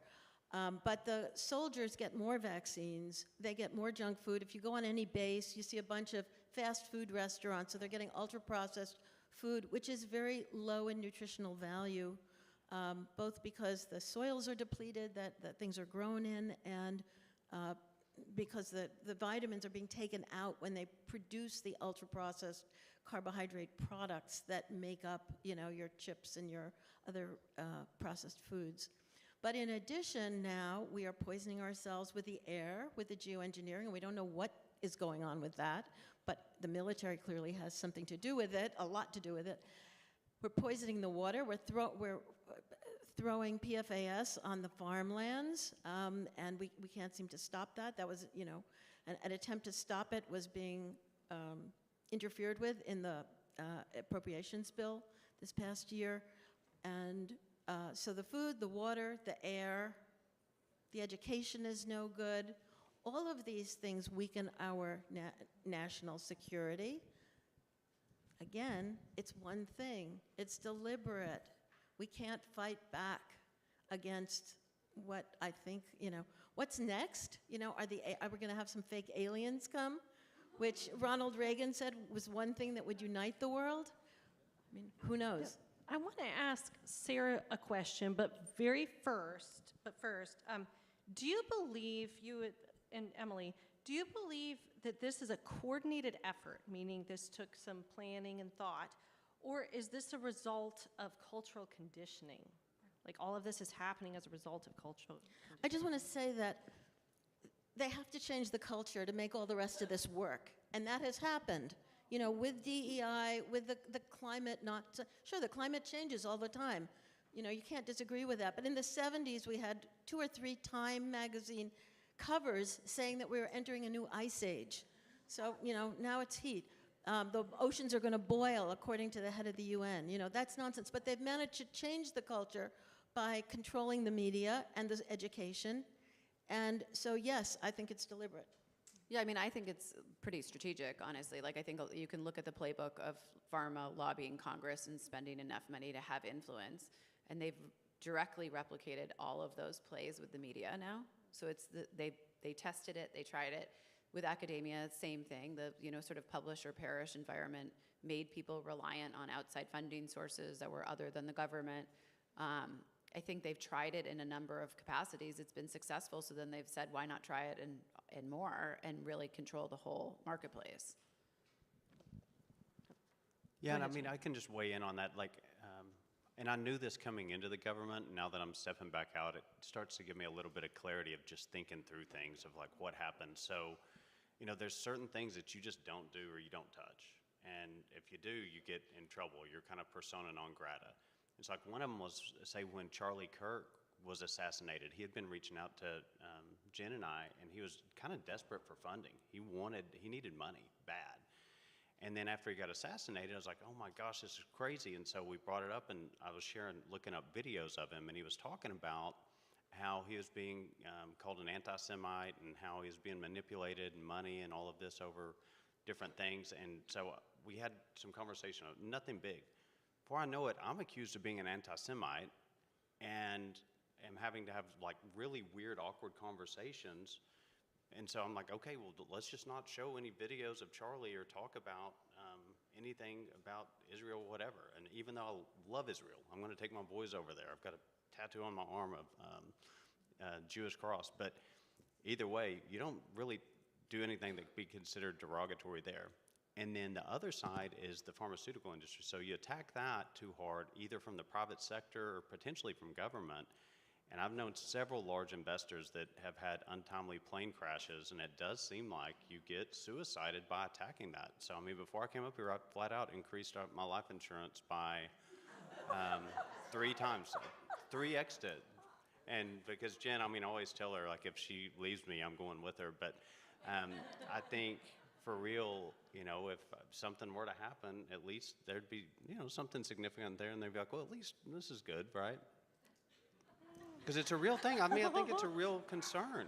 Yeah, I understand. Wow. Shane, do you want to say anything after that, Sarah? He's not wrong, but man, Right. whew, can they turn the AC up in here?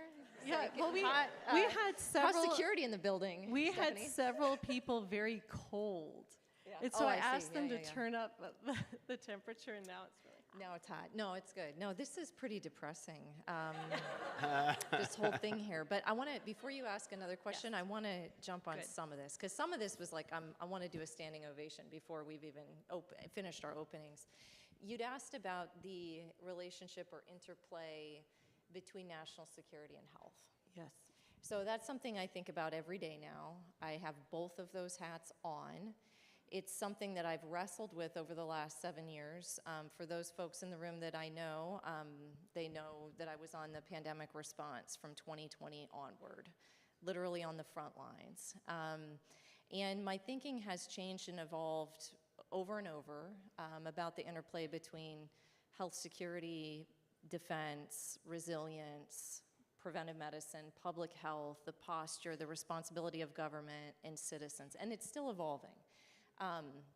And I'm here really today as much to listen, more so to listen than even to speak, because everyone has such valuable perspectives to share. I mean, these folks are incredible. I'm in very good company here. But also over that stretch, I've referred to it as dark night of the soul. It was very difficult. I've been, blue-pilled, red-pilled, black-pilled, white-pilled, purple-pilled, sparkle-pilled, fistfuls of pills.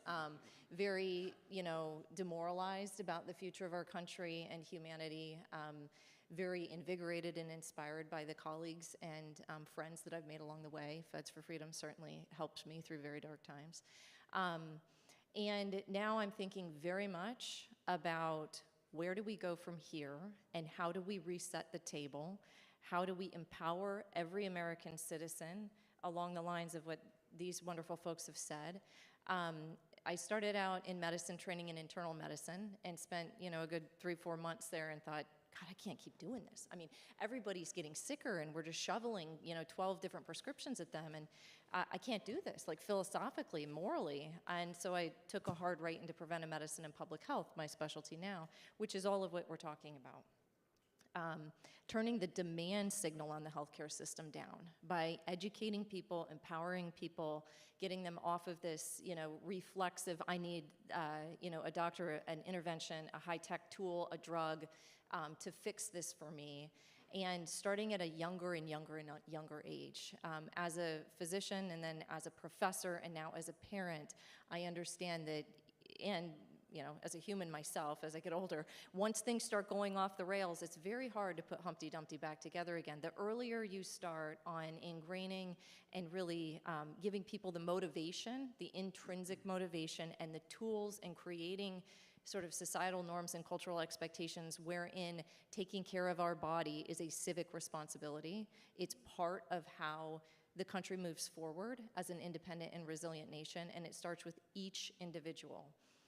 I often like to point out to people that your body, like this right here, this is the one asset you have from the minute you're born to the minute you die. It's the only thing. A lot of people take better care of their cars or their, iPhones or like whatever it is, but this is it, man. This is the thing. And I know we're going to get to technology, nanotechnology, and I love technology. I love innovation. I'm an innovator, wore regulators clothing for quite a while. And innovation is great, and we must keep pushing forward on that. But it will not solve everything. And at the end of the day, the best kind of medicine is the kind you don't need because you've done it well and you've lived a great life. I mean, I also practice medicine in a few different countries. I'd rather be, if I need high technology and high-tech medicine, I'd want to be here in America, okay? So like I'll give America its credit with regards to our innovation and our economy. But you want to do everything in your power to live the best, most wholesome and fulfilling life you can as a matter of national security. But, we can talk more about that if you want to. Are you saying the way out of this is to own your freedom and in that owning your health? Yeah, they're intertwined. Yeah. Yeah. And how would you define own your health? I think owning your health, that's a good question. I'd love to hear what others have to say as well. My initial reaction as a preventive medicine physician is first being aware that you have a body, which is, believe it or not, I'd always do, in the emergency room, I do a review of systems. They'd come in with a chief complaint, and they'd be like, something. And then I'd say, is anything else wrong? They're like, no. And you go through the head-to-toe review of systems, and the thing lights up like a Christmas tree. You're like, really? So, just having general understanding and awareness of how the physiology, how this vehicle works, right? And taking ownership of it, respecting it. And then making sure that you're a good caretaker and steward of that body every single day. That's ownership. And then the freedom portion, things are going to happen. People are going to get injured. People are going to get sick. Some of this is unavoidable. Eventually, we will all die. Like, that's where we're all headed, at least at the moment. And so that's an inevitability. But what you want to do is you want to push those things out as far into the future as you possibly can. And so for me, that's living the most realistically free life from a health standpoint as you can. To live the life that God has for you. That's right. That's right. Yeah, so I heard this recently, and I agree with it, but our wealth is our health. So like your true wealth is in your health, because if you take care of your body, you're going to live a much more vibrant life, you're going to live a happier life, you're going to have fewer medical complications. The one thing that I wanted to add to it, though, is that there's a big difference in what we're taught, whether it's in school or by standard Western medicine or by even historically within a lot of our agencies, centers, services up here in federal government is not, they just turned the food pyramid upside down. So it's incumbent upon us as individuals to look into what's right and what's wrong for our health. Now, AI is coming along. That's helping a ton. One of my partners, the thing I invested in a long time ago, they're developing this app to where it'll have like CGM, ketone measurement, all these different components to where it'll track your Fitbit, Apple Health, and tie it all together and have AI, and it'll tell you everything that's going on with your body real time. So you can see, like, then what's good for you and what's bad. But these 2-year-olds, whatever people are putting in their body, they don't know the difference. Me and Jen, as young parents, I was a Western medicine trained healthcare administrator. We took their older brother, 3 of my young boys are back there, but they're big brothers at Tech, took him in, got him all his vaccines, and sure enough, he was having seizures, and he's got a variety of immunodisorders and different things that these other 3 boys have, and I didn't take them for it. So I don't know why it's so different with them than it was with him. I don't know. Y'all can talk about it. I can't talk about it. That's one thing you don't talk about up here. By the way, that got me in big trouble, is trying to change up some of the recommendations on the vaccine schedule of, why do 2-year-old girls need something for sexual things that they probably don't need to take until they're like 15, 16, Well, right? that's why you have us. We can talk about Yeah, it with y'all no can talk problem. about it. Okay, we need to talk about nanotechnology, then we're going to talk about fraud, and then we're going to talk about the big problem that we're seeing in military with vaccines and all of that, nanotechnology. So I used to lecture on nano, so I'll just keep it short, and then we can move on to other topics. If people have other questions, I'm happy to talk afterwards. But I hinted at this earlier. I mean, I'm an innovator, and I love science. I love tech. I love thinking about the future and what we'll be able to accomplish. You couldn't imagine a life the way that we live it now 50 years ago, 100 years ago, and there are great advances, okay? So I'll just say that. That's great. But I also developed and taught a course called Societal Implications of Technology. And this is a principle that has carried sort of through life in medicine, in dealing with R&D and science, and then also in government as a regulator. It's about anything that you develop can be used for good or evil. It can be used for good or bad. It has the intended uses, the intended effects, and then it has unintended consequences, right? And so that's where we often get into trouble with technology, including nanotechnology. Wanting something to be true does not make it true. Hoping that something can do X, Y, or Z in medicine or public health does not make it such. And where we really get into trouble is where we, the royal we, pour a lot of money into that thing, and then it has to be made true no matter what the reality is. And so, that's where you go into the Orwell section of the library. And I spent more time there than I really wanted to inside the machine in the last many years. These are the guiding principles that I'm now thinking about in terms of the framework moving forward. One that welcomes and supports and promotes biotechnology and innovation in America for American prominence and dominance in cutting edge, you name it, fill in the blank.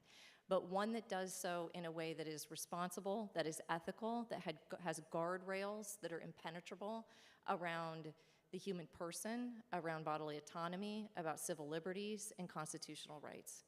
And so, these are the lanes. They sometimes battle for dominance or territory or who makes decisions or where the money goes. But we have to figure out how it all fits together. Back to nano, I worked in semiconductor. I ran an occupational health program for the semiconductor industry. And there was also the balance between how do we make faster, smaller, smarter computer chips and how do we protect the workforce who's exposed to engineered nanomaterials as part of their job. And a lot of that portfolio was nanotoxicology and biodistribution. So when I became a regulator, and of course FDA regulates nano-enabled products. Those include drug delivery systems, more recently, quote-unquote, vaccines, which are really gene therapy products. And where I think the responsibility really has more, we have more ground to cover with regards to responsibility, is ensuring that those products don't have unintended harms and consequences, meaning adverse events that haven't been sufficiently tracked. So there is promise there for a variety of different treatments, but that's where we're at now. Why would nanotechnology be so exciting for medicine and vaccines? Well, vaccines, I don't think we've seen as much play out in terms of promise as we have unintended consequences. For things like targeted drug delivery, nanoparticles and nanomaterials are attractive because they can move through different spaces of the body that larger materials can't. So they can cross blood-brain barrier, they can accumulate in different systems and organs. You could theoretically target them if we're able to do that. Why would crossing the blood-brain barrier ever be exciting? Like, why would if you have that a brain, ever be good? if you have a brain tumor and Okay. you want to get a chemotherapeutic product into the brain to kill the tumor or a gene. Okay. Yeah, so if there's something pathological in a body system, if we get to the point where we can engineer nanomaterials in such a way, you could eliminate that thing without the biodistribution problem. Now, what are the effects of, like, bad effects on the body of nanotechnology? These are still being sorted out, actually. So, you know, part of my lab was looking at nanotoxicology and accumulation and excretion patterns. So there's more that's unknown than known at this point about most of those materials. Do we have any, like, list of symptoms? It depends on the material, specifically. I know, now you know I've become a bureaucrat when I No, say it always depends. No. Well, what are the, because we don't know what we don't know, what are the kinds of material? Like, what are we talking about? Well, one of the things I looked at most was carbon nanotubes and nanofibers. So those, they're smaller than asbestos, but they can cause hyperinflammation in tissues that they accumulate. So one potential unintended consequence would be triggering inflammation, would be triggering the body to have an immune response to that foreign object. This is not I mean, this is how the body works. You see a foreign object, you go for it, you try to attack it, and that can sometimes create problems, especially if your body's not able to excrete it. The thing about engineered nanomaterials is they don't obviously exist in nature, so your body hasn't seen them before. That makes it very difficult to predict exactly what the full spectrum of biological responses will be. So an area for more research, for sure, but we have to, you know, we have to embark on that research with a very open mind and a spirit of humility in knowing that there are a lot of things that we don't know. So I got a very interesting question that I'm going to pose to you. Have you looked into the effects on the body from nanotechnology and how it may mirror symptoms of viruses or even quote, viruses, or something like Havana syndrome? Oh, that's interesting. I might have to do some research on that and come back to you. When it comes to mirroring or mimicking viruses, it's sort of like I just said. Your body's identified something that is it's not natural, it's not part of self, and you're going to mount an immune response to it, just like you would a bacteria or a virus or a fungus or any other pathogen. Even if you get a splinter, right? I mean, your immune system is phenomenal. Unless it goes, you know, starts going awry, and we have a lot of autoimmune diseases on the rise here, of course, including in children. But it's the same sort of phenomenon that's triggered. Where I see us running into problems, and I've seen this in bureaucratic think, is this mentality that we're able to predict and we're able to know and we're going to look for X, Y, and Z because those are the only possible things that could happen. That's very hubristic. That's a big problem, and it's not, you know, necessarily unique to government. I mean, these are humans. I won't go off on the diatribe. Well, no, we won't go there. But you know, when it comes to the government and characterizing or personifying the government as a thing, an entity that has will and volition and you know, is coming up with schemes, I always like to try to temper that since I've been inside of it for long. I mean, I know it's an organization made up of human beings, just like any other institution in society. And these human beings are primarily motivated by their own intrinsic desires and needs and wants and self-preservation. So there might be, you know, groupthink or group strategy or this or that, but what I've observed working side by side with federal employees from, you know, literally the bottom of the organizational chart all the way up to the top is the overwhelming phenomenon is that people are just like you and me. They're just like you and me. And most of them are civil servants. Most of the federal government are civil servants.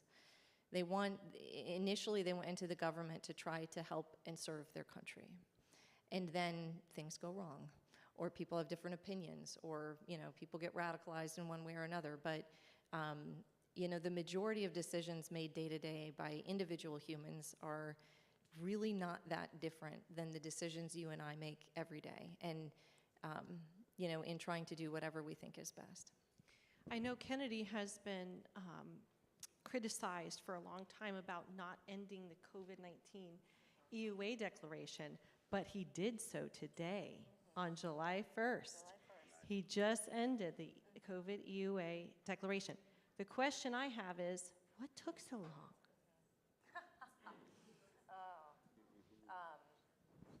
I can't give you, I know, I don't know if I can give you a single answer for that. Broadly speaking, there are like 10 million priorities. It's one of them. You know, I will give you sort of recovering regulator perspective, it's much harder to change things when it comes. EUA is a regulatory statutory authority, so it's the question and the pushback with regards to moving those is, will products remain available until a time when they can be validated for full market approval? So we started actually preparing for EUA revocations years ago, and the challenge was, will products remain on market? Will those developers and sponsors have enough time to submit validation data for 510Ks in the case of devices, or full approvals for other products? So that's the type. I'm not telling you that's the answer. I'm telling you that's one of the examples of the discussions and considerations that goes into that timeline. I also saw people asking, well, why in 12 months? Why not today? You know, I don't have a great answer for that either, other than it's been my observation that EUAs remain on market for many things, including other infections. Like I'm working on Ebola right now, and was working on Hanta. They tend to linger for quite some time as a sort of as a modus operandi. And I'm not saying that's correct, I'm just saying it's my observation. Okay. Thank you, Sarah. Okay, I wanted to go to fraud, and then we're going to talk about military. So we're going to spend a couple minutes on fraud. Shane, you saw some fraud in OPM. Yes. So tell us what you saw, how you saw it, and what it means, and why the whole thing is a national security problem. Okay, so I'll rewind back as far as just kind of my original intent for coming up here. My hope was I had a 16-point plan that was called the WellCare Plan, and that was Secretary Kennedy's and Trump's overall health care plan to implement that. And then the second thing was the FEHB plan, $79 billion a year. It's been in place since the 60s, does not get any of the claims data until about a year later. So we don't really know what's going on within the program. Now, the insurers, they're supposed to be doing fraud, waste, and abuse detection on it, but really, we don't necessarily know if we're doing duplicate payments, multiple payments, you know, if we have a variety of different fraudulent scams going, if we've got overbilling, we don't know. And I mean, while I was there, we caught a case, I think it was like $400-something million worth of potential fraud, or probably more likely abuse, that was from like 2020, 6 years ago. So one of our big pushes was to get the claims data, and it was a battle. And this is where earlier Joe was talking, and Sarah really couldn't go into it, but you know, I think the president and the secretary don't always get all of the information. There's folks in between that have their own agendas, and they filter things out, and they'll kind of twist things around, and they make it to where the real truth doesn't get all the way to the top, and they'll actually vilify you if you push it too hard. So we fought internally for 8 or 9 months before finally the vice president's task force on fraud, waste, and abuse came in and helped us to open that up to where we could actually have permission to get this claims data. But some of the things that I saw were, I mean, these are asylum seekers or folks that have come over here illegally, or they have maybe a visa, whatever, but they're from other countries. They're coming here and they'll set up, say, an audiology clinic, or they'll buy these little DME, durable medical equipment companies, and they'll buy them for like $1 million that have been in place. They have all their billing codes set up, all the approvals, and they will ramp that thing up to $60 million in billing over the next 6 months, and they'll collect about $45 million of it. By the time they're caught, all that money's been transferred back to their home country that they are seeking asylum from, and in some cases, when they're going to get them, they're either already on a plane and gone because somehow on the inside they know what's happening, or they're catching them packing their bags headed to the plane to get out of here. So, and this is happening fairly rampantly. So I'm guessing that that effort will end up saving the federal government about $2.5 to $3 billion a year just under FEHB. So we'll see the end results if they implement the whole And would you plan. define that for people who do not know what that is? FEHB, so that's the Federal Employees Health Benefits Plan. So that's over, and when we're talking about national security, this is all the federal workers, the retirees, the annuitants, the postal workers. That's the insurance coverage that I was over for about a year. Wow, so it was like a Nick Shirley investigation that you were doing. So, and it's not me that does them, right? Now, as part of the plan, we were going to have an internal operation set up that's going to be able to do like the smaller, easier investigations underneath the OPM umbrella, but it's really the IG, and so that's the Inspector General. The IGs are the ones that are really doing the heavy lifting on all of the investigations, and they're the ones that they can actually go out and do site visits, and they can do everything. So they would brief us on what they were doing, and they're really good at what they do, but they don't have the resources. I mean, they're just under-resourced. If it's not over, well, I'm not even going to say that because then it'll give people ideas, but it has to be a really high limit to even justify them going after it. But Shane, why did you leave? Can I ask why you left? Yeah, I think that's fair, and I'll give the high level on it, but you know, out of the agenda I had, the well care plan, there were the 16 points. And there was some of it that was just going to be a no-go, you know, from family history and what happened with my oldest son. I have a big issue with some of the vaccines, not all of them, and I'm not anti-vax, but there's real changes, common sense, basic changes that need to be made. And it doesn't take a scientist or a physician or whatever to figure this out. Just look around and you can figure it out. That's a no-go zone. I had a cousin, kind of more like a sister. She overdosed opioid stuff. Well, a lot of my non-pharmaceutical intervention components, those were implemented, not fully, but I was basically getting in trouble for pushing too hard on that. My faith-based care components, those got shut down and those got kicked out. Fraud, waste, and abuse, that was a big win right at the very end, so I was thankful for that. But basically, I was told that I wasn't going to get any more of my agenda completed and that I essentially pushed a little bit too hard. So I'm not going to stay up here, sacrifice time away from my family and making money in my businesses if I'm not going to make a difference. So it was just time. I have noticed a lot of the good people are leaving. And I will say, I think if President Trump knew what was going on, I don't think he would be thrilled. I agree. I want to spend the last little time, we have a lot of questions, but I want to spend the last little time talking about autism, the military, children's vaccine schedule, because we have a big problem. 100,000 military personnel were either kicked out or left the military in the past 4 years. This is a big problem. Like, that's a direct national security concern. But then you think of the high autism rates. It's 1 in 31 children? 1 in 31 children. But the prevalence rates are much higher for military families, too. Oh. So Brian Hooker and Carl Jablanowski at Children's Health Defense, my colleagues in the science department, published a study a couple of months ago where they used data from the U.S. Census Bureau's National Survey of Children's Health and some TRICARE data. TRICARE, for those who don't know, is the military insurer. And they found, and I wrote down because I'm never going to remember all these numbers, so I'm going to read them. For children of mothers with any military service, that means current service or prior service, their children are 46.1% more likely to have an autism diagnosis, and they're 60.5% more likely to be diagnosed with severe autism.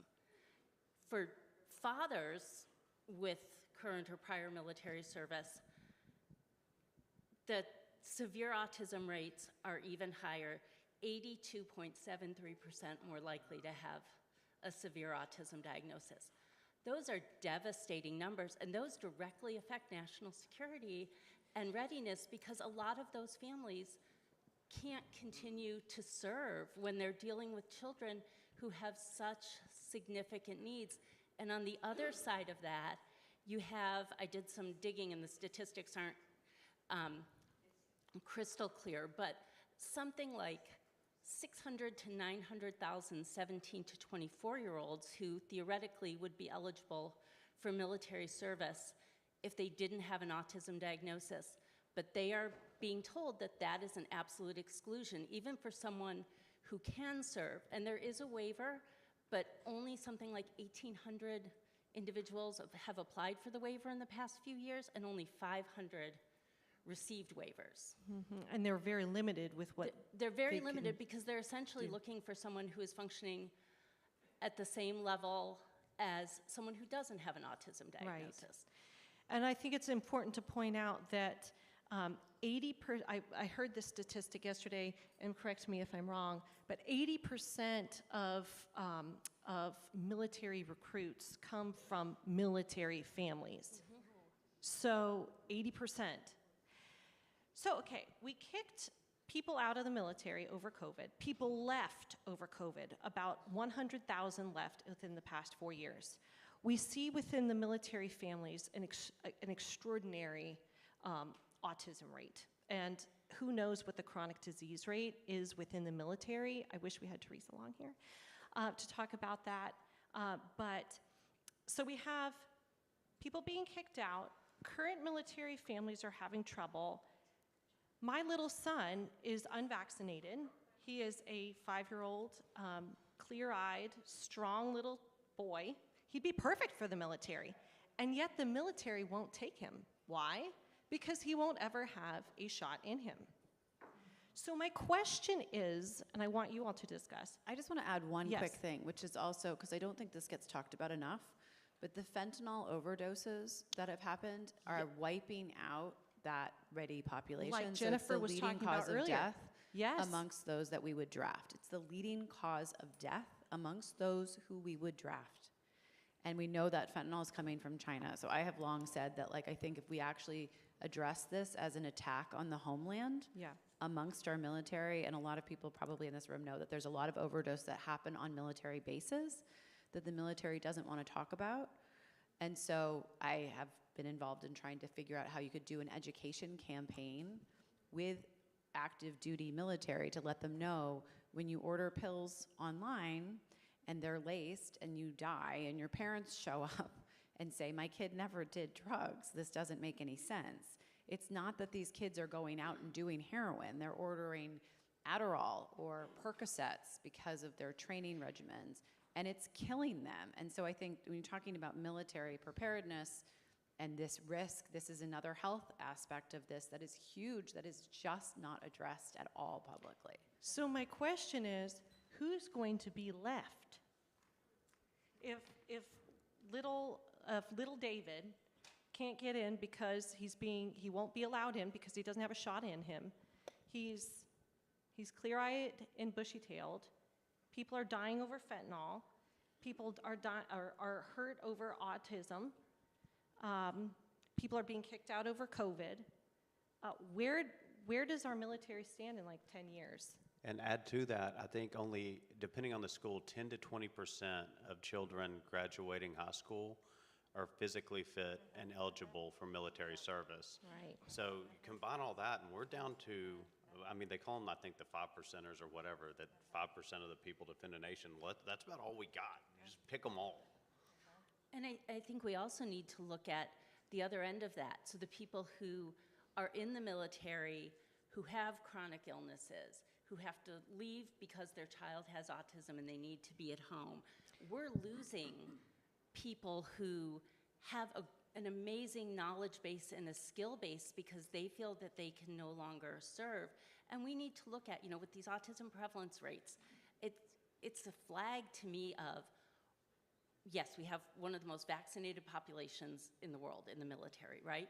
But there are other toxic exposures as well that we need to look at what our service members are being exposed to. Why do we have these higher rates of autism? Why is there so much chronic illness? The other one that I've been very adamant about is testosterone. So we have like a testosterone crisis in the military. And so there's a really interesting sort of just biological thing where women have a 28-day cycle and men tend to have a 24-hour cycle. So when guys are leaving because they're depressed, what is the first thing they do? They put them on SSRIs. Well, what do SSRIs do? They increase your fat, which is where you hold your estrogen. So it's actually, if you have low testosterone and you're put on an SSRI, you're just making the problem worse. Yeah. And so if you put them on testosterone replacement therapy or even a low carbohydrate diet, because oftentimes that higher insulin is counterbalancing the high testosterone mixed with trauma and all kinds of other things, you would see a remarkable decrease in the suicide rate. And yet no one wants to talk about hormone replacement therapy for these guys. So we're happy to put them all on SSRIs, which makes the problem worse, not better, rather than treating the root cause and testing them for testosterone when they get home or abroad. I'll just say that I used to treat a lot of Gulf War veterans and people who were injured from anthrax vaccine, and they almost invariably had low testosterone levels, which I attributed to their toxic exposures.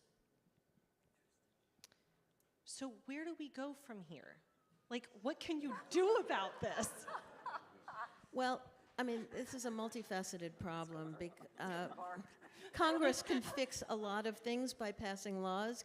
Congress can basically supersede the Supreme Court if it chooses to, but it's bought. It's bought by pharma, it's bought by Big Chem. Big Chem pays more to Congress members than pharma does. But pharma has very high profit margins for many of its products, including its top vaccines, up to 40% or more profit. So that means there's a lot of money available for what we euphemistically call lobbying, I would call bribery. And and now many countries don't allow that. They have price controls on pharmaceutical products, and were we to implement that, which would take Congress, there wouldn't be the money available to do the lobbying, and we could move that into other industries. So we might actually start enforcing our antitrust laws, because right now we have one monopoly after the other. The whole agricultural industries have all become monopolies or near monopolies, where there's 4 or more companies controlling at least 40% and up to 90% of an entire industry, and they collude together to control prices and everything else about that industry. And we do not have a functioning DOJ that stops that. But if there was no lobbying, maybe we would get back to that. It's a huge lift.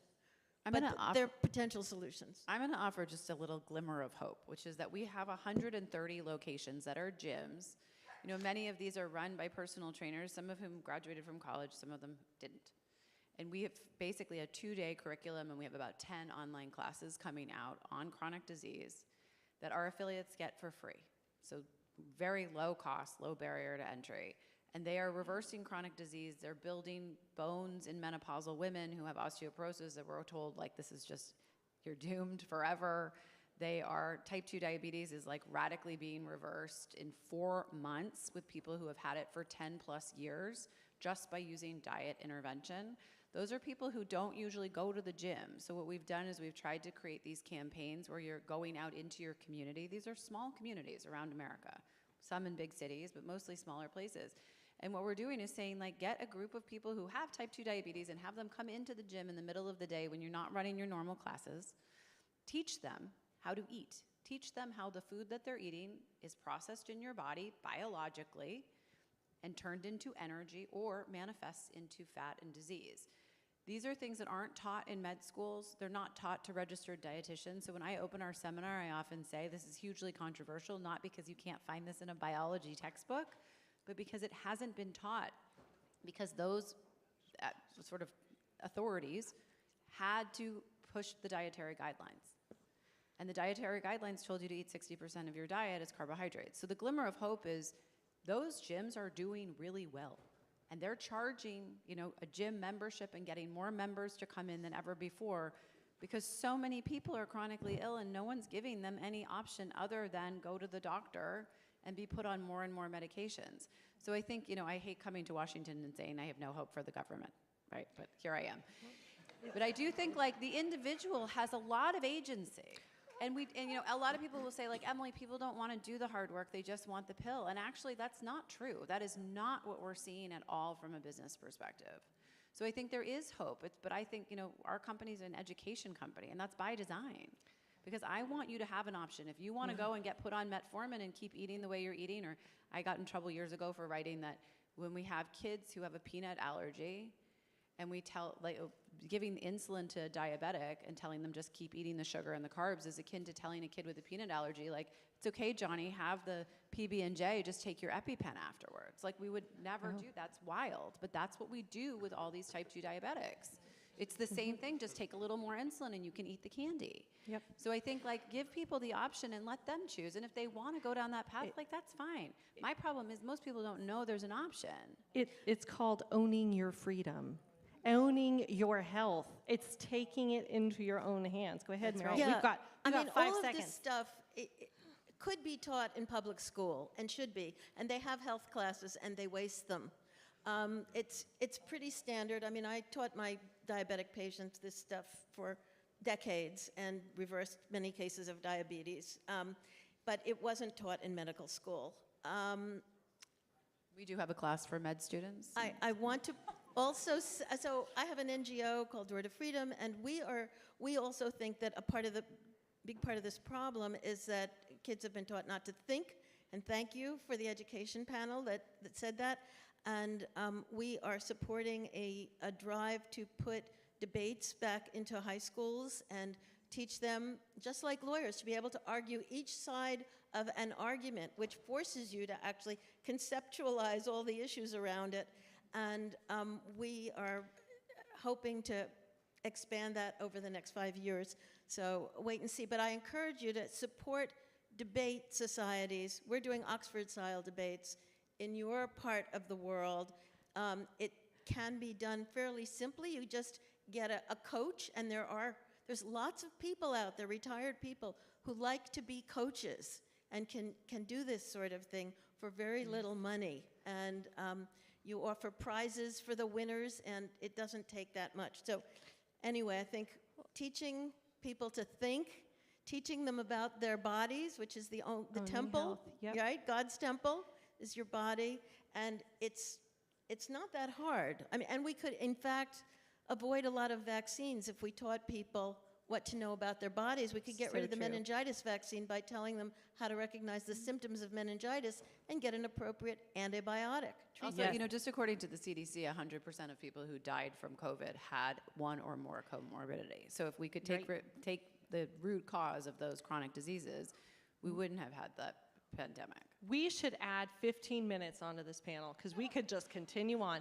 But we're going to give you a 10-minute break and come back with a lack of accountability panel. That is going to be a star panel. You do not want to miss that. We'll see you in 10 minutes.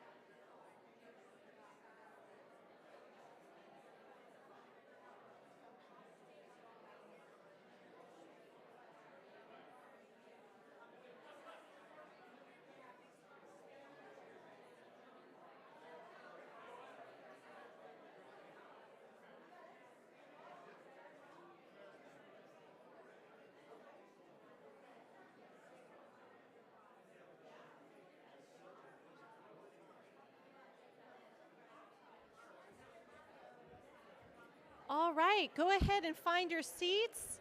I'll give you 1 minute, and then we need to start.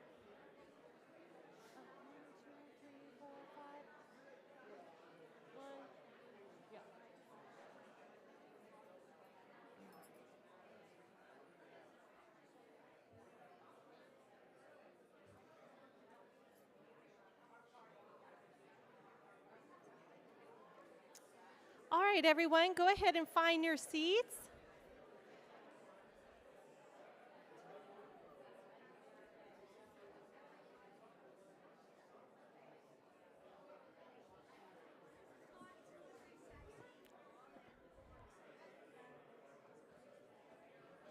All right, we're going to go ahead and start our lack of accountability panel.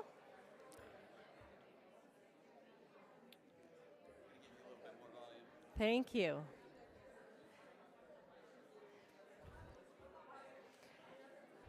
Sarah Brenner is a very popular person. Do you know? Oh, yes. Okay. Yeah. All right, everybody. Well, if you've enjoyed what you've heard today, know that Feds for Freedom does have a podcast on which we've actually interviewed many of the people here today.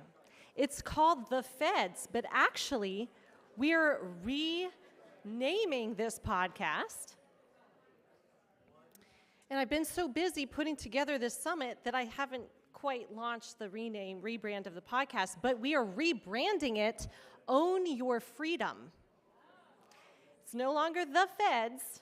As when people hear that, they think, oh no, you're establishment. And I say, oh no, we're the good guys. So this time, we're going to be Own Your Freedom. And it's all about taking control of your own freedom and running with it. All right. Our last panel addresses the profound lack of accountability in federal institutions and how it breeds corruption, and that repeat policy failures in the end harm the American citizenry and erode public trust. To me, this is the greatest national security threat, the lack of accountability in our government that exists in modern America. Kevin McAfee, the greatest national security threat that exists in modern America is the lack of government accountability. Moderating this panel is Jim Erdman, and he is accompanied by Steve Baker, Dr. Robert Malone, Emily Kopp, and Ivan Raiklin. Thank you all so much for joining us.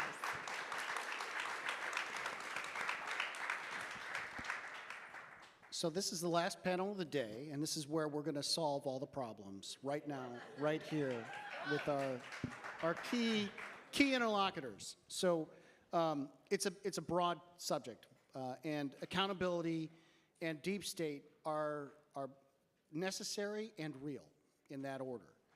And I love the fact that we've got some slightly different disciplines and backgrounds up here, because I think the accountability issue is a multi-variable problem set. We've got a lot of different instances of lack of accountability, and it's coming from every single angle. So just real quick, I also personally think it's really important we have investigative journalists involved in the accountability piece. This is my plug, and the rest of the time is going to be for the speakers and questions. But I think that processes that are in place that allow folks within the government, within the national security infrastructure, to be able to actually address problems, it's completely broken. And it's to the point now that people are making decisions on whether or not the system works. And there's a lot of danger if people entrusted with national security secrets says, you know what, at this point, we got to go to a journalist, and we've got to get that out. But if people don't start fixing this, that is going to be the go-to route. And there is, I'll let them talk about it. I'm not sure there's any wins for folks who take that route. In any case, I'm gonna stop there. I'm gonna stop there, and I'm gonna start by saying each person is gonna have 5 to 7 minutes. Do your best to talk about what they think the accountability and the deep state problem looks like. And then we're going to have questions, and we're going to do our best to address as many questions as possible. That's it. Thanks. Ladies first, or me first? Sure. Oh, okay. Well, hey, this morning I had a very interesting 5 or 6 minutes in front of you because something caught me off guard as soon as I took the podium. The editor-in-chief from The Blaze, who fired me on April 1st, was sitting at the table over here, so I had to edit several of the comments that I planned on making. Now, he is and remains a friend. He was forced to terminate me because I refused to no longer be silent about a particular case that I've been working on for a long time. And because I needed to go forward with that, they were put in that position. I put them in that position, and we came to an agreement, and that was my April Fool's joke that morning. But the April Fool's joke on them, because my termination took place at 9:30 a.m., and at 11:30 a.m., the person that I named as the forensically accurate suspect for the J6 pipe bomber, it was revealed in court documents that she had failed her polygraph tests. So I won that battle on day one. Now, the next thing related to that, and specifically on topic, is what was happening before that. Because if we're talking about the deep state, and we're talking about their penetration and how they've permeated all of our institutions, one of the things that they have permeated, as you know, is the press, the media. We are overrun with that in the press. And it's not restricted to the New York Times, the Washington Post, CNN, et cetera, et cetera, et cetera. They call conservative outlets as well. Beginning in the summer of last year, then Deputy Director Dan Bongino called the president of The Blaze in an attempt to get me fired. A few weeks later, Deputy Director Dan Bongino called my editor-in-chief, who was here this morning, in an attempt to get me fired. Then Ben Williamson, the head of public affairs at the FBI, called my editor-in-chief in an attempt to get me fired. Immediately after that, the then congressional liaison to the FBI, Marshall Yates, called my editor-in-chief in an attempt to get me fired. And then the Saturday before our infamous story came out about the pipe bomber on November 8th, none other than the director of the FBI, Kash Patel, called Glenn Beck in an attempt to get me fired. Ironically, while that was going on, I got a call from the New York Times, a reporter at the New York Times, Alan Foyer, who said, who asked me, he said, are people, is the FBI and the White House and other people calling in an attempt to, you know, interfere with your stories or otherwise get you terminated? And I said, yeah, how do you know that? He said, well, you're not the only one that they're calling. So they're not only trying to influence the messaging from the mainstream media, they are, and in fact, making an attempt to influence the messaging of the conservative or independent media, right-wing, however you want to characterize it. And it's happening on a regular basis. As I mentioned this morning, even to the point where at 9:30 on a Monday night, the Monday before I was terminated from The Blaze, a reporter from the Daily Wire called to tell me that he had 3 sources from the intelligence community who had informed him that I was the person receiving leaks from Joe Kent. Joe and I had a good laugh about that last in the green room here earlier today, because you know, as right. But there's so many other lies. You see, it's hard for me to say, and I know a lot of people really get mad at me on X and other social media platforms when I say this, but the new FBI is the same as the old FBI. Until you eradicate and gut the deep state out, it's not going to change. And it doesn't matter who the political appointee is at the top. They don't run the organization. And that's what we're learning, that's what we're seeing, and that's what we've become painfully aware of. And as I said earlier this morning, is that until you're living it personally in the manner in which I've been forced and subjected to live this for the last 6 years, you don't really know. I can talk about it, I can write stories about it, I can post on X about it all day long. But until you live it, you don't really know it. Well, thank you, Steve. And before we move to Ivan, I just want to say what you're saying, to go back to the point I was making before, is that, you know, you use these, if you're somebody who wants to report wrongdoing and you've exhausted everything, you feel like the system's broken, you actually are taking some real risks if you talk to a reporter, because who knows if they're working for the agency or department that's out there. So anyhow, Ivan, please. Yeah, I'm going to kick things off by saying this. I'm going to first half explaining in detail, I guess, what the problem is, but also how far we've come in solving it and what we have left to do to get to that, my ideal. And I like to say that I compromise with everybody as long as you compromise to my 100%. So let's start with that. Now that I think most people realize that the problem is our government, as Steve just laid it out, it doesn't matter if it's led by the person you voted for or the person you didn't vote for. The problem lies with that second, third, fourth, fifth, and beyond tier. And a lot of folks in this room, you've worked there. You still work there. So you know who the people left and right of you are. Many of the people, this organization was created, the first title was Feds for Medical Freedom. My guess is that all of you refused the unsafe and ineffective products known as the COVID injections or jabs, and some people now are, in common parlance, using as the bioweapon, right? Before that was a conspiracy word, now you're hearing it more and more, thanks to independent journalists. So knowing that accountability only will happen in spite of our government, unless we have certain elements and individuals in it that we can work with, then you can formulate a strategy to work with the friendly elements in our government to create accountability. Before accountability, you have to first have transparency so that the American public is not against you, but on the sidelines as neutral parties observing, allowing you to create accountability at a minimum. Ideally, you want them on board as vociferous supporters and even engaged actors in making sure there's accountability. You're doing a fantastic job. Your truth, Dr. Malone, as well as everybody on this panel. I want to call out a couple other folks. Robert Gouveia, who's out here, just moved to D.C. He's the equivalent of Viva Frey on CommiTube, I like to say. Putting out the truth with raw-based evidence. You have big influencers on X, like Real Defender 45 out here, and there's probably some other folks here.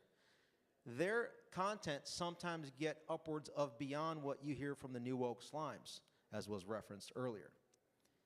That shift is happening. We have to continue to perpetuate that.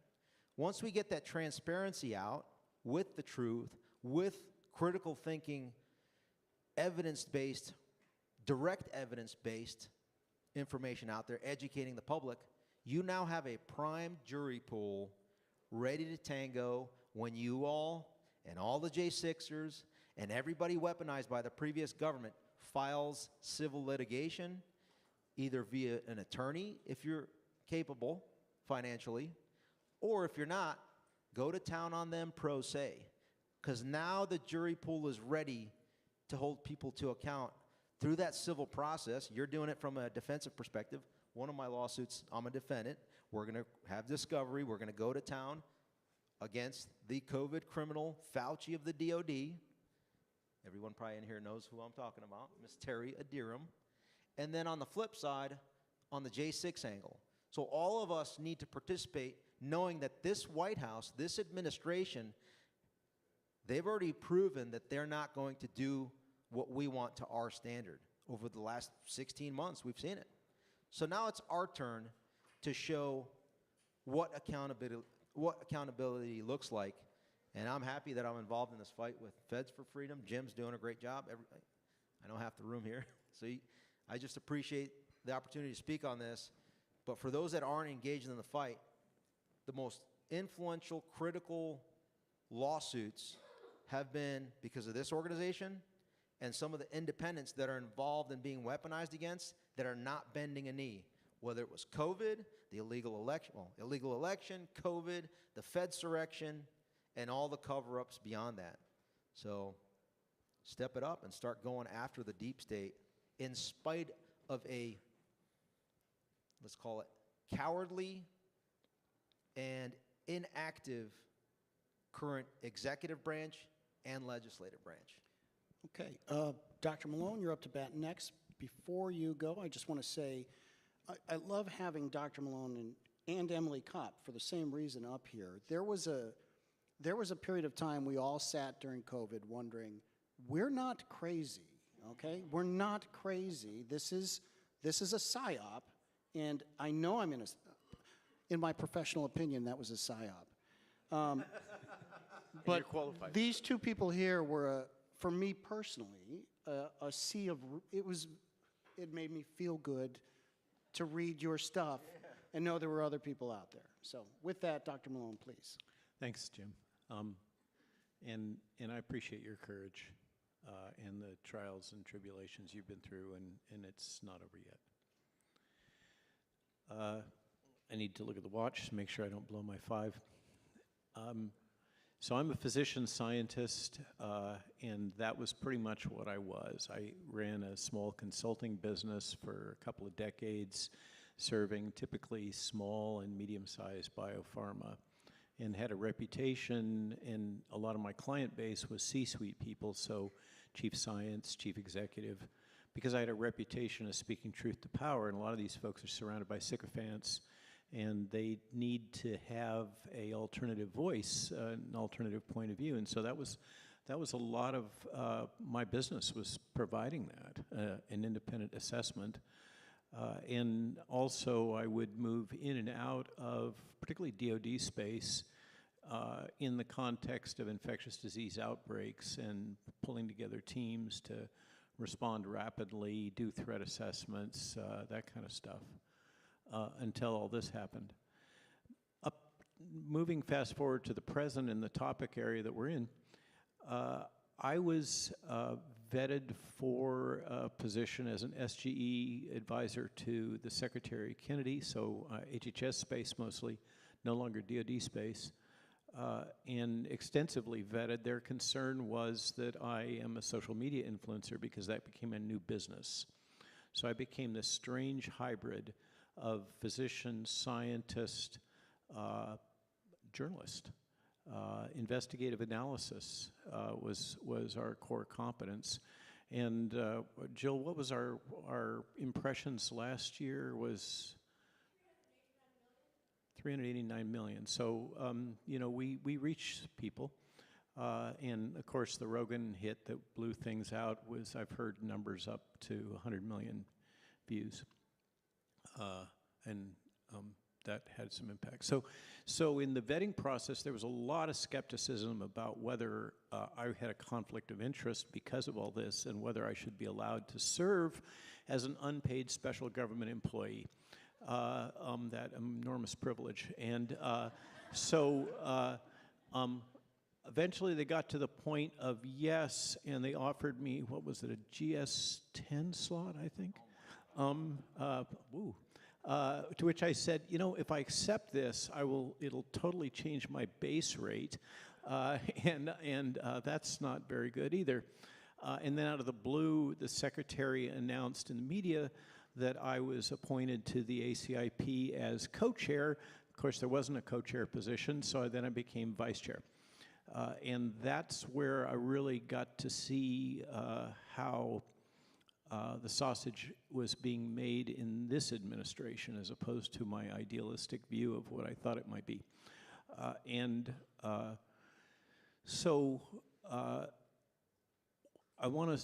I'm just completing 2 books. One is called The Chronic Rebellion, that really focuses on the arc of American populism and the Maha movement, and where I predicted it was going, and it's pretty much on track. So it's likely to sunset, I think, and it seems to be doing everything it can to sunset as quickly as possible. The history of American populism, among other things, is that these movements occur but they are typically involving people who are not experienced in managing the federal government, which is a huge, complex enterprise. And they tend to get into power and then have to encounter all the compromises and reality of what governance involves. And they lose their way. They're typically incompetent because they don't understand how to manage things. And that's pretty much tracking with what I've observed at HHS.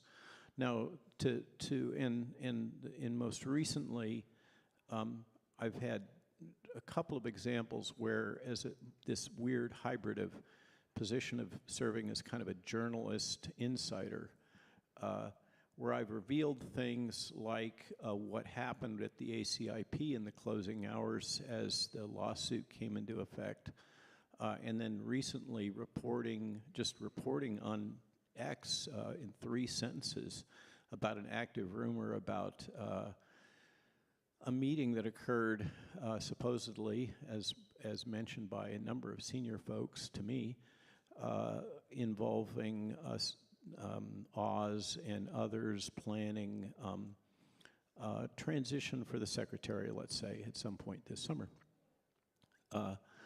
That resulted in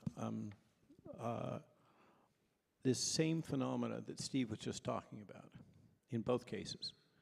And what's interesting here is that this behavior is not coming from deep state. What I've experienced, and this is practices coming from these ostensible populist folks. The message management and spin control seems to have kind of a standard playbook that's been developed over decades. And unfortunately, a lot of that playbook no longer works in 2026 decentralized social media environments. And this business about shoot the messenger, which is what you experienced, what I've experienced repeatedly, and this is coming from assistant chief of staff level people and others. That strategy of delegitimizing the source, that is the source of the information, seems to be universal, and it's not working. And these folks don't seem to understand that. They're not taking the time to process what the modern media environment is and how they need to interface with it. And I guess that's a good thing. You and I and others are experiencing the short-term pain, but that, whether it's deep state or it's the appointed government officials that are attempting to control messaging by attacking those that are the source of information rather than the underlying issues and problems. It's a superficial Band-Aid approach. It's just no longer functional in this environment. So long as we have people that have the courage to, as you did, Steve, just say, you know, I don't want to lapse into farm speak, but no, I'm not going to do that. No, I refuse to buckle under to your pressure. And if you're going to retaliate against me, as I've been retaliated against now, and just by disclosure, I no longer have any affiliation with MAHA. Okay, my former affiliation with MAHA Corporation ended abruptly, but in writing, consequent to that tweet. So that's the way the game is still being played, and it's dysfunctional. But it's not just deep state. This is standard information control in 2026, and it is obsolete. Now, just I guess I've overstepped.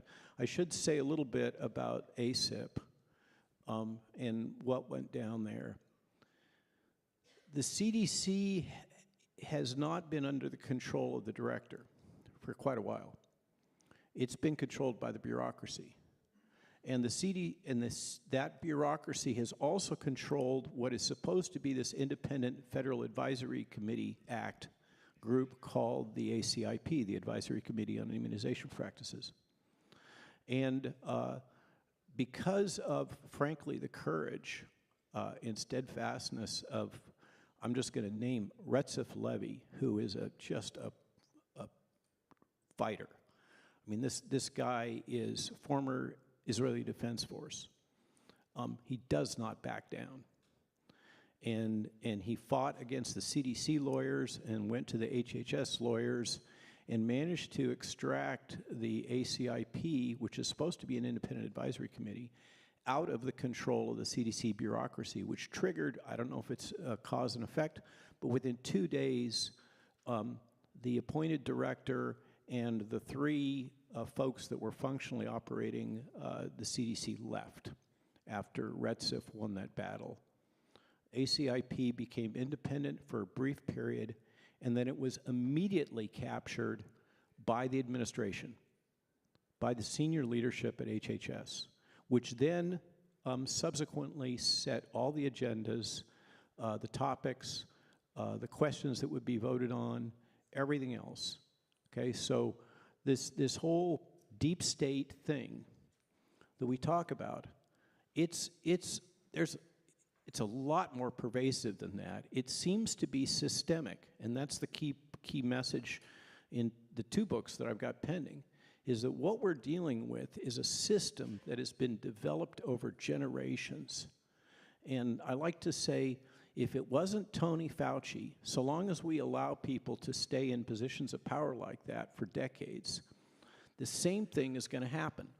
What we're dealing with here, in my opinion, is the consequence of deeply rooted system-based processes that give rise to these individuals, but it's not the individuals, it's the system that's been built. And I'm not sure how we fix it. So I guess I've overstayed my welcome here. Those are my thoughts. And I think that this story about what has really gone on, even under this new populist leadership at HHS that we all had such great hopes for, if you look at what the promises were with the original Maha Commission and you map that against what's been delivered, you can clearly see that even with that level of energy and commitment, and I have no fault with the secretary in terms of his passion, but even with that level of effort, the deliverables have been just minuscule compared to the promise. And I'll leave it at that. Please, Emily.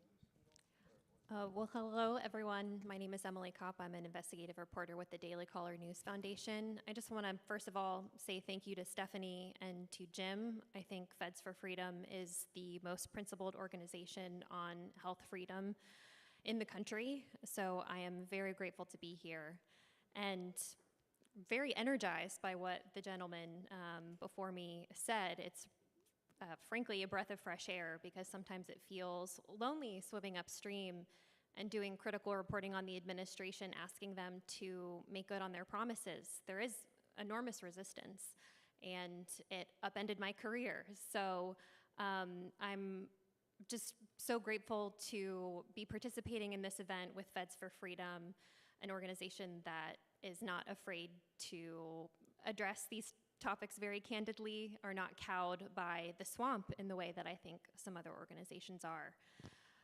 So by way of introduction, my claim to fame is the COVID origin story. So I spent 3 years investigating the origins of COVID, tracing connections between American virologists here in the US to virologists in Wuhan using the Freedom of Information Act at US Right to Know. And incredibly brave whistleblower named Joseph Murphy uncovered this document called the DARPA proposal, which some scientists have likened to a blueprint for COVID.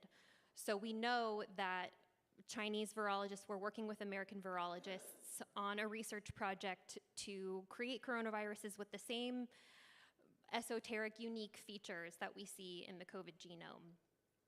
What we did at US Right to Know is we built upon that courageous work, and we found that the American scientists involved in this proposal told their intended funders at the Pentagon, we're going to do this at UNC at a high biosafety level, when in fact in the margins of their grant proposal they were saying, but really we're going to ship it to Wuhan surreptitiously, and we're going to do it at a lower biosafety level, but we don't want to tell our American funders that because they would, quote, freak out, direct quote.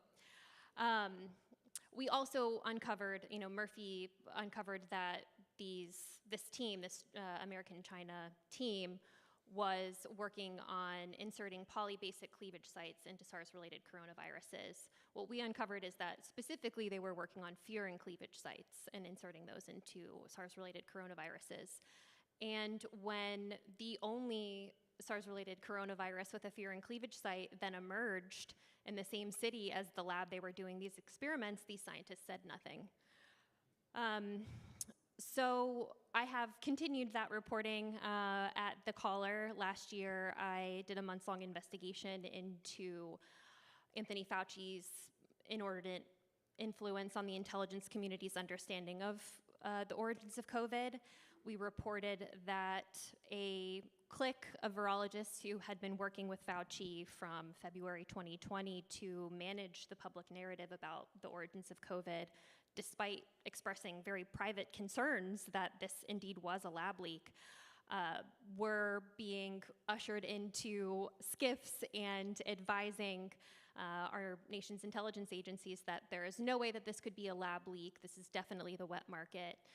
And some of these conflicted virologists who had a big influence on the intelligence community's understanding had direct ties to that grant proposal that I was talking about that some scientists likened to a blueprint for COVID. So I did a big story on that last year. If some of that sounds familiar, it's because we did get a massive step towards accountability thanks to Jim's hard work at the dig. It turns out that Jim was knocking on many of the same doors as I was and was pulling on many of the same threads. And so when he came out with his very courageous public testimony about how Fauci had influenced the intelligence community's understanding of the origins of COVID and had led to the suppression of analysis by some of our premier biological weapons experts at the FBI, at the US National Laboratories, and at the Pentagon, it echoed a lot of what I had reported, and that made me look really good to my editors, so thank you, Jim. On the accountability piece, so we did get that wonderful announcement from Tulsi Gabbard. I'm sure you've all seen it. It's been viewed millions of times on X now. It's a different story at the health agencies. I think the pat, comfortable narrative is we all go through this very traumatic event, a once-in-a-century pandemic, and it unearths, the ugly underbelly of many of our most revered medical and scientific institutions, like the NIH, like the FDA, like these medical journals. And people want accountability, so we install people who showed integrity, showed backbone, called out the lies. And the tidy, comfortable narrative is that that solves it. And I think observing what has happened at our health agencies in Trump too, it's deeper than that, as Dr. Malone was saying. It's more entrenched than that, unfortunately. And we are confronted with this managerial state that doesn't feel accountable to the will of the people. And so we think that we're going to install these visionaries and that automatically these agencies are going to start moving in a direction that the public voted for. But that's not the case, and I think even in some cases, people that have integrity end up capitulating to the enormous pressures of the managerial state, of these civil servants who don't feel accountable to our democracy.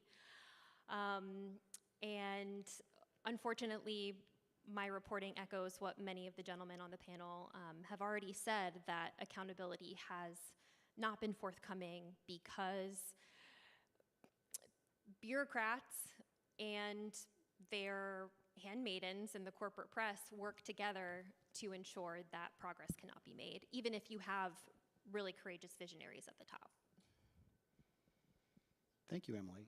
I'm going to make a quick comment, and then I think the first question I'm going to pose to Dr. Malone, but I want to comment on my public testimony very quickly. Really, Dr. Malone, when we were sitting in the green room, he said, listen, it's great you did that, but you can't, that's, everyone here has to believe that I was telling the truth. The real way that this happened, that you can know that what I said was truthful, was Director Gabbard released the documents. You have to have that. You have to have leaders of agencies willing to go up against the worst of bureaucratic guerrilla warfare and actually say, yeah, I'm doing this. So I appreciate your comments, but it's not real until you get the documents, until you get the firsthand. And on that point, everyone here listed off a number of things that are real obstacles, and I'm going to list them for you. We have a failure with our populist movement to effectively get things done. We have infighting amongst the groups that should be all working together, okay, and infighting within the groups. So we can't get along, and so now somebody's got to go. Or MAHA is not getting along with some other group. Really, we're all part of a Venn diagram, so we've got that failure. We have bureaucratic guerrilla warfare, and I don't think anyone said it directly like that, but we got knives out within there. Secretary Kennedy is behind enemy lines. Director Gabbard was behind enemy lines, and whether it's bureaucratic incompetence or they just don't like the apple cart being tipped, you've got that failure. I was at Brownstone Institute, and he didn't say it specifically today, but there's a term I heard for the first time just this month: epistemic capture. It's more than just, you know, pharmaceutical capture of the FDA or those. There's a whole system of captures, and how do you tease that out? There's failure of the news media and grifting. So I think I've listed off a whole bunch of really dark things that we got to get past to get at the accountability. So my first question to you, Dr. Malone, since you brought it up, is how do we get past the problems that populist movements have in getting at accountability? And I'm putting you on the spot, sorry. So in the books, and particularly in the Grift book, I lay out, in that one I think there's 8 different specific actions that all would require legislative action. And this is dark. The legislature can't even pass a bloody budget. They are completely worthless. And there's 3 key, I can't cite them, I'm not a lawyer, there's 3 key recent Supreme Court decisions coming out of a fundamentally conservative constitutionalist Supreme Court, for the most part, that have emphasized the limits of both the bureaucracy and the executive branch to act, and enforced that it's necessary to act in accordance with established procedure, and that's become the new strategy for lawfare. And the consequence of all this is all the power is shifted to the judiciary because the legislative branch won't do its job, and the judiciary has set up a system in which the executive branch can't do its job. So we can list, and I have, a whole bunch of action items, you know, ranging from the most trivial. We should have basically term limits on these major high-profile administrators so that you don't end up with a Tony Fauci building a empire over 4 decades with, I don't know if any of you ever tracked it. Back when they used to have an open phone book, I was able to demonstrate, I think it was Tony had 38 press people reporting to him, and this is just NIAID, this is not NIH, as all you know, that's very different. 38 press people, so just focused on managing media. His shop for managing the Hill was something like 8 liaisons, but well over 30 for managing media. Structurally, we can't allow administrators to burrow in like that and build these empires. And if we saw it with Hoover, but that's going to take legislative action, which just doesn't happen. Nothing happens, and we can go down this list of various concrete actions that could be taken that would change these systemic problems.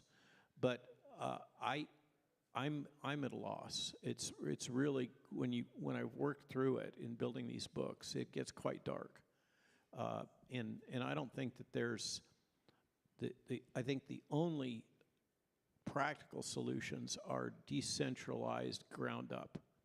I just don't see it because of the structure of our Constitution and our form of government.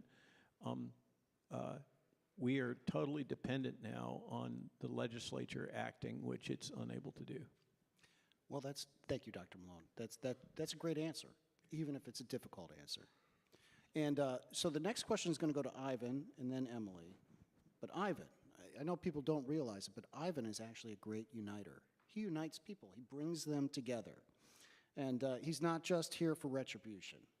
So you have been in contact with many different organizations, many different groups, and not just here in the WDC area, but you've traveled out to go do the groundwork.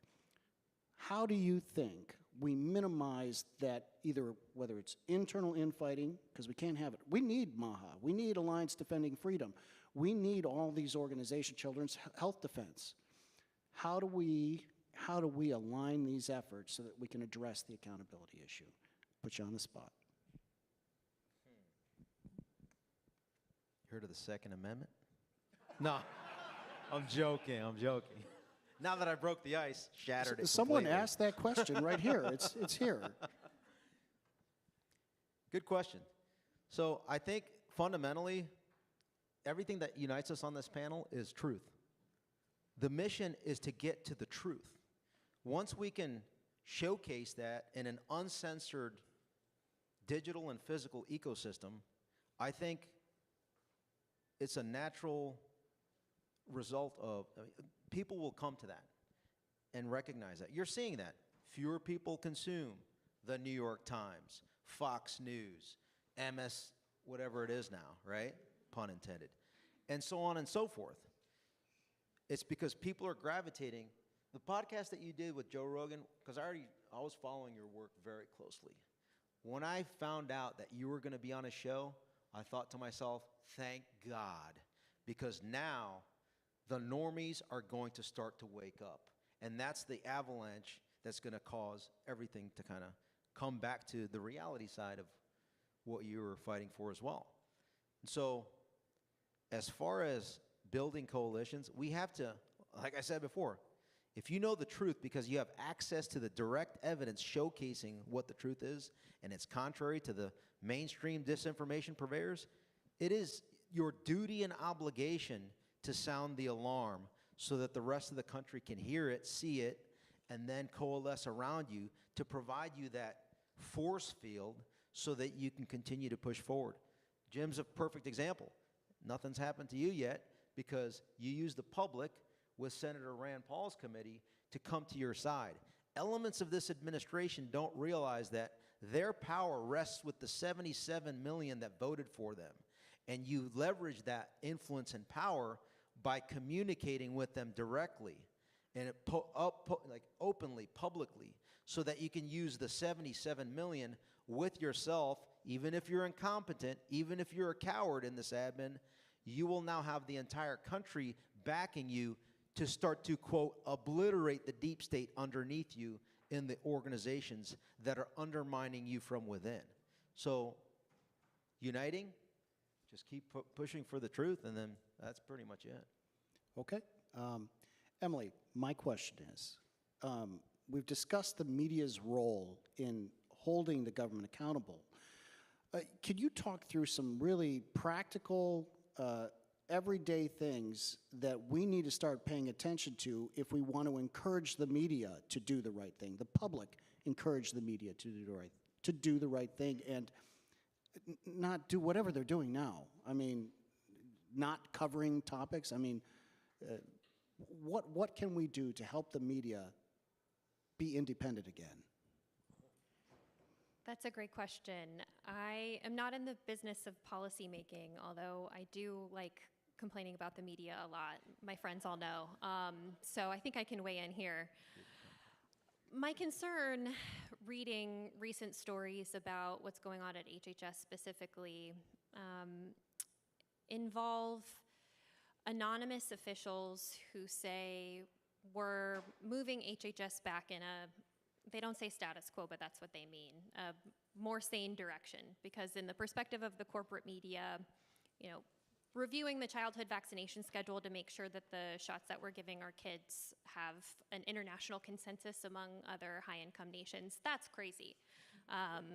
Investigating whether or not COVID shots killed children, that's crazy. You're not allowed to ask that question.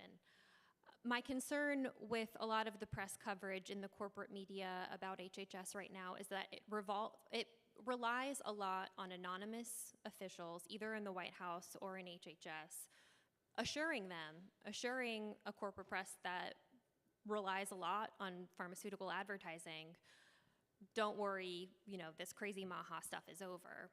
My concern is that these officials saying this, assuring the Wall Street Journal editorial board that speaks to, when you know at Wall Street that things are going to move back towards the status quo, are not willing to put their name on those quotes.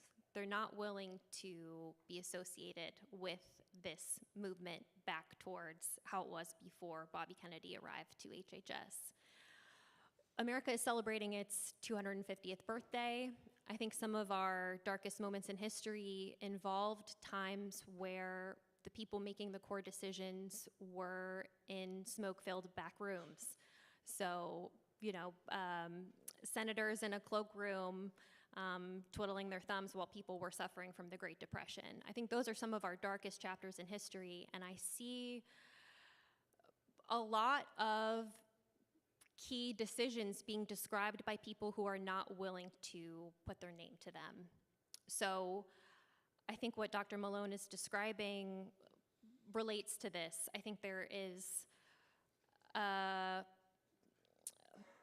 power struggle within HHS right now between the visionaries and between the status quo functionaries.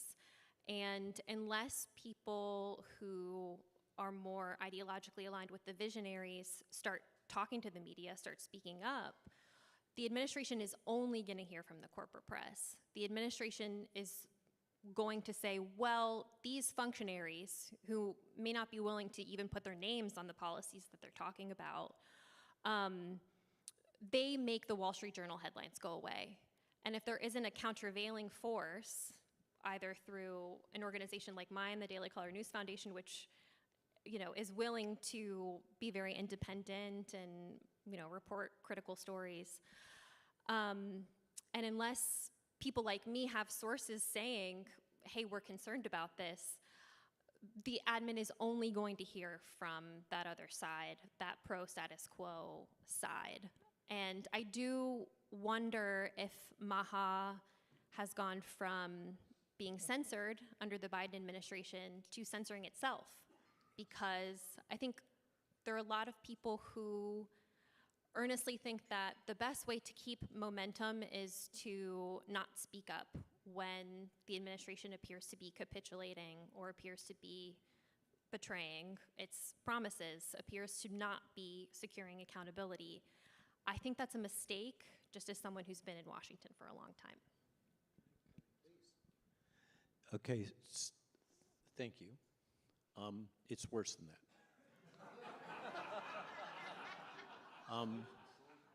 Come on, man, I'm trying to get this positive towards the end. What are you doing? the message control, everyone that has tried to do what you've said has been run out. And, Rich Danker, recent case. And that's all coming from a couple of key points. West Wing, overall chief of staff, deputy chief of staff, to Bobby. Okay, that's how that control is being exerted. If you speak up, as I've experienced twice, the same exact pattern, okay, is if it is not the approved official message coming from an approved official channel, even if it's true, it will be attacked and the source will be delegitimized as the strategy. It's only true if it comes from the approved source. Whether or not it's true or not, or whether it becomes clearly true over time, it is not allowed to be said. That's coming from multiple levels in the administration, from the overall chief of staff on down. The enforcement tools are really, HHS rapid response. It's there, bang, like that. So the folks that are left that haven't been driven out, and some of those that have been driven out are in this room, or close friends of some of those people.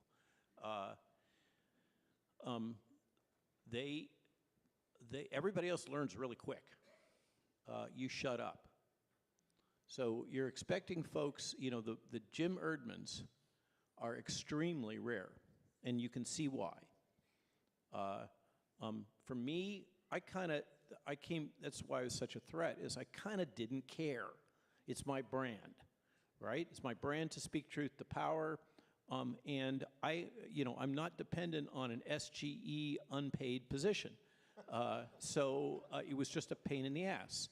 And it was worse than that because it constrained my ability to communicate. But for most of these folks, they are dependent on that. They're dependent on that revenue. They're dependent on that position. They are invested in the status that comes with that position, and it gives them a sense of being and worth, and they are not willing to do the bold thing. And some that are willing are having to do so surreptitiously. And that's what you're seeing. To crystallize it, having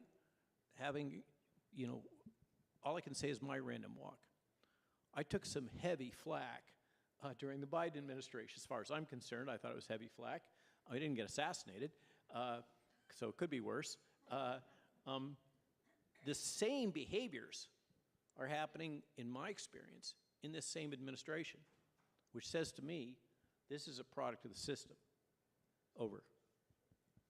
I couldn't agree more. I want to say some of the things the administration is doing are things that would have been completely outside the Overton window 10 years ago are really remarkable. JumpRx, having a food pyramid that actually makes sense. I think people are rightly asking, though, does that meet the moment? Because we have to keep in mind the urgency and enormity of the moment. We just came out of a once-in-a-century pandemic, almost certainly man-made. People were made to take shots they didn't need oftentimes and were injured by them. I recently wrote a story about how FDA career staff revised down artificially, according to a Yale forensic pathologist, the number of children who died from the COVID vaccine, according to internal FDA investigations. Those career staff are still there. The people leaking to the corporate press to undermine the administration's work are in many cases still there. It's a lot of the visionaries, the people who stuck their necks out and put their names and reputations and faces on the line, who got booted or in Dr. Malone's case, have been chastised. And we're left with these anonymous administration officials giving quotes to the corporate press. I would just like to know who those people are. I think they should make the case to the American people that moving away from some of these more innovative initiatives that we saw last year on pharma are no longer viable in the midterm elections or something like that. I think they should have to put their name to their argument and make the case and debate. The Fabrizio Ward poll that was used to justify a lot of this was selectively released. It was leaked in a selective fashion to justify a policy position that was driven by an individual who was deeply invested in the traditional MPH public health enterprise and who sits in a critical decision-making capacity in the West Wing. That's what went down. I mean, and these are folks that are, in theory, Maha-aligned, right? They're supposedly the good guys, but they are finding common cause with, we can use this term deep state is very convenient, but these folks are not deep state, and yet they are finding common cause and working very closely to undermine change. Yep. So I want to ask Steve a question, and then we're going to move into, we've got a stack of questions here. I want to try and get through as many as we can, and there's a follow-up question I'm hoping we can get to from the first panel. So Steve, what I find really amazing about what you've done is you had a single-minded pursuit of one very, very important story for a very long time, January 6th. You got an answer people didn't like, unfortunately. And so why is that story, and this is a loaded question here, why is that story important for accountability? And what are the stories you would like to see investigated with the same ferocity? I actually would like to get back to the story you guys have been working on because that's what started it for me. Had it not been for COVID, I wouldn't be talking about what I'm talking about today. COVID changed my life. It was, I have to give the very, very, very quick version of this, but when we were at the 2 weeks to flatten the curve, my full-time income at the time was I'm a live musician. Now, I was doing my journalism for 25 years on the side as kind of my side hustle, but my full-time income was as a performing musician. And I was a person who was then told that I was a non-essential worker. And 2 weeks to flatten the curve became 2 months, and then I read the tea leaves. It looked like 2 months might become 2 years. And in fact, for my industry, that's exactly what it ended up being. And so I basically, the way I like to explain it is I took my musician life out of the captain's seat of my life, and I moved that to the co-pilot seat, and I moved my journalism to the captain's chair and threw myself into that full time. But it was, ironically enough, and again, I'll try to be very quick with this story. Somebody asked me this last night. Somebody asked me why I didn't take the jab. And I said, well, the first thing was just the raw math. Because during the earliest days, in the beginning and early months of 2020, do you remember the big story was out of Italy at first, the Italian epidemic, and the people singing from the balconies of their apartment flats and patriotic songs and all of that.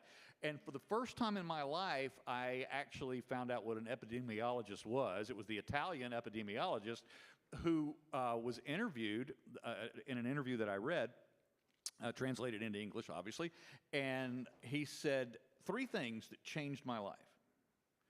He said the first thing was, he said you have to understand that the vast majority of the people dying in our country from this disease, the average age is 85. Now, if he had said 45, well, Houston, we have a problem. But he said 85, and immediately, look, I'm not an epidemiologist. I'm not a professor. I'm not a doctor. But I know 5th grade long division. And I went straight to that mechanism to calculate what an IFR was from my own understanding. But the second thing that he said is he said, now, the other thing is, he said that the person that's 85, as the average age of the individuals dying here in Italy,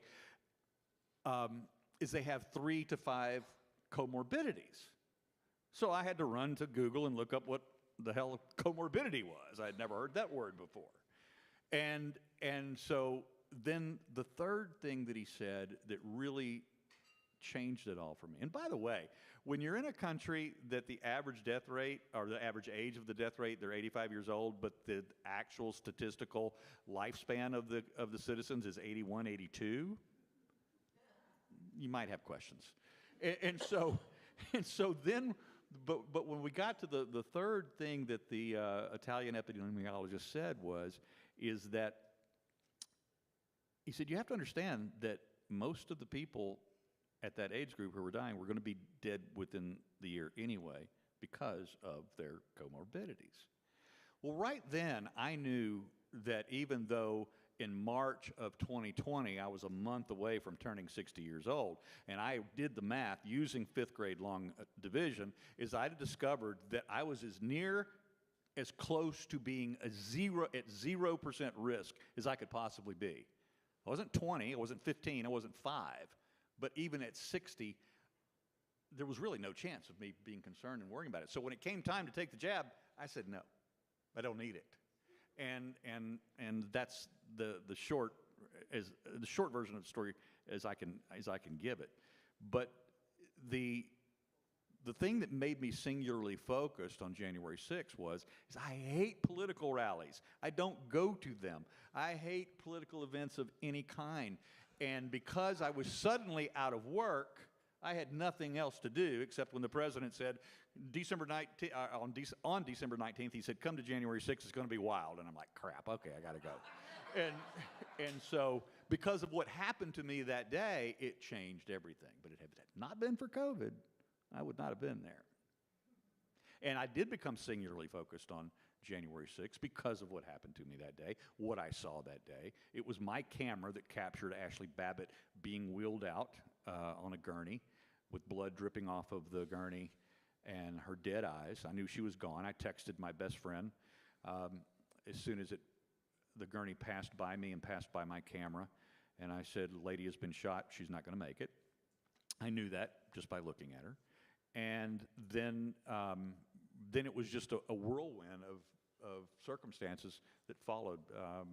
Not only had I already put myself out there as in a full-time manner as being a journalist, but then of course then the FBI threw out their dragnet, and I was caught up in the dragnet, and they threatened to they actually threatened to charge me with, and you're gonna get a kick out of this.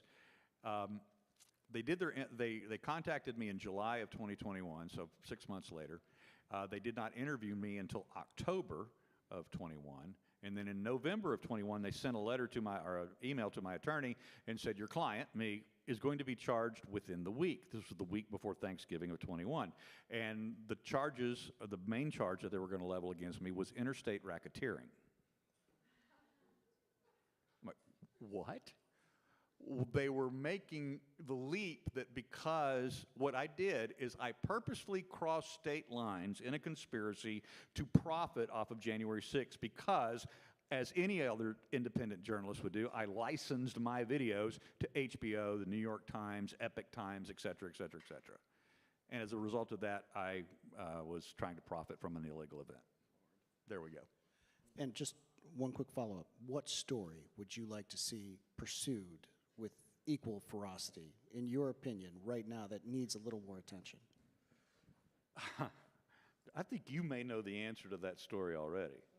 I have been peripherally obsessed with, as a result of January 6th, with the deployment of Department of Defense at the time, Department of War now, assets at the Capitol that day, why they were there, what was the justification legally for them being there, and then the potential use of directed energy weapons known as, in the community and the special forces and intelligence community, as agitation weapons, backpack size, that can cause, according to a 3-star general, and forgive my language, a 3-star retired SOCOM general who told me, commander, who told me, yes, such a weapon exists. With it, we can make you, with it, we can stop your heart, we can make you shit your pants. And I've been looking for that weapon in the crowd, particularly on the west side of the Capitol, because 3 people within 50 yards of one another died of heart attacks that day. Never before in the history of any human protest has that ever happened, except that it happened there. So I've spent thousands of hours on the video. I've had more access to the Capitol CCTV viewing room at the O'Neill building than any other journalist on the planet. I've spent thousands of hours looking and reviewing these videos with our team, Joe Hanneman, an independent investigator that goes by the name Armitage, another individual that's in the room with us right now who doesn't like to be known. He doesn't like to associate with me publicly. And then we've spent the time looking for those, and it was only because I was looking for that I accidentally stumbled on the other thing. Thank you. Okay, the next question. We're going to get a little more tactical here. What are we looking at, in everyone's opinion here, on military accountability for the flu shot that has now been remandated? Is there going to be accountability for service members who, this is it's not recommended for children and others, but you've got, what are we going to see in military accountability when it comes to this backtracking on the flu vaccine? Ivan, please. You said flu shot? Yeah, we can start Let there. me expand it. So we've identified the problem, I think, across the board. Now we have to, I think, address how do we get to accountability and achieve it. So I think that based on Pete Hegseth's performance up to this point on this particular issue, he's doing what he can, but the bureaucracy is pushing back at a significant level. You're seeing outstations trying to push back and enforce in the middle of a summer. I'm not a doctor, but last time I checked, I haven't heard of anybody getting a flu in the summer. Have you? Or not much? So you know that there was this outbreak. Yeah, that's what I'm referring to. Yeah. Outbreak. Yeah. And apparently three airmen ended up. Oh, your mic. Microphone. Dr. Malone, Dr. Malone, use your mic.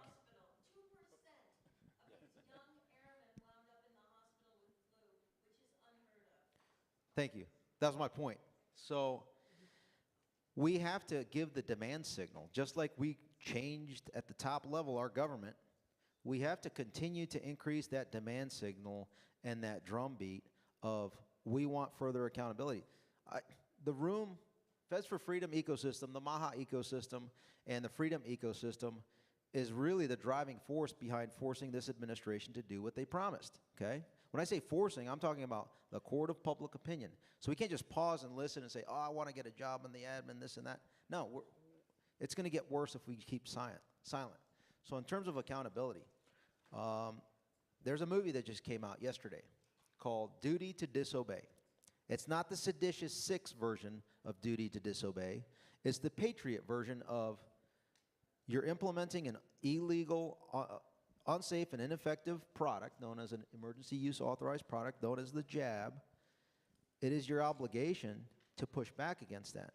And now that Pete Hegseth Secretary Hegseth came out with I guess it was an order lifting that the flu vaccine is no longer required, I don't see a mechanism for subordinate commanders to go around that. So all the people in that chain of command that are being forced into the flu vaccine, they need to get informed and push back against it based on the policies of Hegseth. And one other thing I want to say was, I see some people in the crowd that probably don't know I recognize them, but for example, there's a staffer for the Homeland Security and Government Affairs Committee, I believe, in the back. One mechanism to do this accountability component is you have to leverage the 2 committees in Congress that have overarching jurisdiction, and these are friendly members of Congress, that there should be a deluge of whistleblowers, just like Jim, and a deluge of investigative journalist providing everything and demanding that that staff and those members of Congress, namely the chair of the Homeland Security and Government Affairs Committee, Senator Rand Paul, by the way, unvaccinated. Number 2, Senator Ron Johnson, who's on the permanent subcommittee on investigations, also probably one of the 2 unjabbed senators. We have a mechanism right now. We need to use it for the next 6 months. And on the House side, we have a friendly, albeit vaccinated, oversight committee chairman, James Comer, and a subcommittee chairwoman on the declassification of government information in the name of Anna Paulina Luna. Those, I think, are vectors of accountability across all fronts in the most transparent way possible, because those 4 members, based on their past performance over the last 2 Congresses, have exhibited, and their staff has exhibited, the zeal and the interest to create that public accountability. And the next step is for those members to be pushed to demand that the Speaker of the House and the Senate Majority Leader, or the Vice President acting as the President of the Senate, create what's called inherent contempt of people that don't respond to congressional subpoenas appropriately. And then they can be arrested without our DOJ getting involved. But that requires bolder congressional maneuvers that they're not willing to take unless we, let's just say, motivate them in the maximal way possible, legally, morally, and ethically. Great answer, Ivan. Great answer. And I can tell you, folks like Senator Paul, he wants to hear from, it doesn't matter what part of the government you're coming from. If there's wrongdoing, Senator Paul wants to hear about it. And I'm speaking from personal experience. I'm going to try and get through these questions as best we can. Answer, these are freebies here. Why has the Trump administration refused to implement a Schedule F replacement of federal agencies' entrenched rank and file? Why do we suppose that's occurring? Emily, you're smiling. Do you have an answer? Your knowledge of administration procedure and provisions is probably more in-depth than mine. I think, from my perspective as a reporter, a lot of it comes down to headlines. So at least in the case of HHS, a lot of the push to push out people who were doing really innovative things to get accountability on COVID shots resulted from a status quo push to reduce the noise. That was a quote that was in a lot of the corporate press. We want to reduce the noise. So I think the corporate media oftentimes acts as an enforcement mechanism for the civil service. And if you think about it, presidential administrations come and go, but the bureaucrats live and work here. You know, administration after administration, so do the press, so do the reporters. They're neighbors. They oftentimes know each other for years and years. I mean, that was the problem with Fauci. He had these entrenched relationships in the press that made it very difficult for anyone to criticize him because he had built this moat of favorable press. So not knowing much about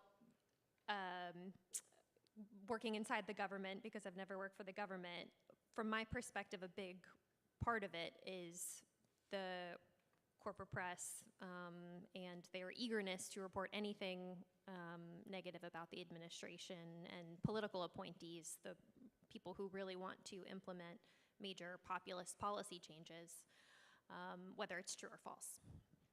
Dr. Malone? So what I saw, direct personal experience, Doge came through and it flushed a lot of the lower tier staffers that were were in a position to enable onboarding. And so you ended up in a situation where you didn't have enough staff. The staff, if you wanted to replace those staff, then you were gonna basically eliminate somebody who may be suboptimal, but then never be able to fill that slot. The slots that were open all got slow walked, and whether it was intentional or unintentional, the staff necessary to fulfill the process, the vetting, the COI analysis, all the onboarding, they were flushed.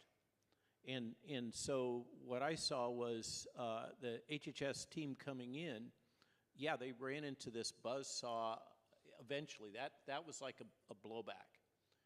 The buzzsaw from the West Wing and chief staff that you guys are alarming the swing voters, and this is going to cost us the midterms has kind of been the more recent narrative. But the initial one was, we just can't get it done. And then the other was that in the HHS space with MAHA, et cetera, you ended up with warring factions arguing over who the right people were. So you ended up with multiple vetting teams bringing candidates in, and then those people getting flushed because they were aligned with the wrong team, and then the other team was then empowered, and it just was, as I said, you bring populists in, and by definition, they don't know how to get stuff done in this incredibly complex bureaucracy. And so you ended up with just this chronic chaos loop exacerbated by the decimation of the, working everyday GS-12 staff that have to be there to get stuff done. Otherwise, you end up with arbitrary and capricious appointments that haven't followed process that then get thrown out.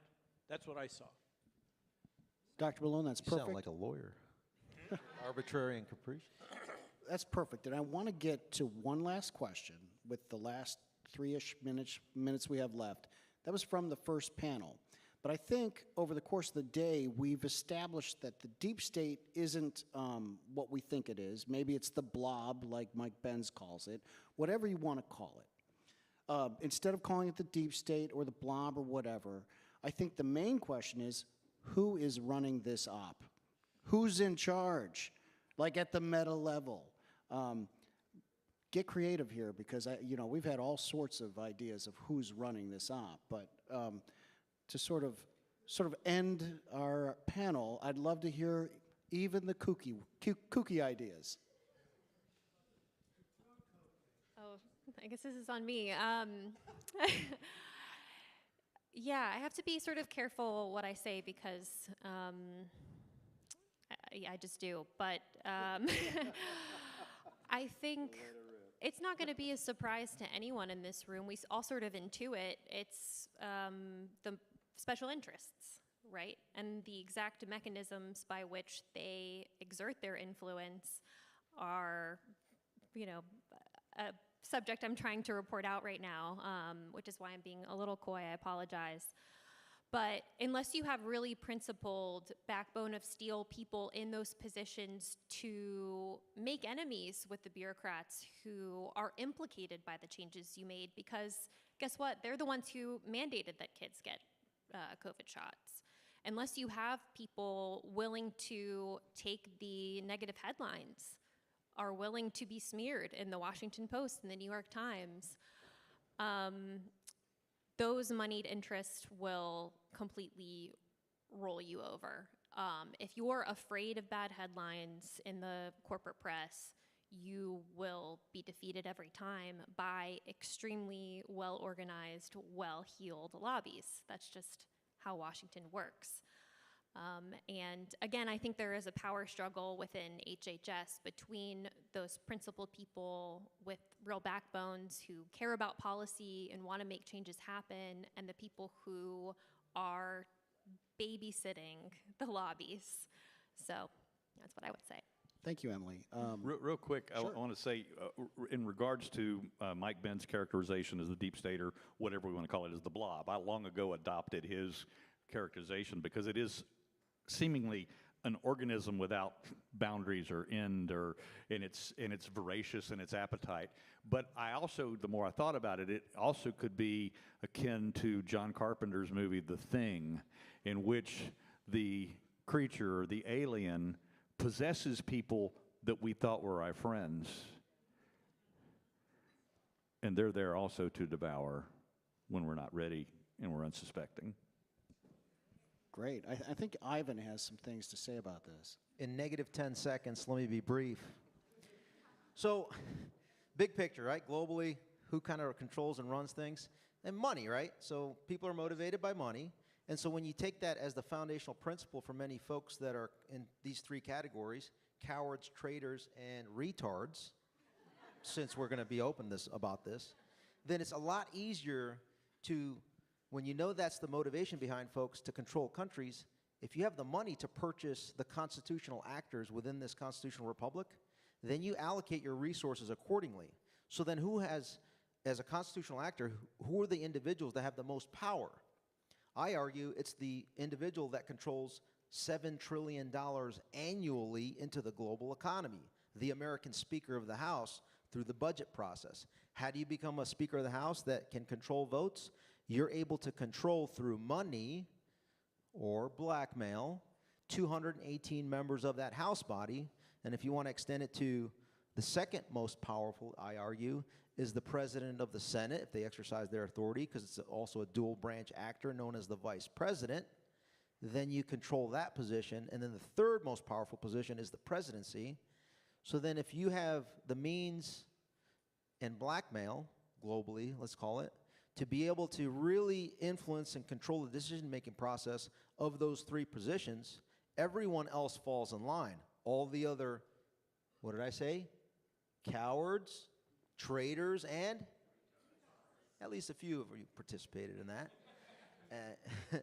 And so I think that is the big influence mechanism, and that's why we're seeing this very friction-filled fight on the Epstein issue.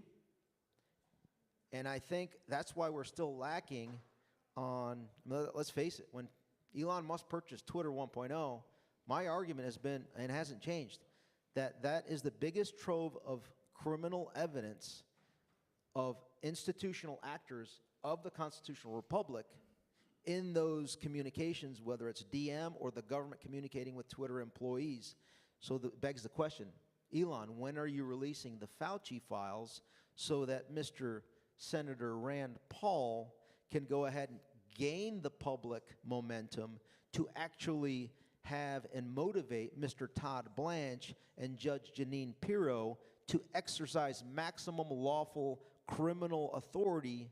And if that doesn't happen, then we move for a removal of a John Thune and maybe place a Rand or a Ron Johnson as the Senate Majority Leader to effectuate a new sergeant at arms to criminally prosecute, from the legislative perspective, Mr.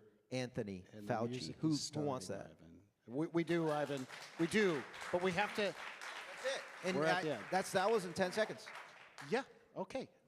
This panel is completed, and I'm off to Stephanie Thank you to all close so much this for evening. coming, addressing all of these interconnected issues like censorship and the surveillance state, food and chemical-dependent farming, undermining the foundations of education, the health of the nation, and the lack of government accountability. All of these issues are pivotal to America's longevity because they represent internal threats that, left unchecked, will erode the human capital, economic sovereignty, cultural cohesion, and constitutional order required for a nation to thrive for the next 250 years. We thank you so much for coming. If you would like to support our new CIA lawsuit that we are supporting, please go onto our website and support us there. Also, check out a new rebranded podcast, Own Your Freedom, on the website and on all of the platforms. So thank you all so much for coming. We really enjoyed today.